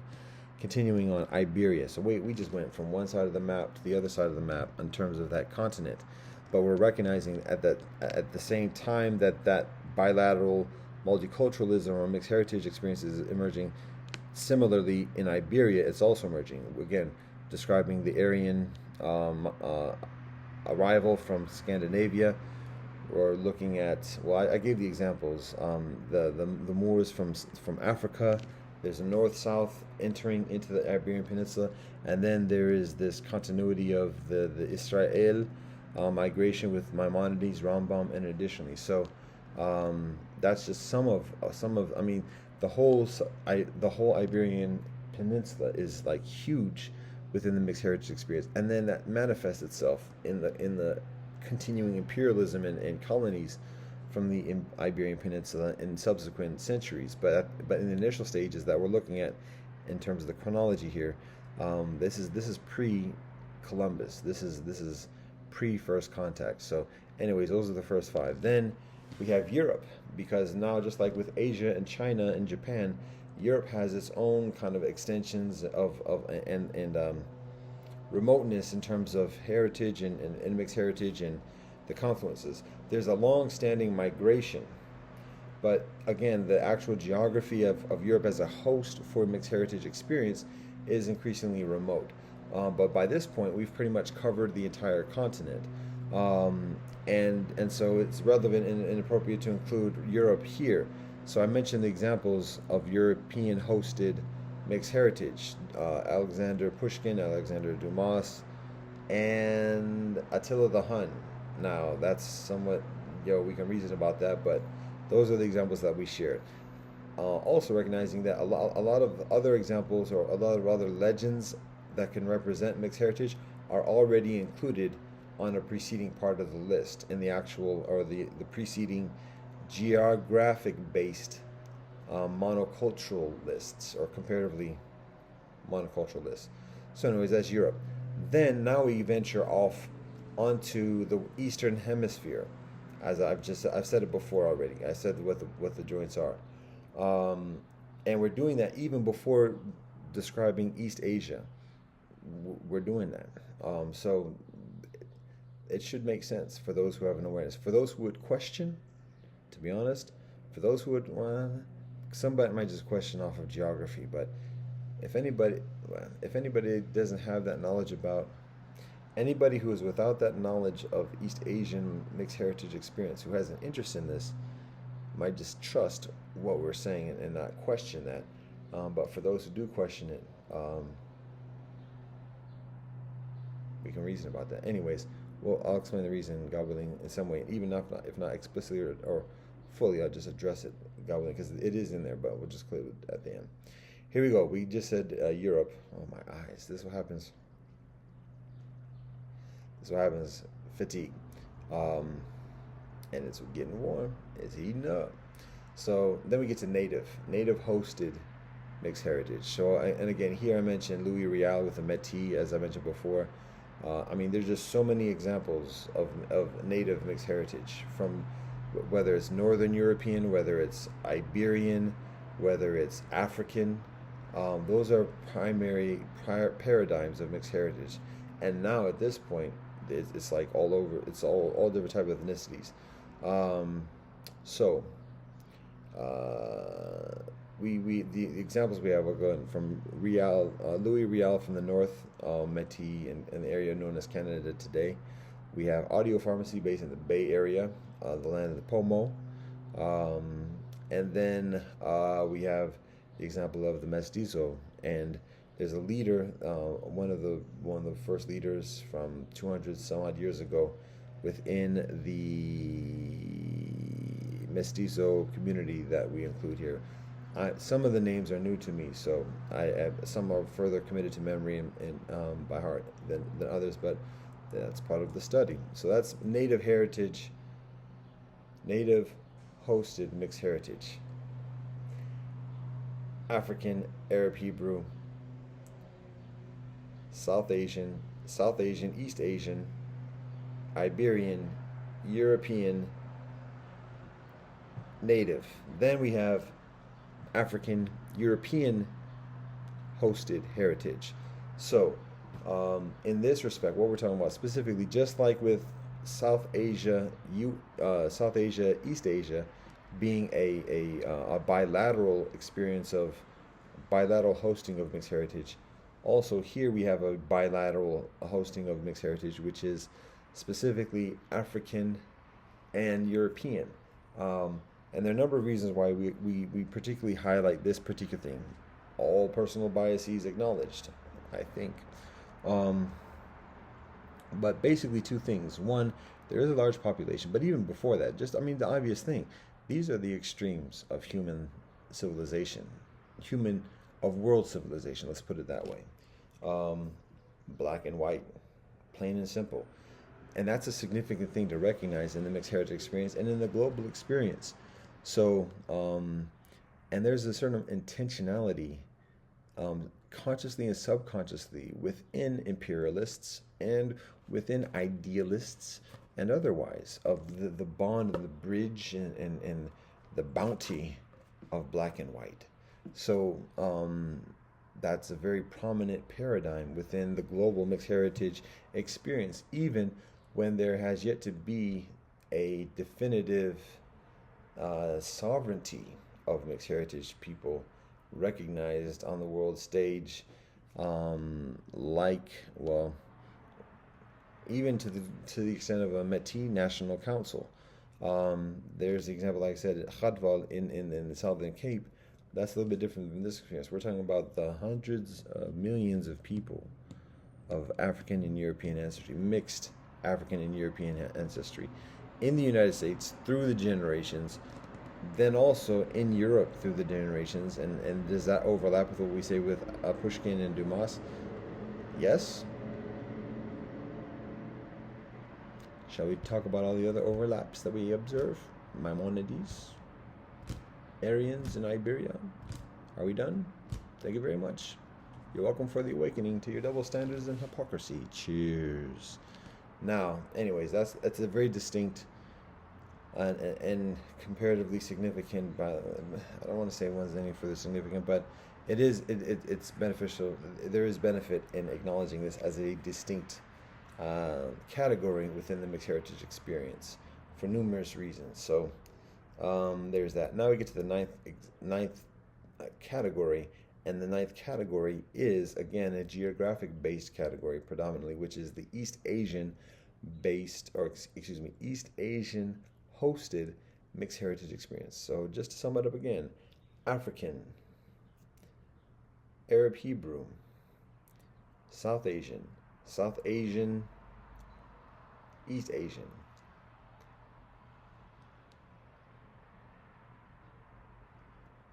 Iberian, European, Native, European, African European, and East Asian. East Asian rounds it about. I was smiling because of that. Did you see? East Asia rounds it out, completes the list. So what we recognize is that Europeans tend to be further through the history, particularly within the past 700 years, tend to be further active in venturing out and exploring the world. And that influences the experience of mixed heritage, the migrations that manifest from those explorations. That includes to Asia, but that also includes to around Africa, within the Mediterranean Sea, and across the Pacific Ocean. And so that's one of the reasons why Europe is listed as a category chronologically before East Asia, because East Asia historically abstains from doing the same amount of migratory. And I'm not saying that's for benefit or bad or worse. I'm just saying that's the actuality. So there's less of that like that continuity of migrations and confluences to be a host of mixed heritage experience. And part of some of those consequences of those migrations from Europe, and when we're saying Europe in this respect, I'm also talking about Iberia, because obviously Spain is a large, and Portugal too, colonialist and imperialist towards the Western Hemisphere. But those migrations also precipitate significant mixed heritage experiences in the Western Hemisphere, precipitating the native mixed heritage experience, because technically, by definition, what we're describing as mixed heritage is mixed heritage between the entire Western Hemisphere and anything from the Eastern Hemisphere. Even though, by logic, we could say all the different mixed heritage that existed in native community between, like, the Anishinaabe and the Mayan. I don't know how much interaction that was, but that would be classified as mixed heritage, much as somebody from Manchuria and Rwanda. However, there's less of a history record of that, and the culture of native kinfolk is different from that as well, because it's like, we're all India. What are you talking about? All right. We're all China. We're all Sverige. We're all Africa. So, point is that there's it's a different type of experience of distinction amongst the tribes and clans. There's a lot of consanguinity amongst the clans, between the tribes, amongst the languages, and additionally. So the nature of living is different in the Western Hemisphere than it is in the Eastern Hemisphere. And that manifests in the lineages and relations, and additionally, even the perceptions and the politics and the economics too. So anyways, the European migration precipitates the significant experience of mixed heritage that is hosted by native people. So there's that, and then that also the European migrations also significantly or precipitate the significant experience of mixed heritage between African people, hosted by African people and European people, Creole, Cajun, as I mentioned before. And then eventually, in recent generations, in recent centuries, through the further colonization, but through the further migrations of Europe, significantly through the ongoing migrations of East Asia and South Asia, and the further migrations of East Asia back through Eurasia to Europe, to the Mediterranean, Africa, Marco Polo, Genghis Khan, and additionally, then there's eventually an increasingly established paradigm of East Asian hosted mixed heritage that is distinct from the bilateral experience of just East Asia and South Asia, like with the roots of Singapore, like the roots of Indonesia, Philippines, and additionally, well, actually Philippines and even Indonesia get into that further East Asia hosted mixed heritage, because it is established in East Asia, and it evolves from and beyond a feigned European colonial imperialistic kind of experience to an actual experience where East Asian cultures become increasingly aware and acknowledging and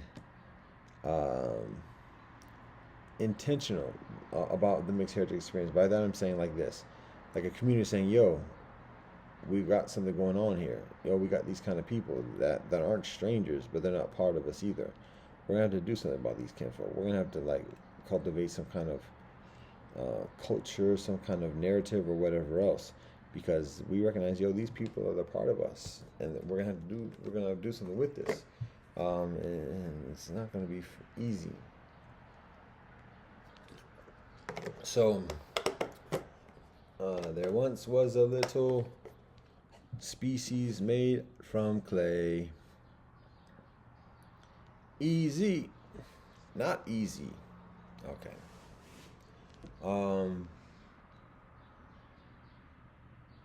So there eventually emerges, like, increasingly, even at this moment, the paradigm of East Asian hosted mixed heritage. And we particularly look at the experience of Hafu. We look at the experience of Hawaii. We look at the experience of Macau. We look at the experience of Hong Kong. And further, beyond the tropes of the soldiers and the woeful betrayals that exist herein, but the increasingly community experience of mixed heritage people, a distinct experience, an intentional experience, and an influential experience, where East Asian mixed heritage kinfolk are increasingly vocal, are increasingly organized, and are increasingly influential in the policies and the perspectives and the works of other peoples, other cultures. So those are the 9 categories. Oh, so who do we count in terms of that particular category in our list of mixed heritage kinfolk? So in our studies, so the 3 that we look at are Bruce Lee, yada. The Philippines, a traditional leader of the Philippines, and Hafu, particularly in Brazil, in Liberdade, which is a large concentration of East Asian kinfolk in Brazil. So, and a distinct experience. So, one of the first leaders and prominent leaders within the Japanese community, the mixed heritage community within the land of the Guarani. So, those are the 3 from that category, and that's a story. We're sticking to it.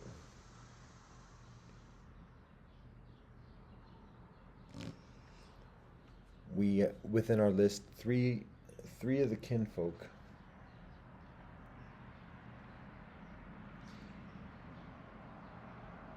we include 3 kinfolk from each of the 9 categories of it's mixed heritage. The 9 categories of mixed heritage. So there are 27 included within our list. So in that list of 124, 27 are included from the mixed heritage experience. So there's that. All right, now 4 hours into this. Wow.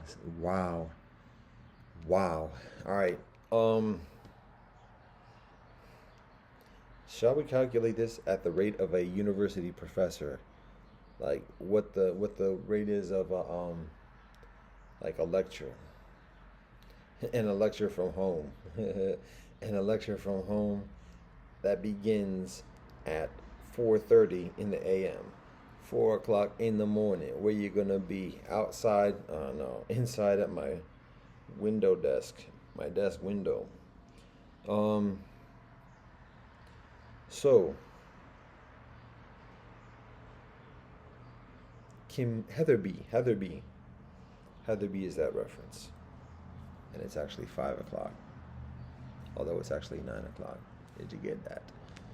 Did you get the mathematics? So that's the who am I listening to? America. Big up Bernie Mac. Bless him memory. So I've mentioned some of the people that I've listened to in recent days, just and particularly yesterday. So here we go with the list. And again, I do not, as a general rule, I do not listen. Particularly, I engage with American kinfolk on the regular. Beautiful, holy, sacred kinfolk. Everybody is. But in terms of listening to people, and particularly viewing and sitting down, this is like being like a student and listening. It's also, like I said before, like a therapist and processing. But it takes a lot of it's a service. We don't doing some service. Thank you for your service. That's no joke. This is it. We're just gonna say who we listen to. And now, to be honest, I'm not trying to be disrespectful, but like I do not listen to kinfolk from the United States typically. So to listen to kinfolk is from the United States is actually, is it bordering or subordinating? Like it's asking for admonishment because that's basically what's going to be happening. Now, to be honest, there's not a lot of like overt things that anything different or out of the ordinary than what I usually do, but there's a lot of things I could say: drinking, smoking, talking about inappropriate things. I can be accused of saying that, but the difference significantly is that when I talk about things that are inappropriate or difficult or whatever else, it's actually at the point of addressing those conditions and giving a better solution, the best I know. But it's not just to keep accepting it as a given and practicing indiscretions accordingly, generally speaking, at least without accountability and or atonement. So, all that being said, that's not my point here for doing that, because we got better things to do, better ways of investing ourselves. However, I have listened to these kinfolk. We do love the kinfolk. We have respect for kinfolk. It's just very difficult because many of these kinfolk are in positions of influence, and people look up and listen to. And additionally, we're not trying to take people down. We're not trying to besmirch people. We endeavor to be proactive and constructive. But for whatever reason, we are compelled to listen to kinfolk, even not from kinfolk's own volition or wants per se, but from others, and to provide some type of response or non-response, as many people might want, and just to feel that influence and feel that status quo kind of situation. And that's pretty much what it is, because even when kinfolk communicate a yearning for healthy well-being and kumbaya and everything else like that, the simple facts, I'll say the lower level simple facts, and then I'll provide a reminder of what the basic mathematics are. So the plain and simple facts is that the United States is a pirate ship. Plain and simple. That's not hate. That is plain and simple facts. The United States is a pirate ship. It's the anthem of the United States is grab and kill. That's plain and simple. Black, white, or whatever, native, whoever people are. That is the United States. Grab and kill. You don't have to kill, but if people start to fight against the grab,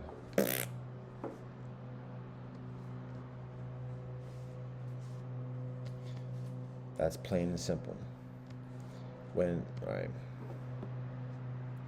That's the first and regardless of how nice people are, regardless of how intelligent people are, regardless of how well-meaning and well-spoken and compassionate and intelligent and knowledgeable about history and philosophies and everything else like that, regardless of all of that means extremely little. Actually, I could say all of that means shit, or all of that doesn't mean anything, but actually all of that makes it worse when somebody is a citizen. Because when somebody is a citizen, that person is proactively committed and involved to promote the pirate ship. That's plain and simple mathematics. That's not hate. I'm talking about sacred loved ones in my life that I'm talking about at this very moment. I'm not wishing any harm or condemnation towards anybody. I'm just speaking plain and simple facts. Black, white, or whoever a person is. When a person is a citizen, that person is proactively, they don't have to vote. Regardless of people paying taxes, that's another situation. But just by being a citizen, people are proactively promoting the pirate ship. liberal, conservative, Democrat, Republican, Green Party, Libertarian, whatever the kinfolk are, they are promoting the pirate ship. Plain and simple mathematics. No hate. It's all love. And it's truth. It's facts. Religious leaders, rabbis, imams, gurus, bodhisattvas, lamas,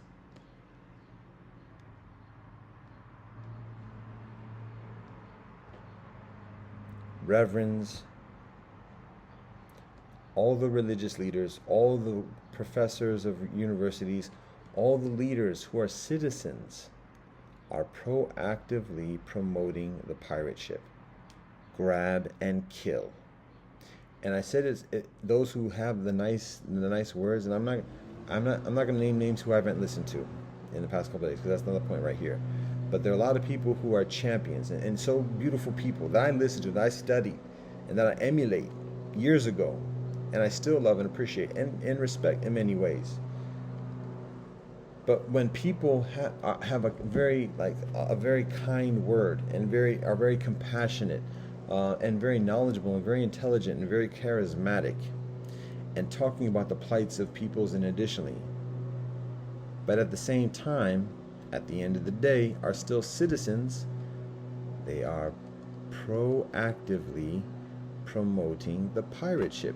And all that nice talk just becomes like the PR department of the pirate ship that keeps people, just has a nice front, so that in the face of the world and in the face of the other people, particularly the children who have yet to make that decision to be a citizen, are like, oh, it's not so bad. We can just follow that camp. We can go to that school and listen to that professor. We can work for that company, that newspaper, that media outlet, or whatever else, and we'll just be the benevolent. That's part of the that's what makes it even worse.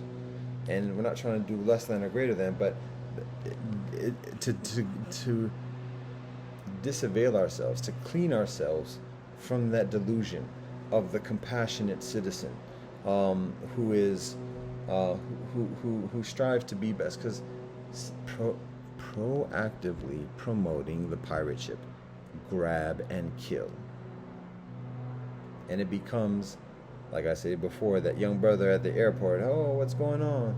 What party you got going on? Oh, no. Can we share a cab? That's the.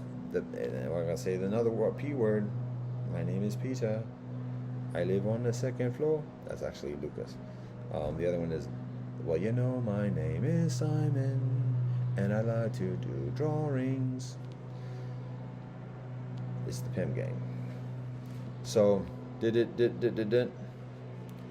That's the joint. So, that's what makes it worse, because people buy into that. Because if it was just nasty, it would be easy to say, get away from there. But when we have the nice people who speak about it and everything else, and that's what makes it so tenacious. And I'm going to say that because that's some of the people that I just listened to, because I'm already in a relationship with kinfolk. These are kinfolk that I've heard about, known about, listened to for decades at this point. Because that's some of the people I just listened to in the past day, because that's some of what I'm called upon to do, whether I like it or not. As much as I don't, but it doesn't matter what I like or otherwise. There's always a greater purpose. So, one of the reasons why I don't listen to Americans, generally speaking, particularly online, when there's not a discourse, a back and forth. Even Rastafari brethren, that applies to as well. We interact and we love and we respect and we build as much as we can, but we have to recognize just the citizenship. And I don't want to harp on this, but this is the actuality. And it's not trying to be supremacy or whatever, but when people don't recognize it, when people fail to recognize that, when people hide away from that, whatever else, then our conversation about solutions is inhibited. Our conversation for solutions is strengthened when we're honest about the nasty things, and we work through that to find the genuine solutions. So that's one of the reasons why we don't listen to the Americans, because Americans are enveloped. The American citizens are enveloped in the delusion. A lot of the discourse is basically just for the purpose of recruiting youth and kinfolk from other countries into the grab and kill, and that's nasty. That is exactly what it is, and we're very ready to reason, and have respectful discourse with kinfolk, but kinfolk have yet to show that readiness. Um, the kinfolk that I'm about to mention, for a number of reasons. I'm already listed. I don't even, there's not even a category for that. People talk about cancel, but I'm not canceled. It's something different. Um, so some people might say blacklisted, but that's just racist. And it's not even blacklisted, to be honest, because there's examples of blacklisting. Like, again, Randall Robinson, my boss of blessed memory, back in the Trans-Africa days, he talks about Louis Farrakhan. And I'll work on summing this up, because we're getting into the unprecedented 5 hours, and now I seriously, there was over 20 gigs of storage on this joint, and now we're down to 9. I'm like, yo, serious. I thought, yo, there's no way I'm gonna burn up 20. And here we are. Here we go again.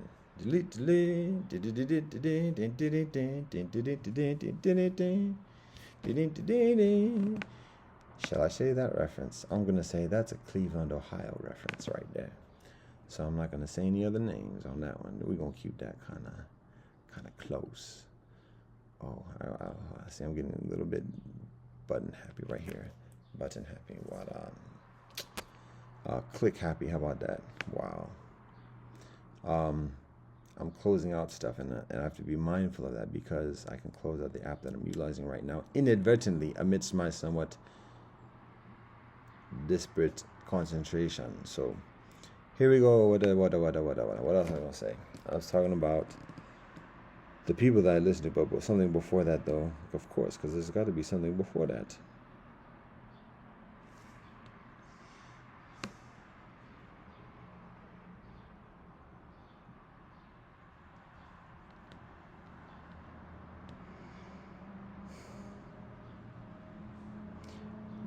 We have strong proclivity for reasoning, and we also have strong insistence upon honesty. Without proper honesty, it's not reasoning, it's distraction. So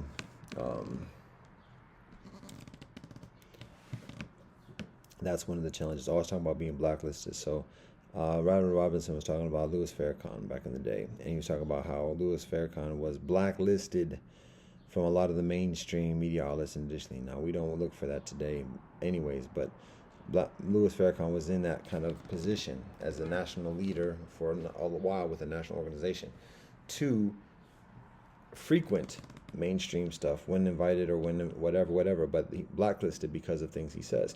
I don't agree with everything about Louis Farrakhan and otherwise, but what Randall Robinson explains is that exact blacklisting of Louis Farrakhan actually works to his advantage within the hood, because that gives him cred. Look what they do to Louis Farrakhan, da da da da. So whilst he's isolated and kept outside of the mainstream things, television shows and universities and otherwise, at the same time in the hood, people are like, yo, he's true. He's not a sellout. He's staying true to the game and everything else, and he's loved even further. And so that is what Randall Robinson describes as a significant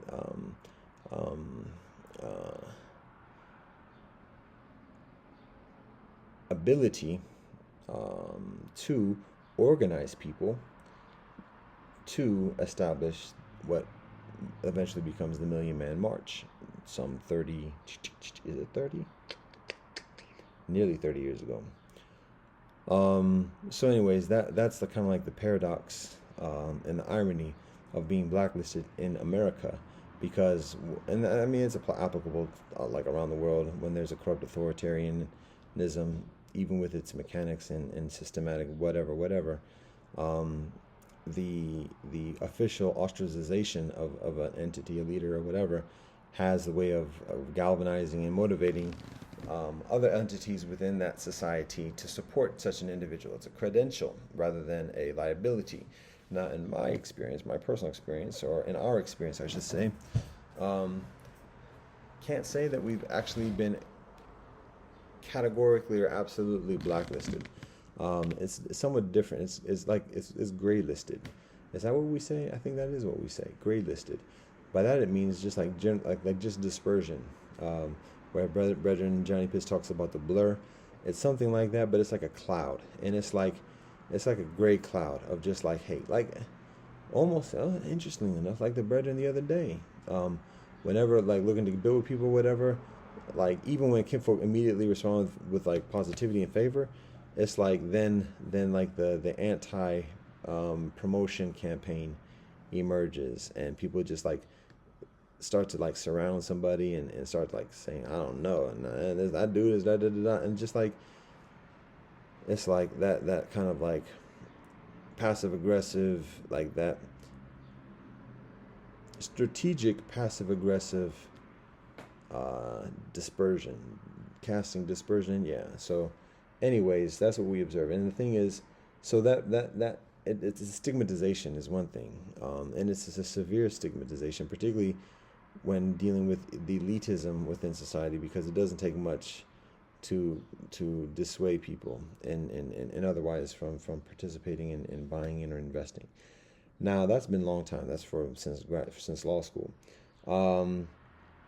The challenging thing about that is how effective that is. Do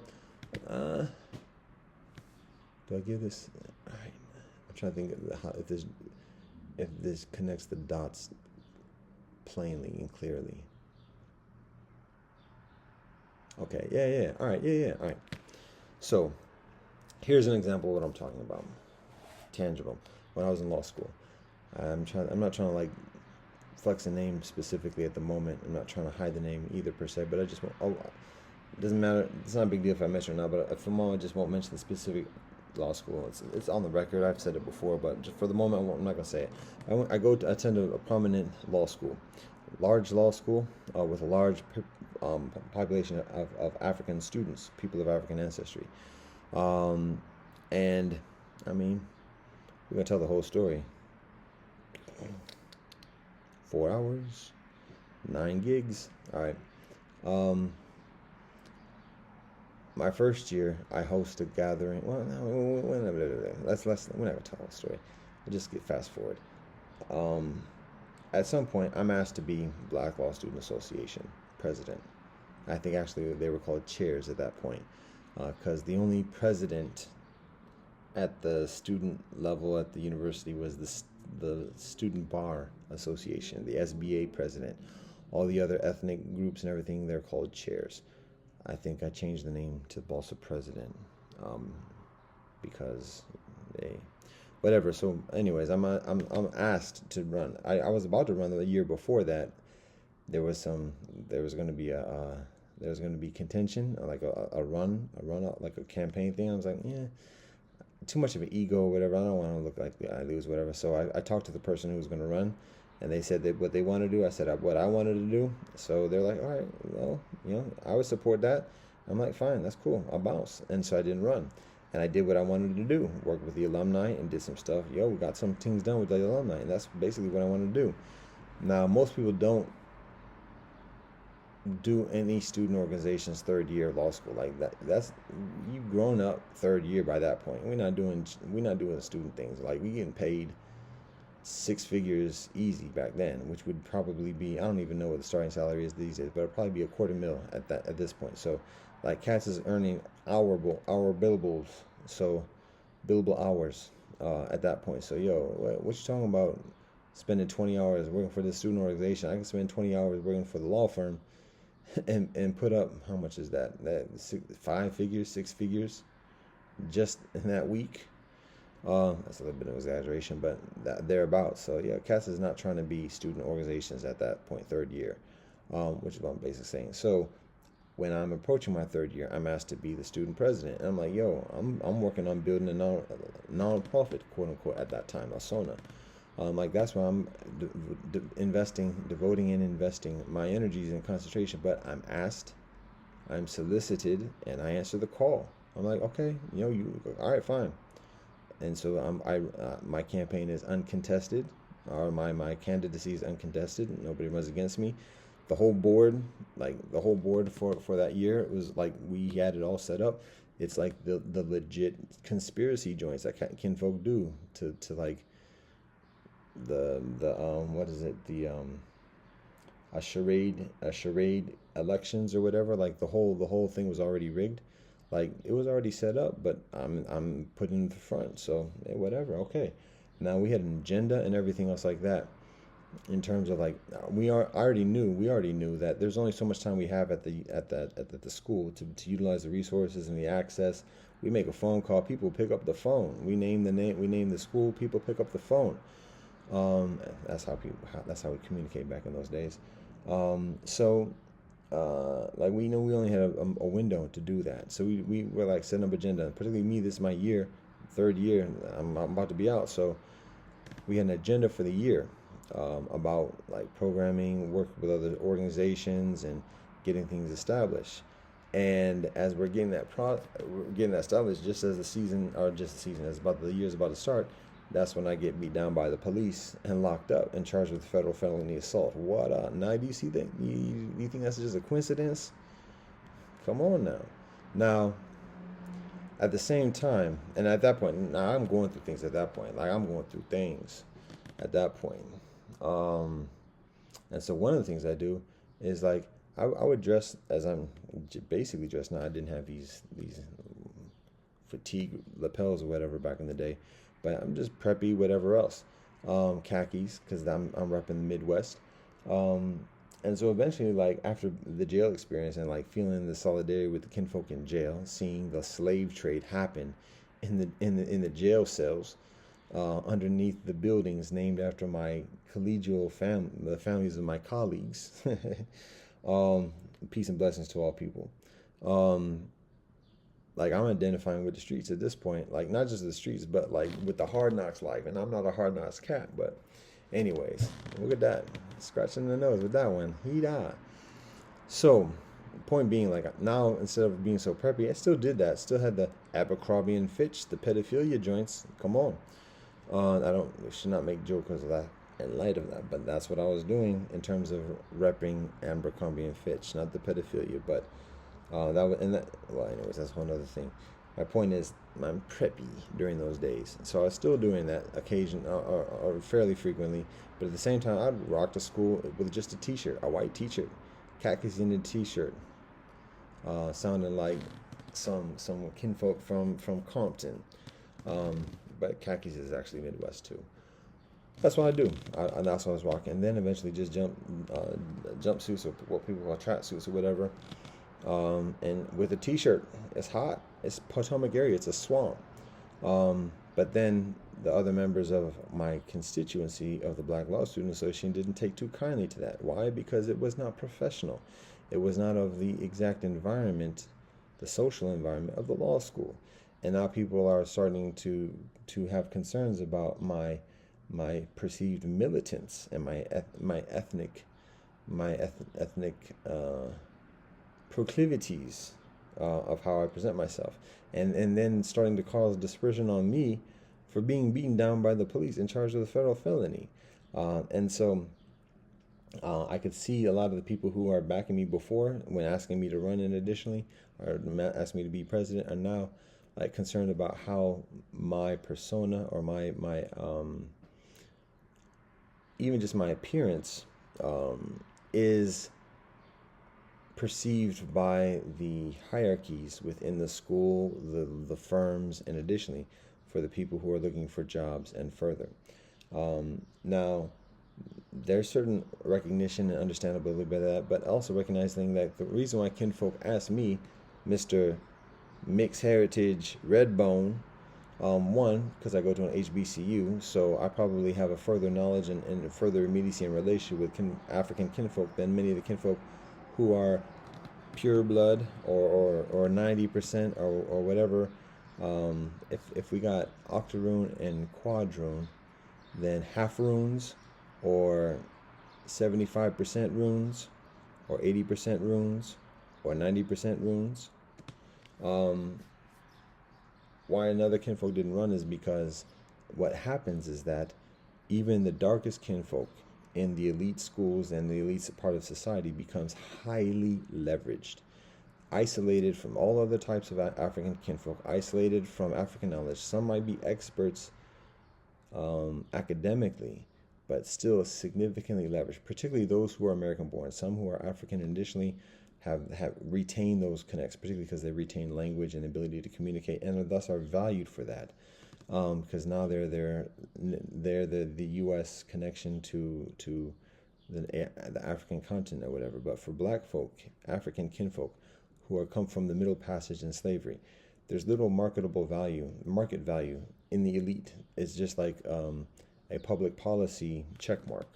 And so part of the methodology is just increasing isolation until comparative irrelevance. And so even with all these credentials of society, high society, and additionally, like there's little influence, there's little cachet that comes with it. People can flex it to each other and might stack up some bank in that process and try to do something with that bank as much as possible whilst they have the opportunity, whilst it's not being funneled and withdrawn. Because when it is, what you gonna do? Who you gonna call?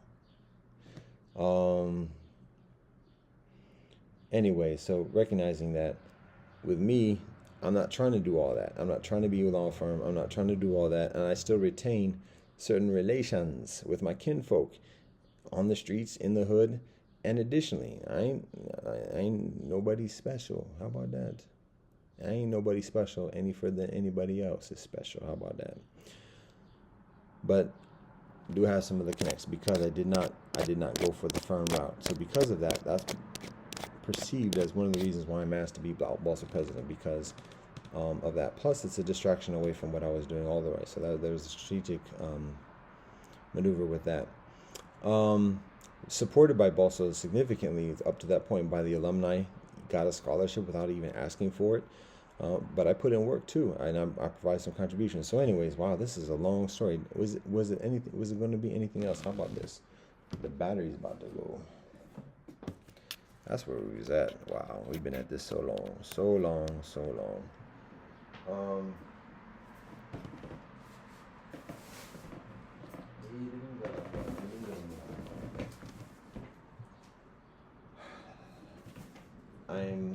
I'm communicating the all this additional information to provide some context so that what I articulate is easier to see, because there's further application to this. So there's a lot of thinking, there's a lot of planning, there's a lot of rationaling, there's a lot of equating. I ain't even, particularly during that time, I'm not the one that's thinking 20 steps ahead of other people, whatever else. And I learned not to try, because there's cats who's way much further informed and way much further their wheels spinning. So I'm not even trying to outthink or outmaneuver anybody. What I learned is just to be honest and be focused on my purpose and be true to that as much as possible. And that gets me through today, and people can value whether that's success or otherwise. However, there's a lot that's gleaned from that. So at that point, and it's a matter of studying even past experiences and processing that. And when learning new experiences and learning new knowledge, or at least knowledge, or remembering knowledge that's new to oneself, remembering knowledge in a new way, then we can apply that to past experiences and then further process. So this is something that happens 25 years ago. We do a considerable amount of processing since then. So there are a lot of reasons why I'm solicited to be president, why it's stacked in me being president. The entire board and everything else like that is stacked in being president. Is all the kinfolk. I know all the kinfolk and everything. So I become a target, as anybody in that position would be a target, and particularly because there's less of a compromise in terms of like getting a firm job or whatever else, and then it becomes okay. Here's some affliction, and everything happens for divine reason, for divine in divine providence, for divine with a divine purpose. Everything happens according to what we put ourselves to. Everything is a consequence of what we do as well. It's a combination of both divine providence and dependent origination, and in our own illusions, we attribute the tactics and strategies and plannings of others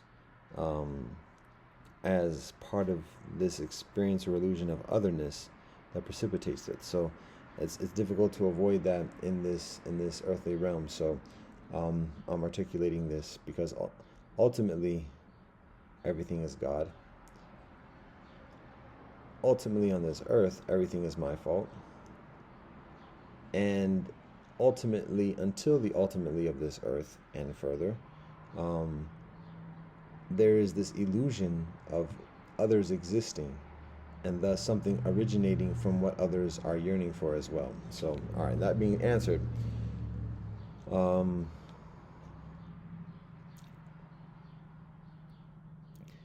it got very like hazy and heavy simultaneously. That's what we talk about when we talk about law, and when we decipher things and clear things. There's this tendency of trying to cloud it up again. So we continue. I'm in law school.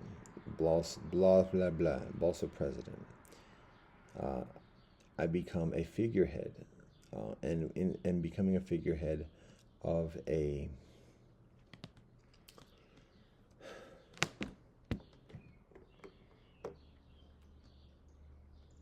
counter-culture community.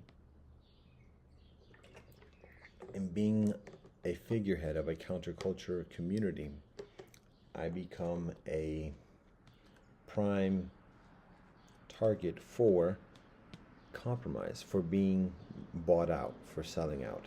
And when not doing so, then it becomes a matter of being a target of dissuading or other tactics. Beat down by the police and charged with federal felony.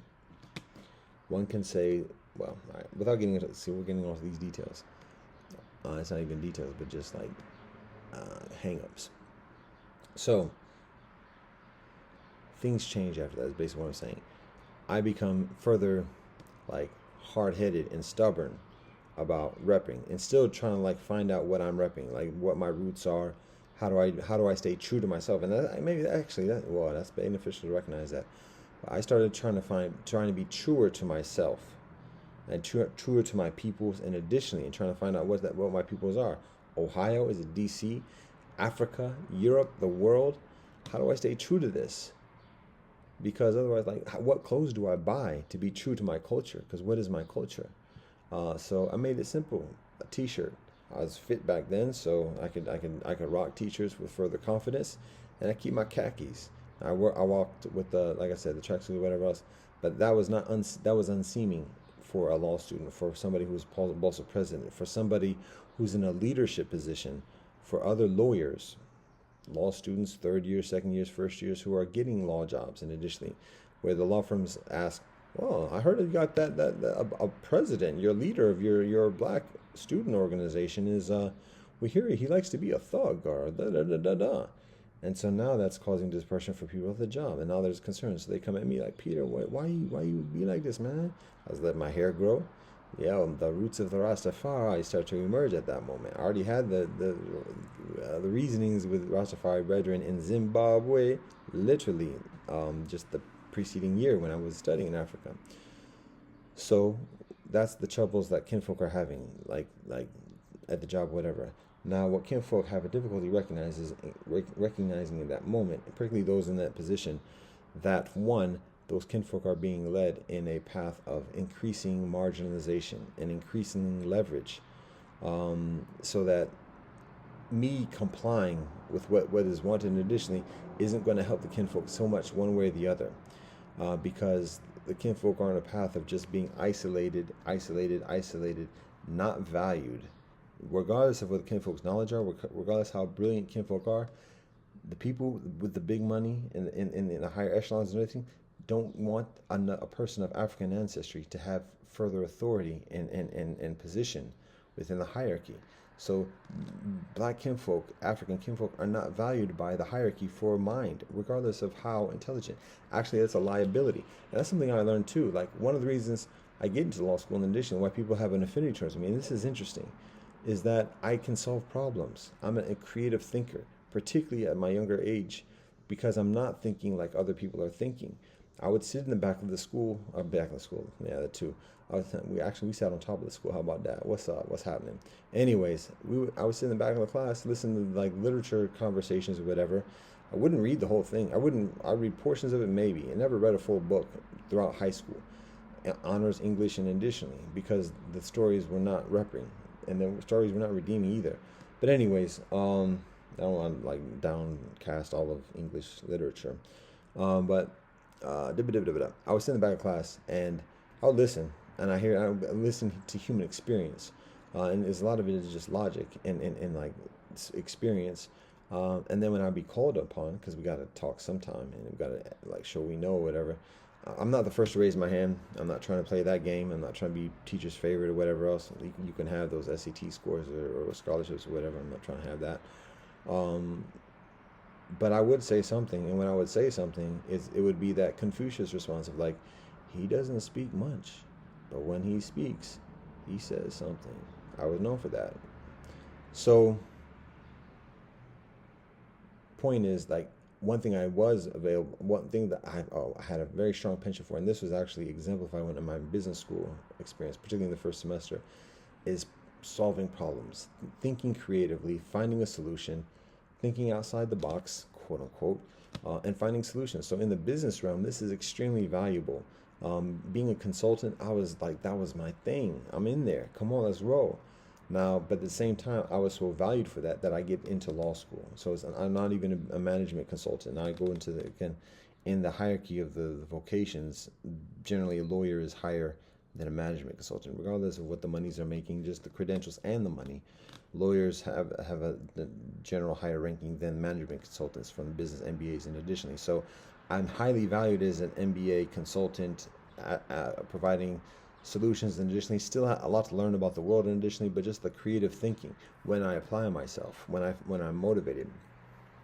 And so when I get to law school, it actually becomes an increasing liability, because what's recognized is that people in those realms of hierarchy and influencing and authority don't want somebody like myself to be a problem solver. They don't want people, because when I'm a problem solver and people are thankful and have like love me because of that, like, yo, you just saved lives right there.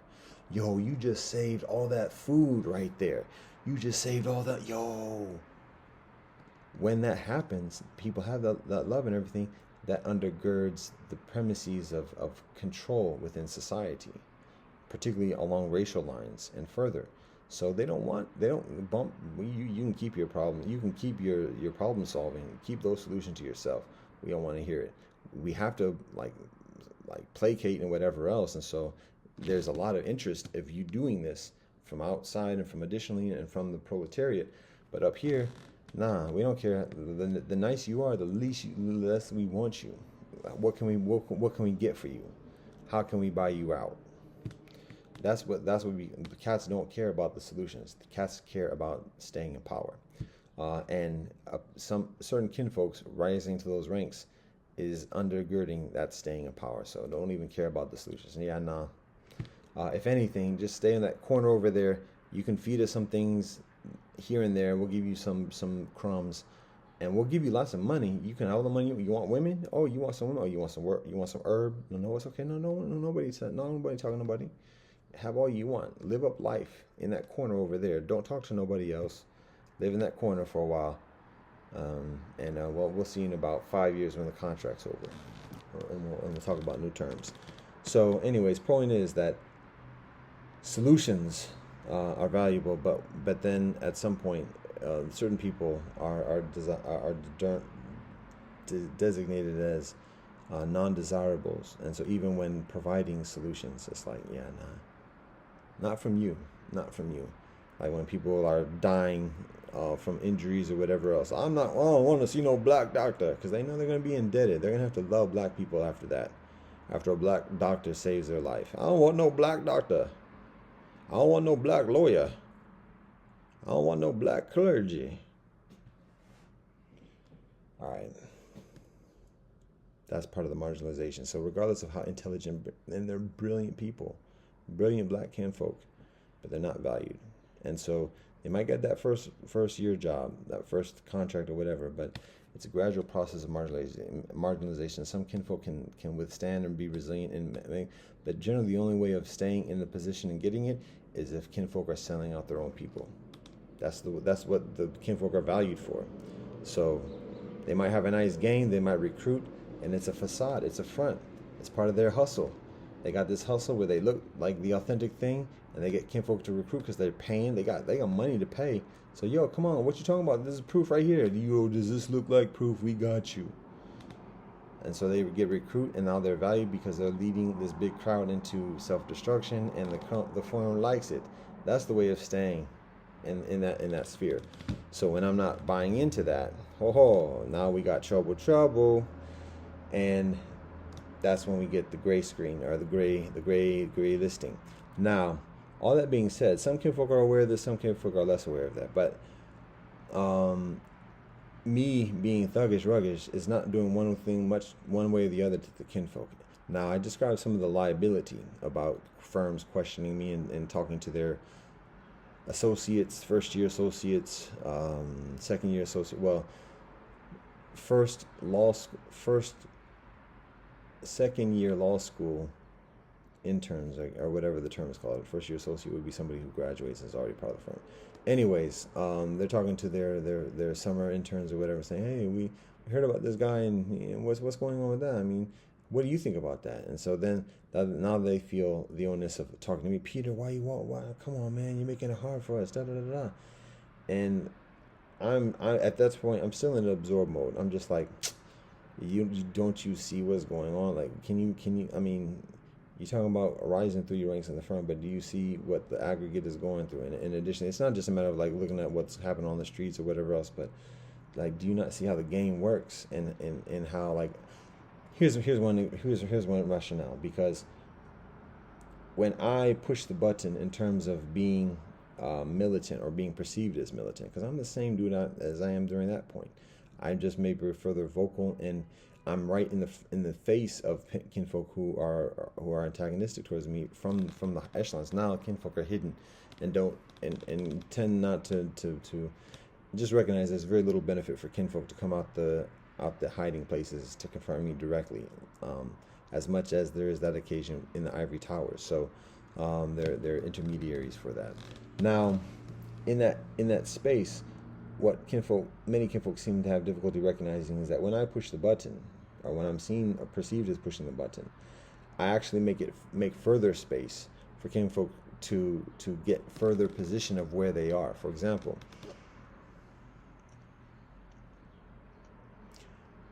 when we getting into the cloudiness, the concentration again, speaking English.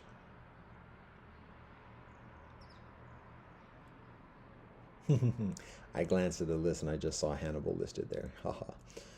We're not trying to conquer nothing. We do have elephants though. Elephants do have us. So do wolves and rhinoceri. An example when I'm talking about the benefit of what I do.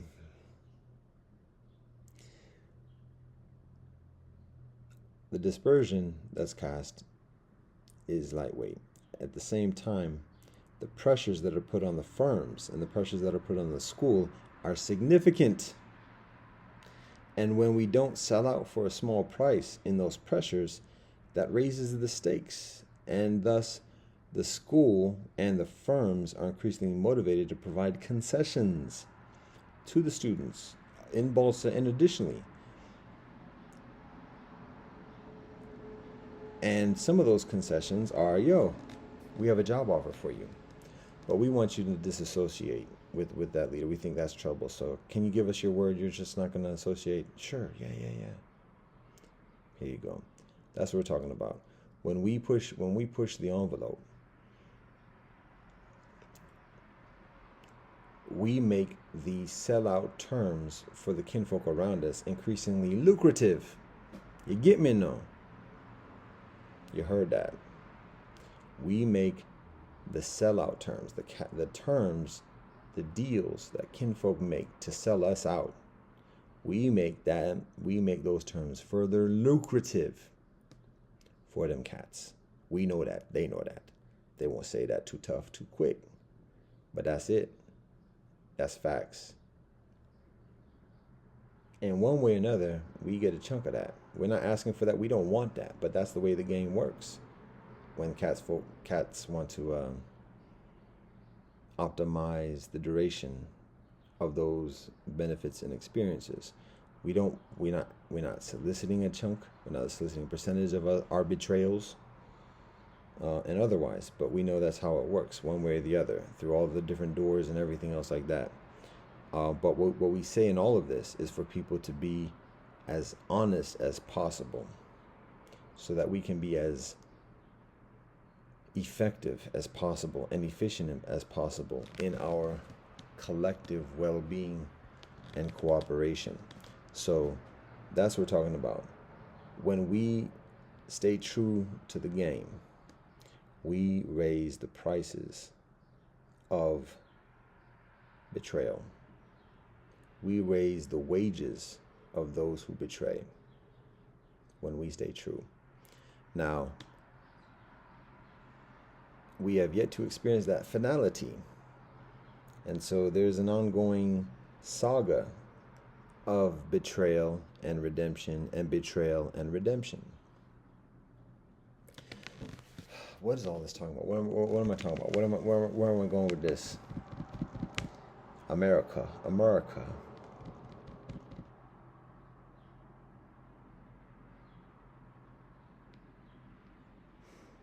All right. One other story, one other example. All right. Here's a very, very, very specific, tangible example of what I'm talking about. When I go to Africa, I actually have a layover in London, visit Manchester, where I study and lived before that, and then I make a trip to Firenze, Italia, because the same law school that I attend has a summer program in Italia, in Firenze, a center that does its own study abroad program. I didn't go there because I'm going to Africa. However, many of my schoolmates, my classmates from the same law school are attending there. Even black law students are attending there. What? Yes, beauty. Hallelujah. So knowing that, I'm like, I'm going to roll through. Now, in those days, again, hardly had any mobile phone, particularly traveling international. I had an address and my luggage, lots of luggage. That's another story. Anyways, I arrive at the center, and the arrangement was for me to just meet my friends at the center during the day, when school's in session, and just go to the center and just be like, look, what's up, and then like find them there. So okay, no problem. So I get there. Now when I get to the main office for the center, I say, hey, I'm Peter. I'm from the law school. I'm going on to my study abroad in Africa, but I have a layover here, so I'm here to meet with some of my friends here. They're like, what's your name? Who are you? You're a student where? I was like, oh, huh? Like, I'm in Italy. And so then like I'm getting grilled. I'm like, oh, okay, well, and they're like, well, can we see your ID? And I'm like, oh, okay. Show him my student ID. And now it's the director of the program, and I know who he is. The professors here are like, I won't say renowned, but like very prominent figures, like very, these cats is up there. So, and I recognize him. I know I've seen him in the hallways, but who am I? I'm just this other dude, brown face. So, so he takes my ID and he's like grilling it. He's looking it up and down, and he's like, "Sure, this you?" I'm like, "Wow." And so there's like, "Who are you looking for?" Give the names, and by that time, like, I'm in that office not long enough, but at some point somebody who knows me, who recognizes me, like, if I recall correctly, kind of comes up and says, "Oh, Peter, what's going on?" All right. Oh, okay. Da, da, da, da, da. So then eventually I find my friends, because that's where I was staying. I wasn't trying to. I was on a tight budget, like, no hostel, no like come back tomorrow, whatever. This is my place to stay. Not that particular thing, but I'm staying with my friends. So anyways, finally we connect and everything else like that. So then I'm like, oh, look at me getting this cross-continental. But I'm not tripping off it too hard or whatever. But what happens is, like, later that afternoon, the professor talks to one of my friends and offers to pay for everybody's dinner. Oh no, it's just no, nothing to do with anything. Just on me, huh? Doesn't say anything to me, and doesn't say anything about the reason, whatever. And my friend explains, oh, they just do nice things or whatever. So, okay.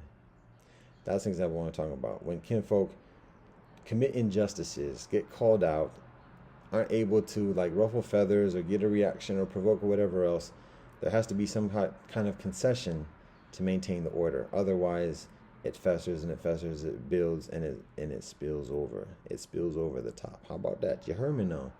So to avoid that, or to minimize that, or to delay that somewhat, appeasements, poke some holes in that dam, and let the water flow through a little bit. Those are those concessions. So that's what I'm talking about. When we stay true to the game and true to ourselves, we raise the wages of the betrayers. And in that situation, I ate for that dinner because I'm still a student. So I'm betraying myself. How about that? I'll keep your money, bunny. Stop being funny, dummy. Anyway, that's not what I said. I didn't say anything to him because he didn't say anything to me. But my friend said, "Let's all go to dinner. It's on the school." Okay. That's just one example. So it gets further and further and the stakes get higher and higher as kinfolk progress in the game. So that was my first year. That was the summer immediately after my first year. So it's the summer after my second year that I got beat down, right before my third year, the weekend before my third year began. So anyways, that's the beginning. Now I say all that because when I get betrayed after I graduate from law school and I don't take the bar, I get thrown into psych wards, and additionally, the black community abandons, does not talk, because the black kinfolk are all in the pocket of the system. Particularly those, well, all right, that's what I'm talking about. So,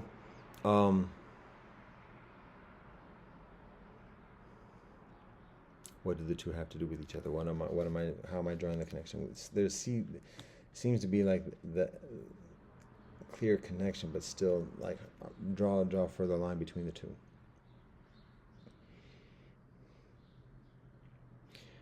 The relationship that I have with the kinfolk at the law school, Black Law Student Association, is further close and immediate. We know each other by name, personal. The stakes involved are actually considerable. My life right there. Kinfolk got shot and killed, Prince Jones, on that same night by the DC police. So the stakes was high on that one. There's no guarantee of making it out of there, per se, regardless of how much it might have been planned, staged, or otherwise. So the stakes is high. Cass is playing for keeps. 25-year federal prison sentence in front of me. No negotiation with the prosecutor. No lessening the charges or whatever else. Federal felony assault against me. The charges against me. I'm beat down and I'm charged, not for resisting arrest, for assaulting a police officer because I didn't get beat down cooperatively enough. 25 years. 25 years old. Was that 25? 26? Actually, how about this? 25 years old on my 26th birthday. Is that right? That's right. So, 25 years old, 25 years, 50th birthday, right, coming up. How about that?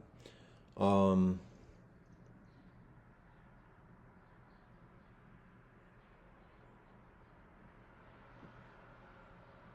it might have been 20 years to be honest. Whatever. They broke themselves. They dropped the charges, but it was a whole semester up to the day of the court trial for that to happen. No negotiation up to that point. So it was stress for the entire semester. And meanwhile, Kinfolk from Boston saying, "Yo, why are you being so hardcore?" So, anyways, the relationship is closer. It's closer kin. We know the names. We know the people. The stakes is higher because we in the echelons of the hierarchy of convention at that point. Low key, but still there. So there's a lot of things can go in a lot of different directions from that vantage. So there are serious repercussions. Cats can go from rags to riches and from riches to rags rather expediently from that vantage. So the stakes are considerable, and it's not just for oneself but for others as well. So that's my experience in law school. Now, how I connect this with the black community in general is that it's just a macrocosm of that microcosm. The kinfolk at the law center, at the law school, are very much in the workings of the black intelligentsia, of the black leadership, the organizations, and additionally. And so it's just a macrocosm. And thus, when I continue to stay true to the game, and I don't practice law, I don't take the U.S. bar, refuse it, I catch further wreck because of that. And there's further dispersion amongst the leadership. Don't talk to him, because look at him. Look, and this doesn't have to. The people don't even have to have a reason for saying it now. They just say, look, he's psychotic. That speaks for itself. You don't want to mess with that. When people are in high echelons, that the stigmatization is wreck. So particularly for the black kinfolk, for African people of African ancestry, because there's that leverage, and people are highly leveraged already, so don't have a lot of room to be for integrity, and to stand up for anything that's questionable or anything outside of one's personal circle or otherwise. I have to be very careful about taking up causes otherwise, and that goes through today. Now, that being said, the game has significantly changed now, and that's part of the reasons for why I say this. So, anything else to say about betrayal, and like how does my going to the psych ward, or how does my being afflicted or whatever raise the wages of the betrayers? Perfect example, perfect segue. Obama. Now, I'm not trying to like big up my game or big up my ego or claims or whatever else, but because staying true, and it's not just a matter of like sticking it to the system and like just being like stubborn. It's a matter of being honest, because my whole entire life and my whole entire career in law school is love. Now, I'm not perfect, not doing selfish things and everything else like that, but I'm known and I'm true to this notion and this endeavor of harmony and peace between people of different communities. I don't hate anybody, and when I'm in law school, I'm in love with the law school. Seriously, I love everybody there, and people know that. People respond to me that way, and I'm not trying to be big up or whatever, but it's not a matter of me hating anyone and building a premise of militance or rebellion upon that hatred. I genuinely reach out to kinfolk. As a matter of fact, how about this? Well, every ethnic student organization at the law school we connect with, we build with. That was on our agenda at the beginning when we organized for that year of building coalition and building communication and ongoing communication and programming to better the relationships between people, between the communities.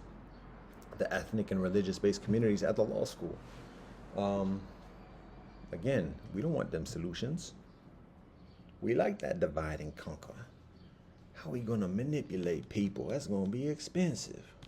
Get all that solidarity. How do we get this accent all of a sudden? We should be speaking. No, how do I do my Boston accent? They don't like that.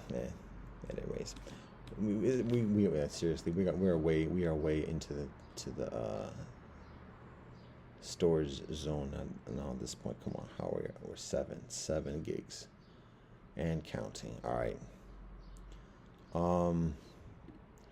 So all right, that's some of it makes some further sense.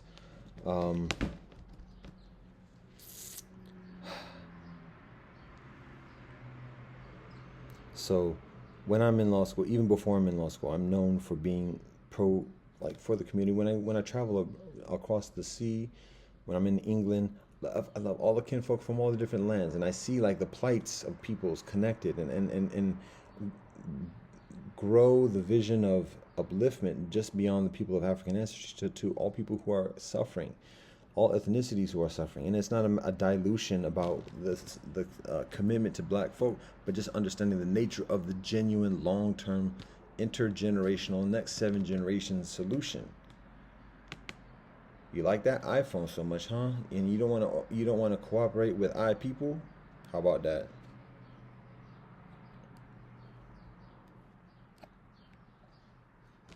So that's what I see 30 years ago in my progression of school. And that's who I build with genuinely.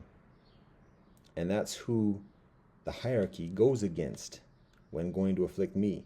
And if I had responded with hatred and vitriol and everything, it would have been easy. Oh, Padang, he's gone. But I respond with further love, and that raises the stakes, and that raises the wages of the betrayers. So when I am further betrayed, when I graduate, and additionally, the stakes get higher and higher. And my kinfolk go up and up. The hierarchies continue to go up and up to this day by the grace of the Most High. Is it? Continue to exist and prosper in many ways by the grace of the Most High. Just going up the ranks of hierarchy isn't necessarily a positive thing. But anyways, I'm not going to speak on that specifically at the moment. Point is that kinfolk are still rising. And I'm not going to say everybody is advancing because of me or whatever else, but there is relationship. And it's a matter of understanding how the game works. And I still, to this day, I'm not throwing cats under the bus. When I talk about the United States, I'm not throwing cats under the bus. There's continual urging of reconciliation and acknowledgement. It's increasingly difficult for kinfolk, but we continue to solicit that. Now, since I've been forcibly deported back here against my will, it changes things up. But even before that, the game changes. So what I'll say is this. When I got put in the side work the first time and continually after that, I can't hate kinfolk. By the will of the Most High, I cannot hate. And there are occasions when I get very frustrated, and I can't say I get tempted. I might think, but I might start to think about nasty thoughts or whatever. Like, oh, I would. But that's when the spiritual comes in and be like, and it wouldn't be against a group of people. It would be against certain thing. But I even know then that's not who's doing this. It goes further than that. Come on, you know better. And that's not the spiritual thing. And I get further nice with that. So anyways, all that being said, it raises the stakes. So I'm not the only one. There are many cats. Many nondescript, no name, low key OGs today, like myself, including myself, and us, our ilk around the world, not just here in China, and additionally, the same kinfolk doing in different lands, doing the same thing, basically. Raise the stakes. Now, it's that pressure. It's that necessity of compensating, just like the professor providing the free dinner to my friends, and additionally, after thoroughly disrespecting me and insulting me, because he's disrespecting and insulting himself and the school. He is grilling a student, a legitimate student, and he has to account for that. So here's the compensation: a free meal. Are we even now? We're square. Let's bygones be bygones. There has to be that, because when there is that nature of mutuality, when there is an affront that affects oneself. And so there's, again, the token compensations, whether it's a job, whether it's a presidency, and otherwise. Now, I'm just saying. So there's that. Now, that being said, that was like the Waterloo of the United States, because once the United States elects a person of African ancestry as president, that, I've said this before, over 20 years ago. Was it 20 years ago? Somewhere. It was nearly about there. I said this over about a long time ago, put it that way, over a decade ago, when actually in the midst of it. Like, that just ends the illusion for kinfolk of European ancestry, because there's no that token, that carrot to be the president, that to be the number one dude. It's all the facade anyways. But now the facade is gone because people of European ancestry don't want to be black. That's like one of the worst things, and that's a terrible thing to say. It's facts, and that's not hate. It's not saying one is less than another, but just understand, particularly Americans, because American itself is an identity that is based upon the dehumanization of Africans. So a person who doesn't recognize their own African background, one way or the other, perceives like, I'm not gonna follow up after that dude. Nah, it's the position has been sullied, and so now Europeans opt out of the system, and that's what is observed from over 14, 12 years, what is it now, 16 years ago? 16 years ago, a decade and a half ago. Africans already opted out, but now Europeans are opted out, and that's what you see manifesting itself. Some Europeans are very cognizant of it and are doing it in a further sophisticated way. Some are very confused and don't know what to do, don't know what's going on, or don't have an answer, but at the same time just very frustrated, and so taking it out on anybody, because that's people's coping mechanism. And so that's what is observed over the past 16 years through the different iterations and all the different militia joints and extremist joints or whatever else. Now, on the part of the liberals again, like I said, are in many ways worse. It sounds better and it sounds further friendly, but are just the PR campaign for the pirate ship of grab and kill. And so the liberals just have a different methodology of enslavement. And it's a lot of pimp, it's a lot of sexual exploitation, it's a lot of corruption, and it's a lot of cozying up and buddy, and then corrupt, find out what the person's corruption is and feed it as much as possible. And, oh yeah, come over here, and oh yeah, you want to introduce you?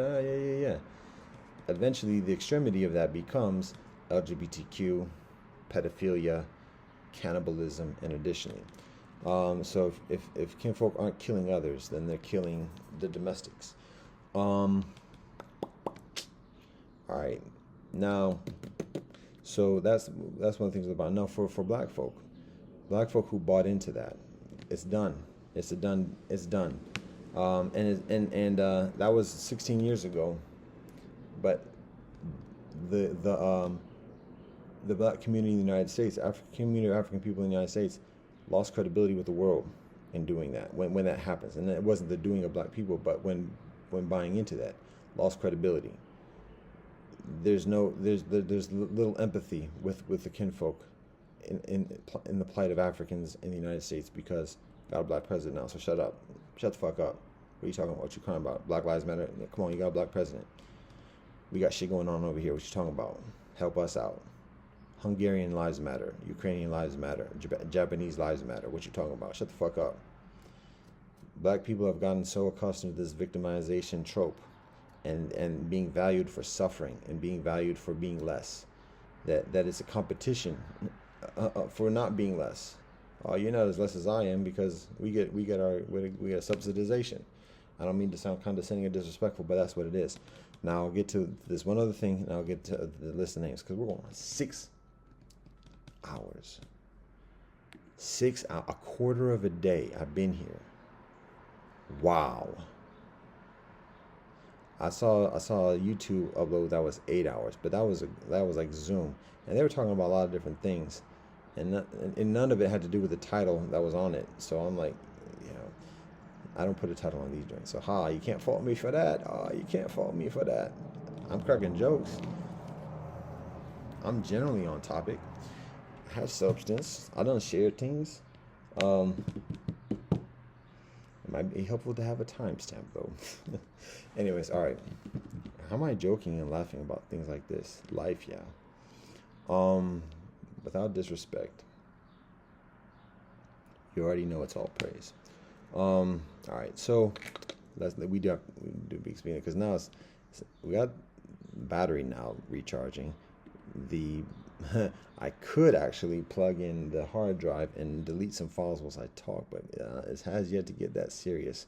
We should be able to wrap this up, God willing, before we get near that point. Now we are working on time though now because we got things to do today, by the grace of the Most High. Now we're at 6. All right. So we're talking about black folk, peace and blessings of black folk, and there are so many treasures that black folk continue to have to share with the world that the world needs. What the world needs now is some black folk with knowledge and self-knowledge and self-discipline and self-love. That's what the world needs now. That's what the world needs now.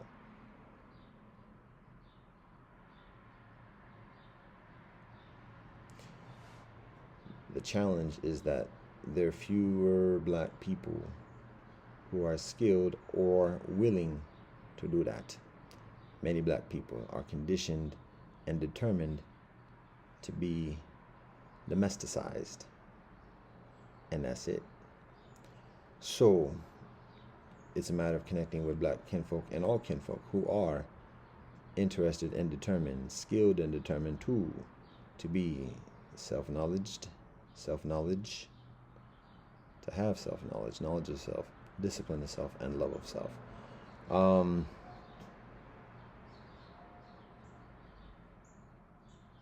We get some shout outs with that one. He is hyper psychotic. Is that a thing? Hyper psychotic? Like he thinks everything's about him. That wouldn't be psychotic. That would be like a characteristic of psychosis. What is it called? Grandeur, notions of grandeur, delusions of grandeur. How about that? Hyper delusions of grandeur. He thinks everything's about him. Everything is about me. Everything is about you. Everything is about everything. The question is how much we invest ourselves. The guidance and the prudence is how much we invest ourselves. Continuing on.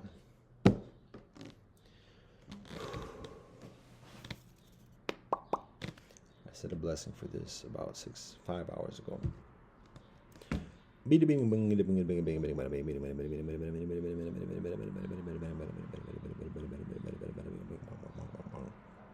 I'm going somewhere further with this.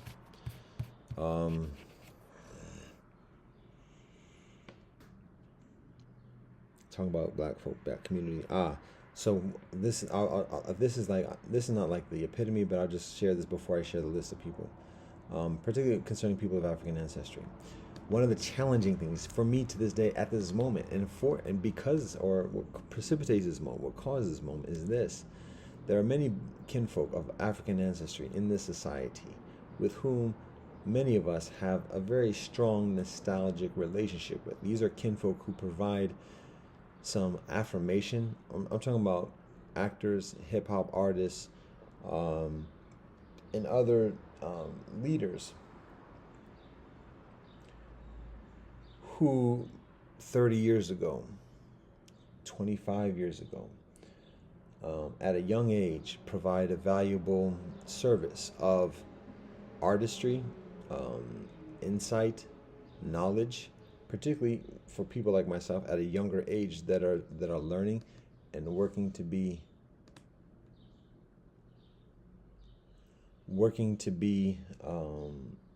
find ourselves and be established in our life path and vocation and additionally. And so in that circumstance, particularly concerning music and particularly concerning hip hop, There are many kinfolk who are young, get into the game at a young age, 16, 17, 18 years old.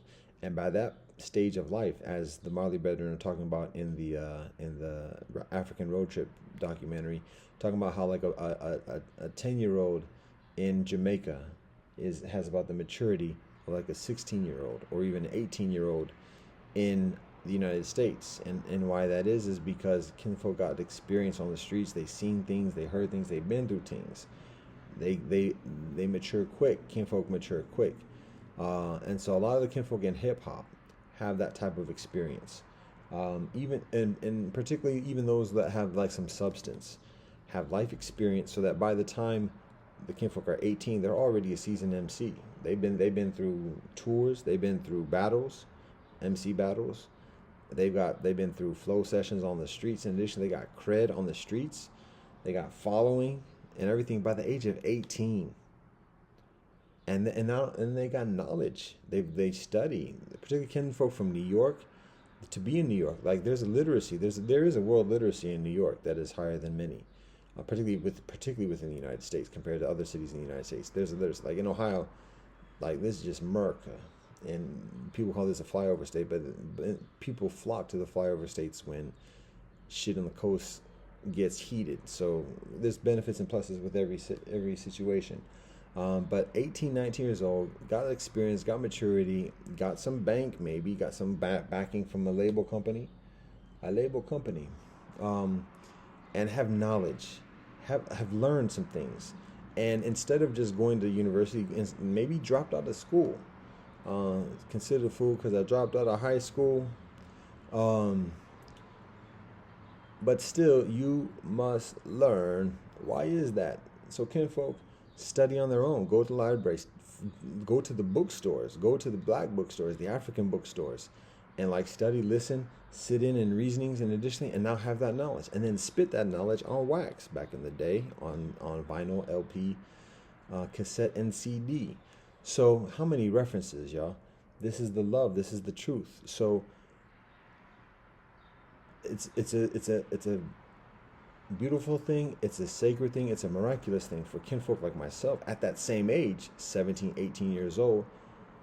I got my blinders. I got my academic blinders on. I might learn something. I might be aware of some things, but I'm unaware of a lot of life experiences. I'm still being prepared. I'm still being groomed. And so when I'm hearing this, a lot of it is going over my head because I just don't even understand what they're talking about. But still, that I feel the vibration. I'm feeling like, yo, no, they doing something. I can see that. What's going on? So, I mean, we listen to some people. We buy some tapes, or we might gank some tapes, or whatever, or dub some tapes, and we keep something in our library. Now, some of it might just be beats. Some of it might just be party. Some of it just might be like the turn out the lights music. But for myself, it was like positive messages, and particularly as I become further mature, I had less patience for just dumb stuff. So the cats who get included in my it's not playlist back in those days. It was my my CD book. Are kinfolk who have substance: Dead Prez, Mos Def, Talib Kweli, The Coup. I do listen to Tribe Called Quest, a lot of party music and a little bit of knucklehead stuff. Tricky, which is a whole different type of trippy, but particularly it's UK. So that's some of the hip hop that I listen to. That's on I had Too Short, I had Dre, and well, that's getting to now we're getting. But I did have some of the knucklehead gangster stuff as well. It's difficult not to be enveloped in that culture at that point. No excuses, but that's not the epitome of what I'm talking about. So I don't listen to the cats, and there's not the nostalgia for them cats at this point. It's a put in the face Snoop, and additionally, peace and blessings to all kinfolk. And there's appreciation for the paths of kinfolk, particularly Snoop, in looking into Rastafari, and additionally, but there's also recognition of some of the gimmickiness and some of like the I won't say plants, but just some of the being utilized as a figurehead of futility as well, and that's where I'm going with this, because what we recognize is that even no, know what I'll say. One other one I'll put in there, and this one I find later in life, after I graduate from law school, but audio pharmacy. Now, in each of these respects, listen to the music to this day, and there's still positive messages and knowledge and valuable knowledge that's shared. That being said, with again at the end of the day, it's the same thing that I said over 5 hours ago, probably 5 hours ago, at the beginning of this joint, probably at the beginning of this joint, which is this: the United States is a pirate ship. The purpose of the pirate ship is to grab and kill. Plain and simple mathematics. I've yet to say the second mathematics that's higher than that. Wow, it's been 5 hours and I've yet to say that. Okay. So, recognizing that. I didn't say Immortal Technique. That's another one. That's another brethren. And additionally, so over 20 years ago, I stopped listening to cats generally, and I started listening domestically in the United States, because again, there's nobody who was saying, I'll say this expediently or as succinctly as possible and like as relevant as possible. So even in those are the epitomes, those who are put at the top of hip hop. You can talk about other classics, and we respect to everybody: Afrika Bambaataa, Kool Moe Dee, the name I'm thinking about. These are the breaks. Curtis Blow, Run DMC, Public Enemy. Public Enemy is there, but I'm talking about. I listen to kinfolk of substance who talk about community upliftment, who talk about not just positive things, but like talk about what's going on and how to get it. Pac, somewhat near there, but Pac was also involved in a lot of knucklehead stuff. Ice Cube is brilliant. What he does in the film thing is like he's next levels in terms of parlaying his hip hop legacy in other areas. Dre just makes beats and kind of like it's not about much of substance. Money stacking is in it. And like I said, anybody after the era of like Black Star, Roots and Black Thought, kind of sort of, but didn't just familiarize myself too much with that. So, anyways, all that being said, here's again the concise kind of thing about the hip hop kinfolk, the dear kinfolk who we continue to love, who we continue to respect, but the challenge that we experience with the kinfolk, the American citizen brethren in hip hop, right there it is, right there, because every one of those brethren, to my knowledge, is still a citizen of the United States, and therefore every citizen is proactive in promoting the purpose of the pirate ship. I'll just say every citizen is proactive in promoting the pirate ship. Grab and kill.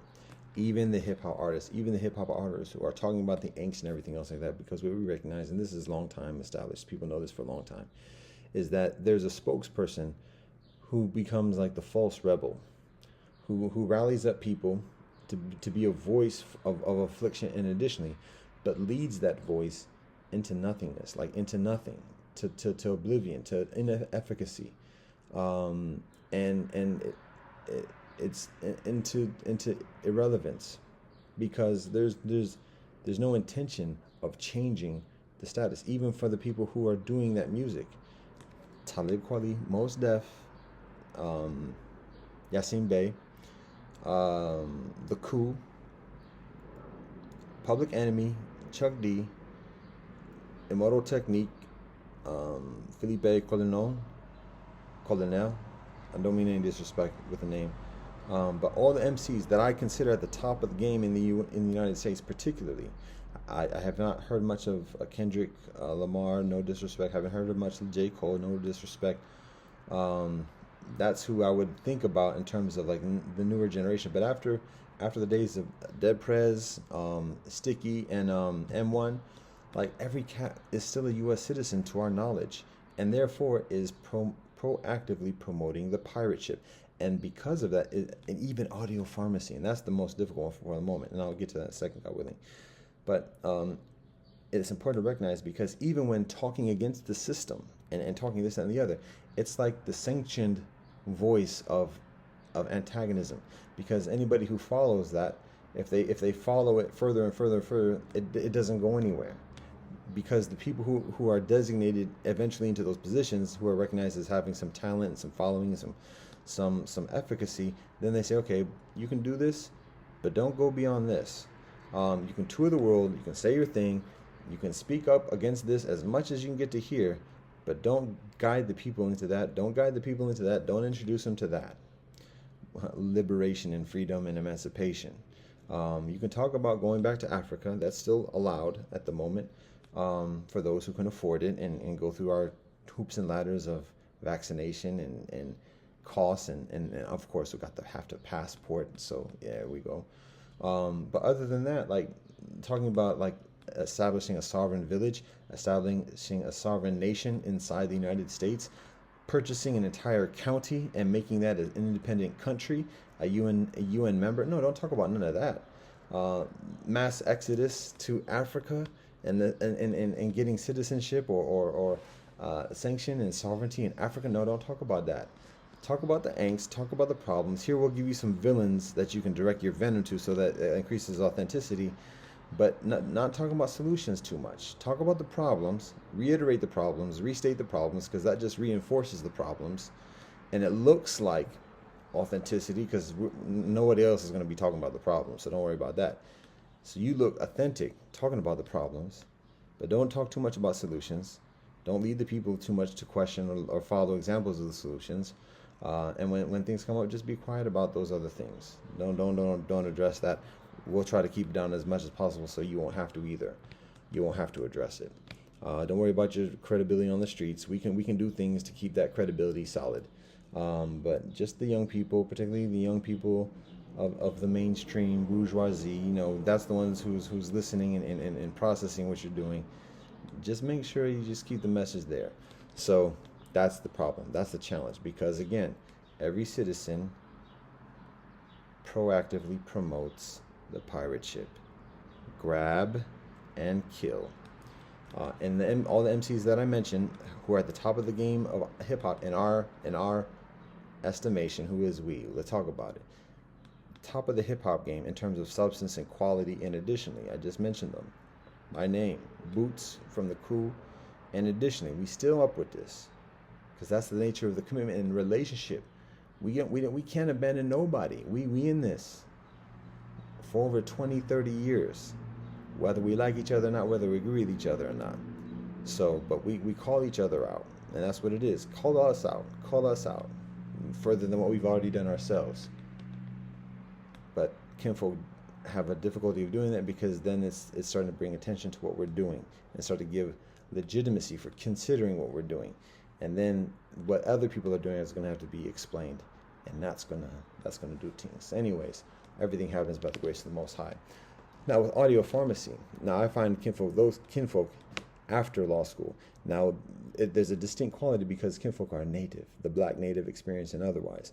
So there's a further legitimacy within the message, because it's coming from, when listening to a conversation recently, people, even black folk, many black folk have difficulty talking about native people and the legitimacy of addressing what's happening to native people.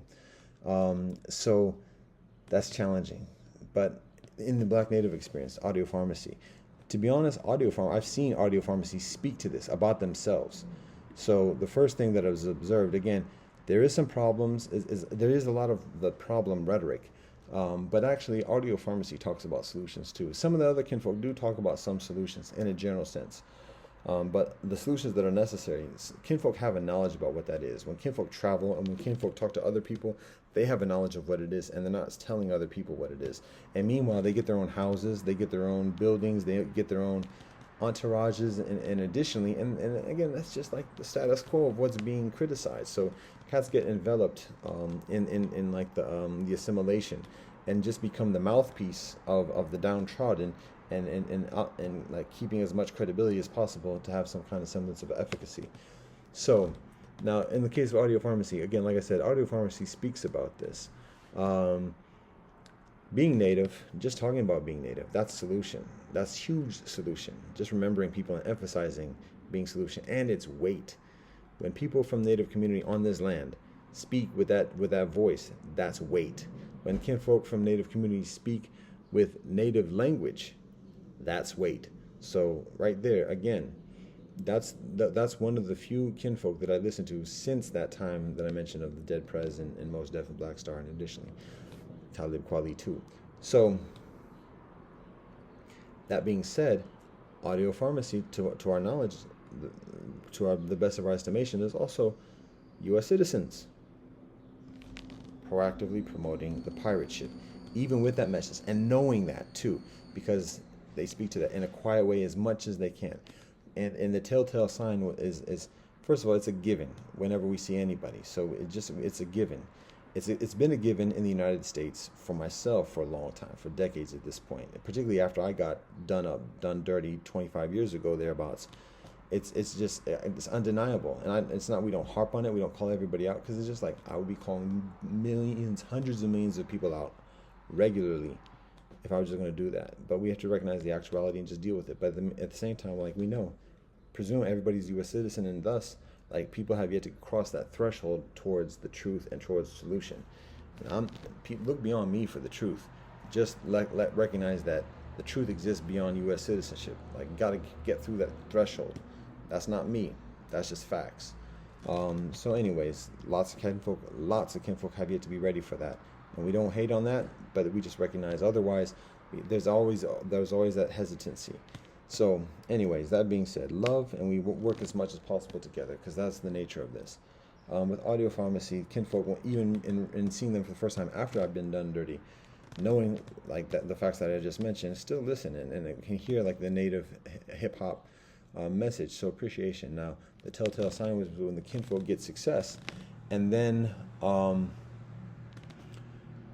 get selected by the State Department to go on a tour through Oceania. And it's a beautiful video of solidarity amongst the different islands and the different underground scenes, and additionally, but at the same time, it's the State Department of the United States. Not hating and not condemning, but just saying that's the Death Star. That's like the head office. It's part of the head office of the Death Star. So of the pirate ship. So like, it's not a benevolent endeavor. It's not a benevolent project or campaign at the core of it, and at the heart of that.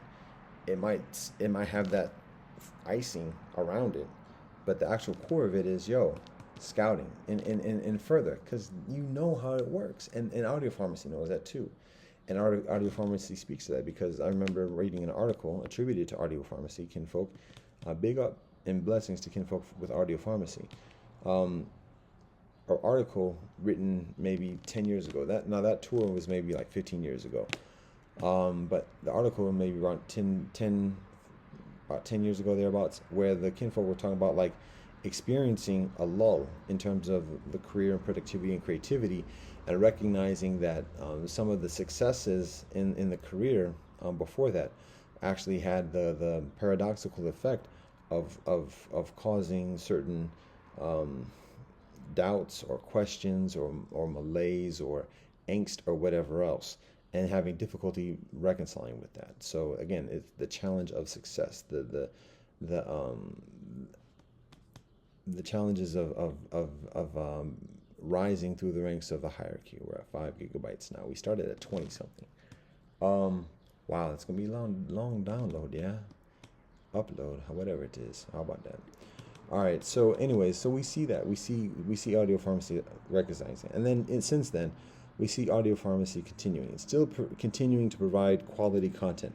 And what we recognize as quality content at this point, regardless of who it's coming from, because at this point, what we recognize is that any citizen of any democracy at this point is in the same boat. It's in the same boat. It's the same pirate ship. So it's not just the United States, and we know that from the beginning. But now, particularly after being deported from Denmark to the United States by the European Union, on behalf of the European Union, and being prohibited from entering Ghana because of refusal or because of non-inoculation status.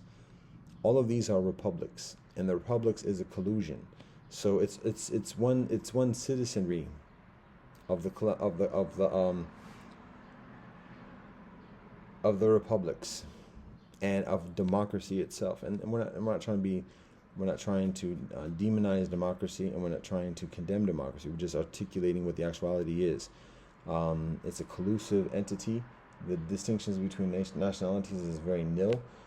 The feigned distinctions are contrived, and the conflicts are contrived. Facts. And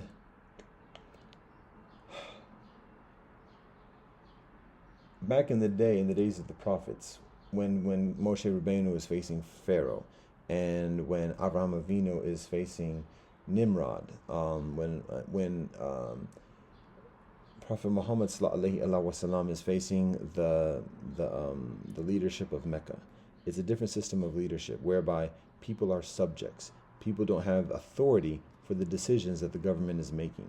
Thereby, people have further liberty in listening to the message and making a decision to pursue that spiritual path. When people are citizens, it's Pharaoh right there. So when Avraham Avinu is guided to be hospitable, to provide generous hospitality, to invite people in, provide meals, Sarah and Avraham, or Avram and Sarai initially, that's the guidance. Be hospitality, be generous, and additionally. However, when Nimrod is seeking to kill Avram, it's not a matter of invite Nimrod into the house, convince Nimrod, provide hospitality to Nimrod, be generous and courteous to Nimrod. It's, bounce. It's time to bounce. Get some distance. Stay away. So today, every citizen is Nimrod. Every citizen is Pharaoh. And it's difficult to have that conversation. The one example that we have from the main teachers and prophets of dealing with the republic is Jesus. The Buddha didn't deal with a republic. Arjuna didn't deal with a republic. These are all monarchies, patriarchies, or whatever else, where there is a particular designated leadership.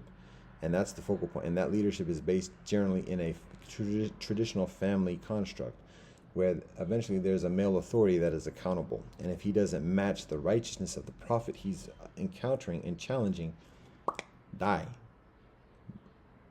By die, I'm talking about, no, it's it, done. I'm not talking about death per se. I'm talking about it in terms of like the Hebrew word die. Like, that's enough.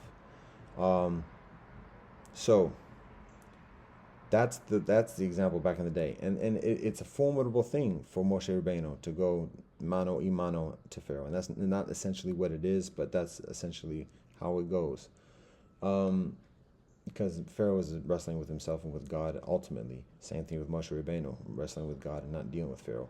But the people, and additionally, are experiencing this earthly sense, and Pharaoh experiences an earthly sense, the personal thing, and Pharaoh is accountable to his family, traditional family, in addition, and the buck stops with him. In a republic, it's a revolving door. It's always the not 3-card Monty, but like the shell game, and it's always circulating. So everybody's passing the buck. Meanwhile, everybody's proclaiming to be the man. Even the women proclaiming to be the man.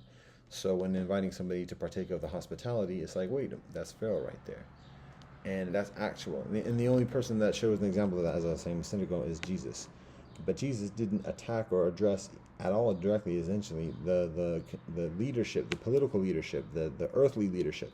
Jesus just attacks or criticizes the religious leadership that were actually under the thumb of the political leadership. And by the time things got to the political leadership, Jesus like, whatever. So it's a different situation, because there's not a lot of guidance that is shared in the Gospels in terms of Jesus' reaction or interaction with challenging the authority of the Republic, which is very appropriately contextualizes the whole relationship between the Roman Catholic Church and the Roman Catholic Church. So anyways, there's that. Audio Pharmacy recognizes that challenge of getting involved in the success of the career and how that challenge thing, but and still doing the quality product. So what we call as quality music at this moment is traditional music. It's not even like hip hop. It's getting away from the electronics, going to the acoustics, the natural instruments, small audiences, cultural interaction, relationship. That's what we value at this point, and that's what we look for. So when we do find recordings, and additionally, it's recordings of live performances of actual musicians, and we're getting away from the plastic culture, and plastic music and plastic this, that, and the other. So it's about authenticity, it's about honesty, it's about truth, trust, people's own knowledge of self, for people to know their own traditional music, and to play that and share that. Because when you go to those gatherings, it's families, it's people who are on something further, and it's not even by further. I'm not talking about they don't got ambitions of being great or whatever else. It's just a matter of what's truly important, which is family, tradition, ancestors, God. So we look for music, and we celebrate music that's on that vibration. And audio pharmacy continues to be on that vibration.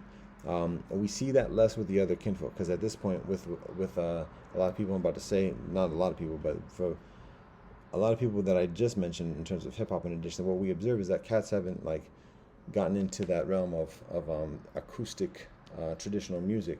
Cats kind of just get into either kind of an entrenched kind of OG status of I've done the ding, and nobody can compete with me. I don't have to compete with nobody now because I've done it, and I'll just do my tours or do my product with my established audience already, and or do an avant-garde type of thing. I'm not trying to hate or shade it, but just talking about what the game is at the moment. And it's not going back to the roots. It has yet to go back to learning African drumming, bringing African drumming back to kinfolk, having schools of African drumming, and additionally, and instead it's going further away into the high echelons of the empire, of the pirate ship. So for that reason, we connected, we in it for life now. We brethren for life. We don't have it, whether we like it or not. That's just the way we are. So we always gonna rock. We always gonna support. We always gonna love. But at the same time, we're not always gonna agree, and we're always gonna have to say something about it. How about that? While we're in this life, by the grace of the Most High. So that's just what we do, and that's who we are, and it's love. So, and it's truth, and we try to share it humble, and as beneficial as possible, constructive as possible. So we emphasize traditional music, traditional instruments, traditional communities, family friendly, letting go of the electronics, letting go of the LGBTQ, pedophilia, cannibal, money strings, and everything else like that. Anything that's mass distributed, even on the internet, even independent. There is no independent on the internet. You all have to depend upon YouTube. You have to depend upon something. We all do, still to this day, until we have something further direct, satellite, and additionally. And it's not just a matter of buying a satellite and putting it up there. Knowing how the satellite works, and if not knowing it ourselves, connecting with kinfolk who do, and not just kinfolk who do, but kinfolk who believe and practice in a compatible and in proximate way as we do, with ethics and further. That's what's involved. That's what's independent. That's what's up. Satellite music. So until then, we work on the traditional, and we make do, and we be mindful of how much we invest ourselves in the electronic. Electronic is not evil. There's benefits, but there's also balance, because it's drunkenness. And I just spent 6 hours with some general decent quality beer at the moment, because I consider my content decent. I call it high quality. This is high quality beer, but it makes kinfolk drunk all the same, and particularly 6 hours of it recorded. That 6 hours of high quality beer is still high quality beer. 6 hours intoxication, and that's just what this is. I'm not online, so it's not hard liquor, but it's beer. So I just had 6 hours of high quality online beer. I might not be as incapacitated, or I might not be as sick afterwards, because it's high quality, but it's still beer, and it's gonna give me some kind of sluggishness from here.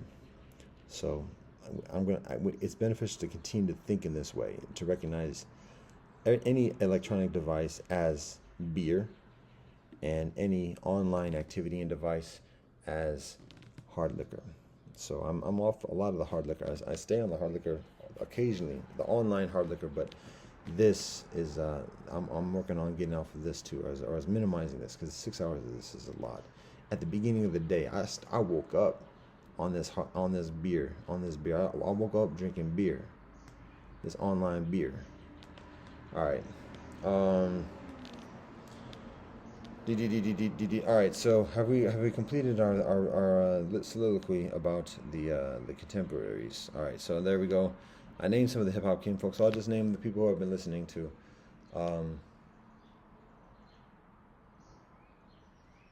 In the past day. Mainly Americans. I mentioned again the brethren who are from other countries. Johnny Pitt, Jesse Brethren from Japan. I watch again Sister Monica, the Afropean, who is now Mixed Heritage Press, from Poland in recent days too, and kinfolk that she speaks with as well. So just in the past day, particularly,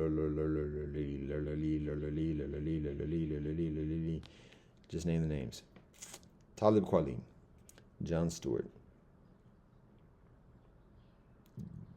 Joe Rogan, Cat Williams, Royce Gracie, beginning of the joint, Shannon Sharp. There's another one with Joe Rogan. Oh, Dana White. That's not Joe Rogan, but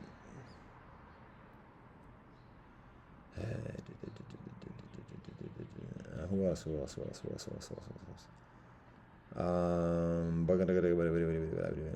I'm not gonna look it up, but it's right there. Oh, Umar Johnson. How about that?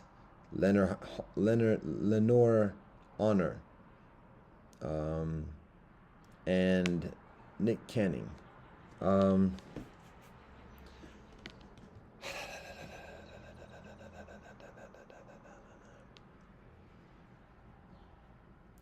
Anybody else that I mentioned? I said chunks already from earlier in the joint. I'll just bring out the note. I have yet to watch the overlap that I downloaded, so that's still on the deck. Brief part of Trevor Noah.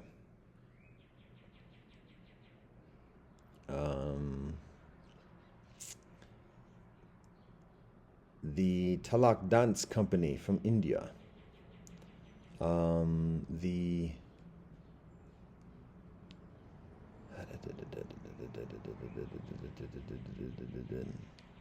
Am I saying everything that I look at in the past day? I will say this one. Paula Blanchard from, trying to think of the name of the company.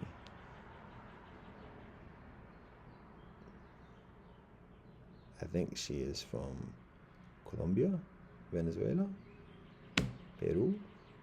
I'm not being disrespectful. I think it's called Como. So, and the bachata. So that is some of who we listen to in the past day. Like I said, still the overlap with Gary Neville, Roy Keane, and Ian Wright,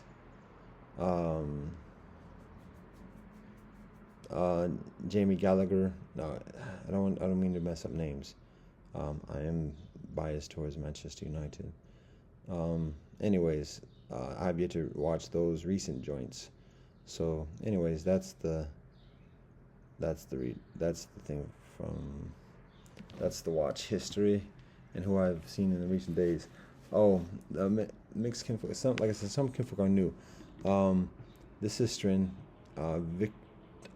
Victoria Rain, I think is her name, from the UK. I have yet to watch the actual episode, but I will. I'll give Charmaine Fury a shout out. I did not watch or listen to any of the recent podcasts. Kinfolk may understand why. There's love and support, but there's also difficulty based upon the differences at the moment, and there's difficulty in the communication as well. And we already reach out a whole lot, and it's very difficult to make further concessions in reaching out without proper or without further reaching forward too. So that's one reason. One sister I think we probably might have seen before, but seems to be much considerably active at the moment.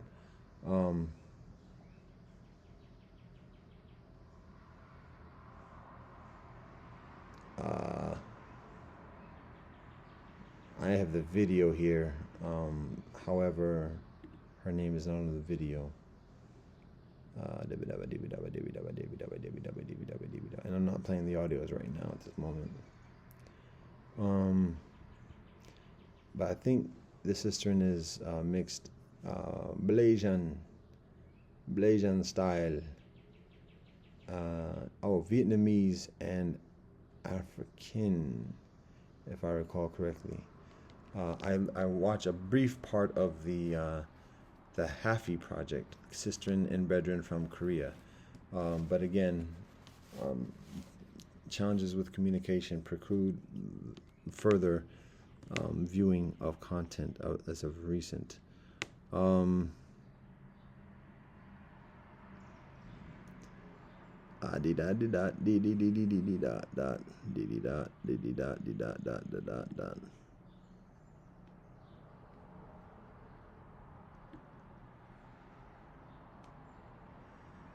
All right, so that might be something to consider when kinfolk are doing like a series of. I'm not like the most professional YouTuber joint type of thing. However,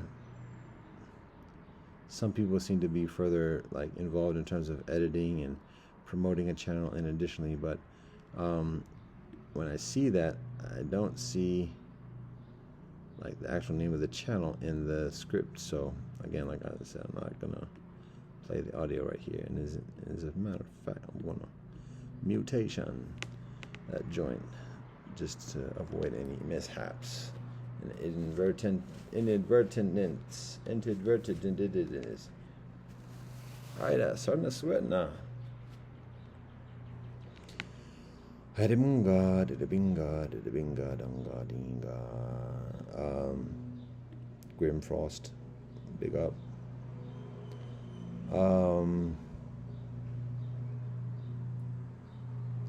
Anything else we share?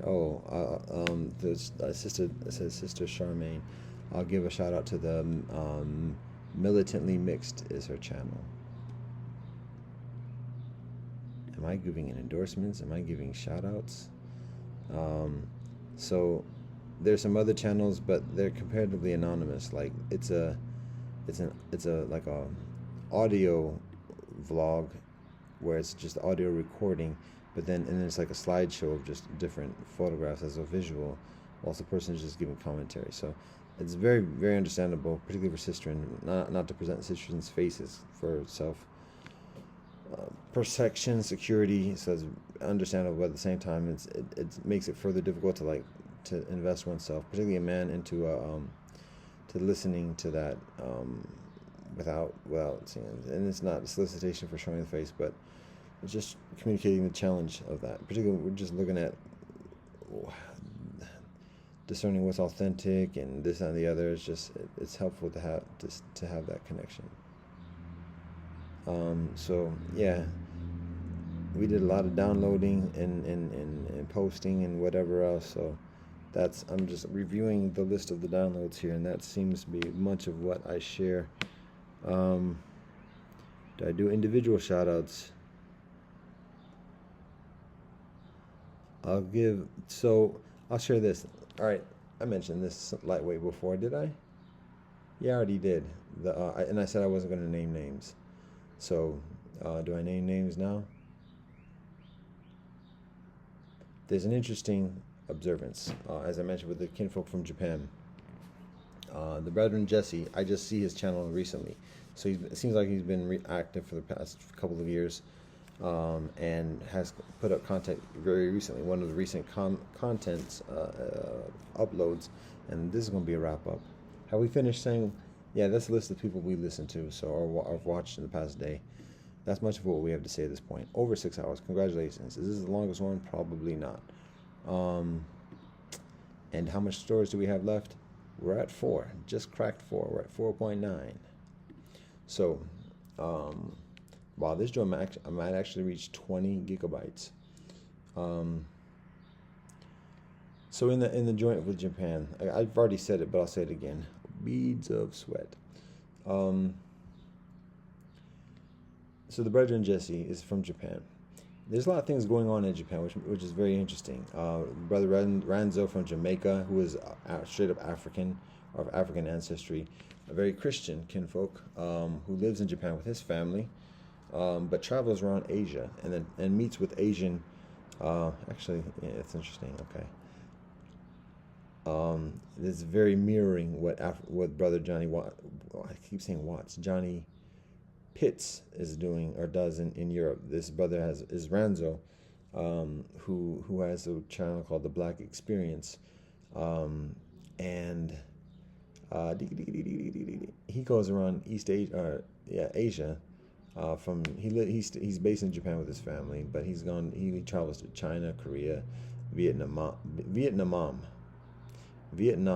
Thailand, and additionally, and meets Singapore and further, and meets up with black folk, Africans in each of these locations, and it's a very interesting discussion. The consciousness again, and I talk about mixed people, but just like people, particularly Africans in Asia, that's a consciousness right there. There's a worldview and a diplomacy and a humbleness and an intellect, just intrinsically, just by being those two things, being in that place. That's what's happening at that moment. Now, there's always levels to things, but still, it's like, wait, huh? How does that happen? What's going on there? What you thinking about? Where's your peoples at? And then like, wait, you were born here? Huh? What? Serious? Nah, your grandfather? What? Anyway, it's the part, again, being mixed heritage, like, that's awesome. We love those kind of conversations. But anyways, that's one example. What's happening in Japan. Hafu film we mentioned before. Am I naming names already? Are we cool now?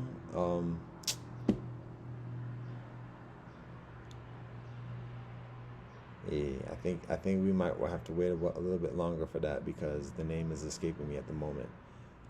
No hate, just escapes me at the moment.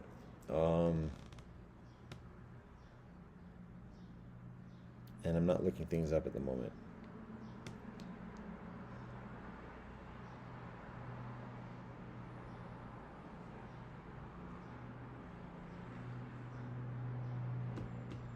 It's right there too. It's right there. And I'm not trying to play. Anyway, all right.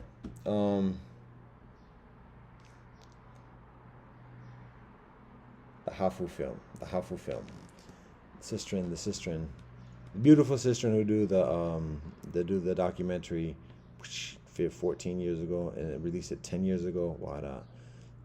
Showcase a lot of the organizing that happens in the Japanese community, specifically amongst Hafu people. The different I've watched that film probably easily over 50 times.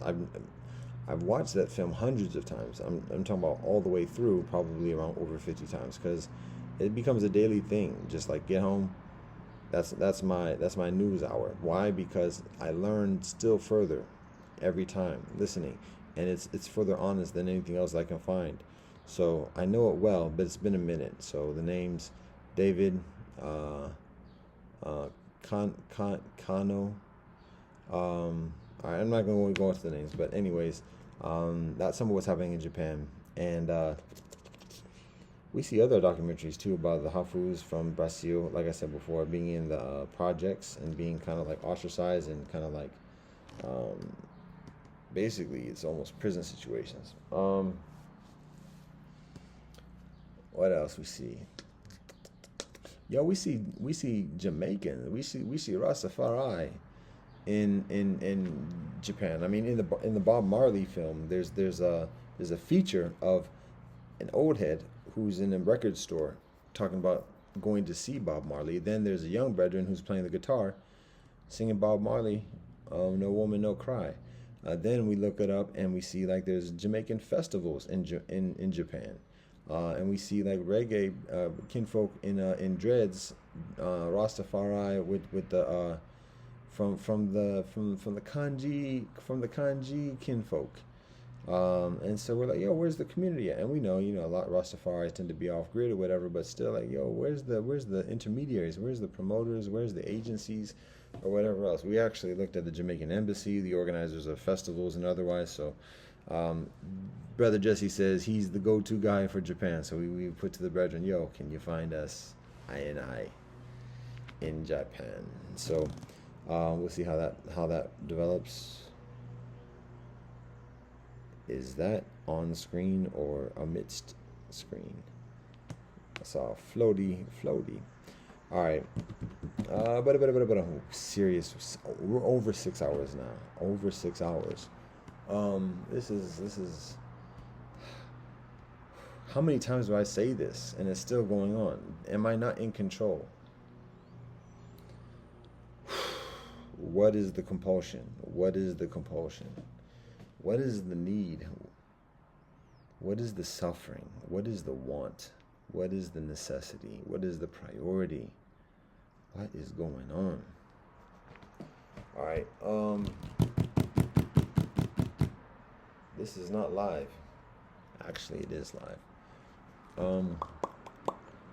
What else is going on? Also, Japan. So, Jesse Brethren, interesting conversation. Appreciate it. But the thing particularly interesting is that there's a sister in Mauritia who is further established a number of years ago.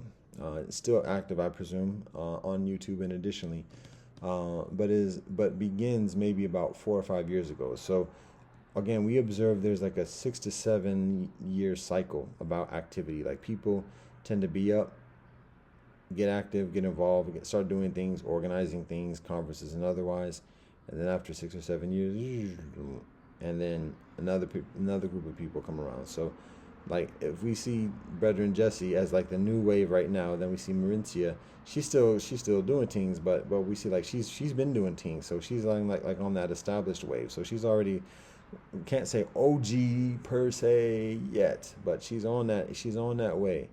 And then another sister in that same video is Shizuka, if I'm pronouncing that correctly, who is OG status. As I mentioned before, she actually features way back in, well, I can't say way back in the day, but online terms, back in the day, not way back in the day, but back in the day, with the brethren Max Capo, straight out of North Kakalaki, and all Hafu. Shizuka and Max are what Shizuka refers to as Wasians, and Mauritia is what kinfolk refer to as Blasians, or Blasian. So, anyways, all Max Capo was absent from that, because probably he's an OG, but Shizuka, because she has the pretty face and looks very, very young, and just like with all the other 20-somethings, she's just like, all right.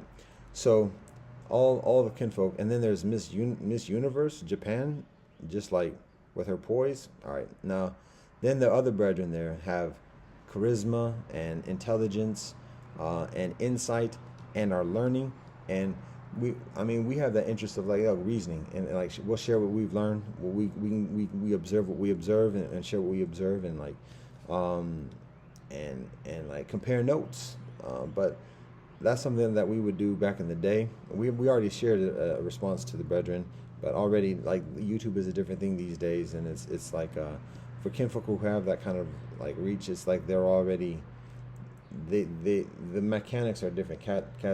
It's not like the community kind of experience, it's for like the business kind of thing. So we'll see how it goes. But anyways, that's something for we listen to and watch in the past day, and we say hooray, hooray. And that's it, okay? All thanks and praise to the Most High Elohim. Blessed love and peace in Rastafari.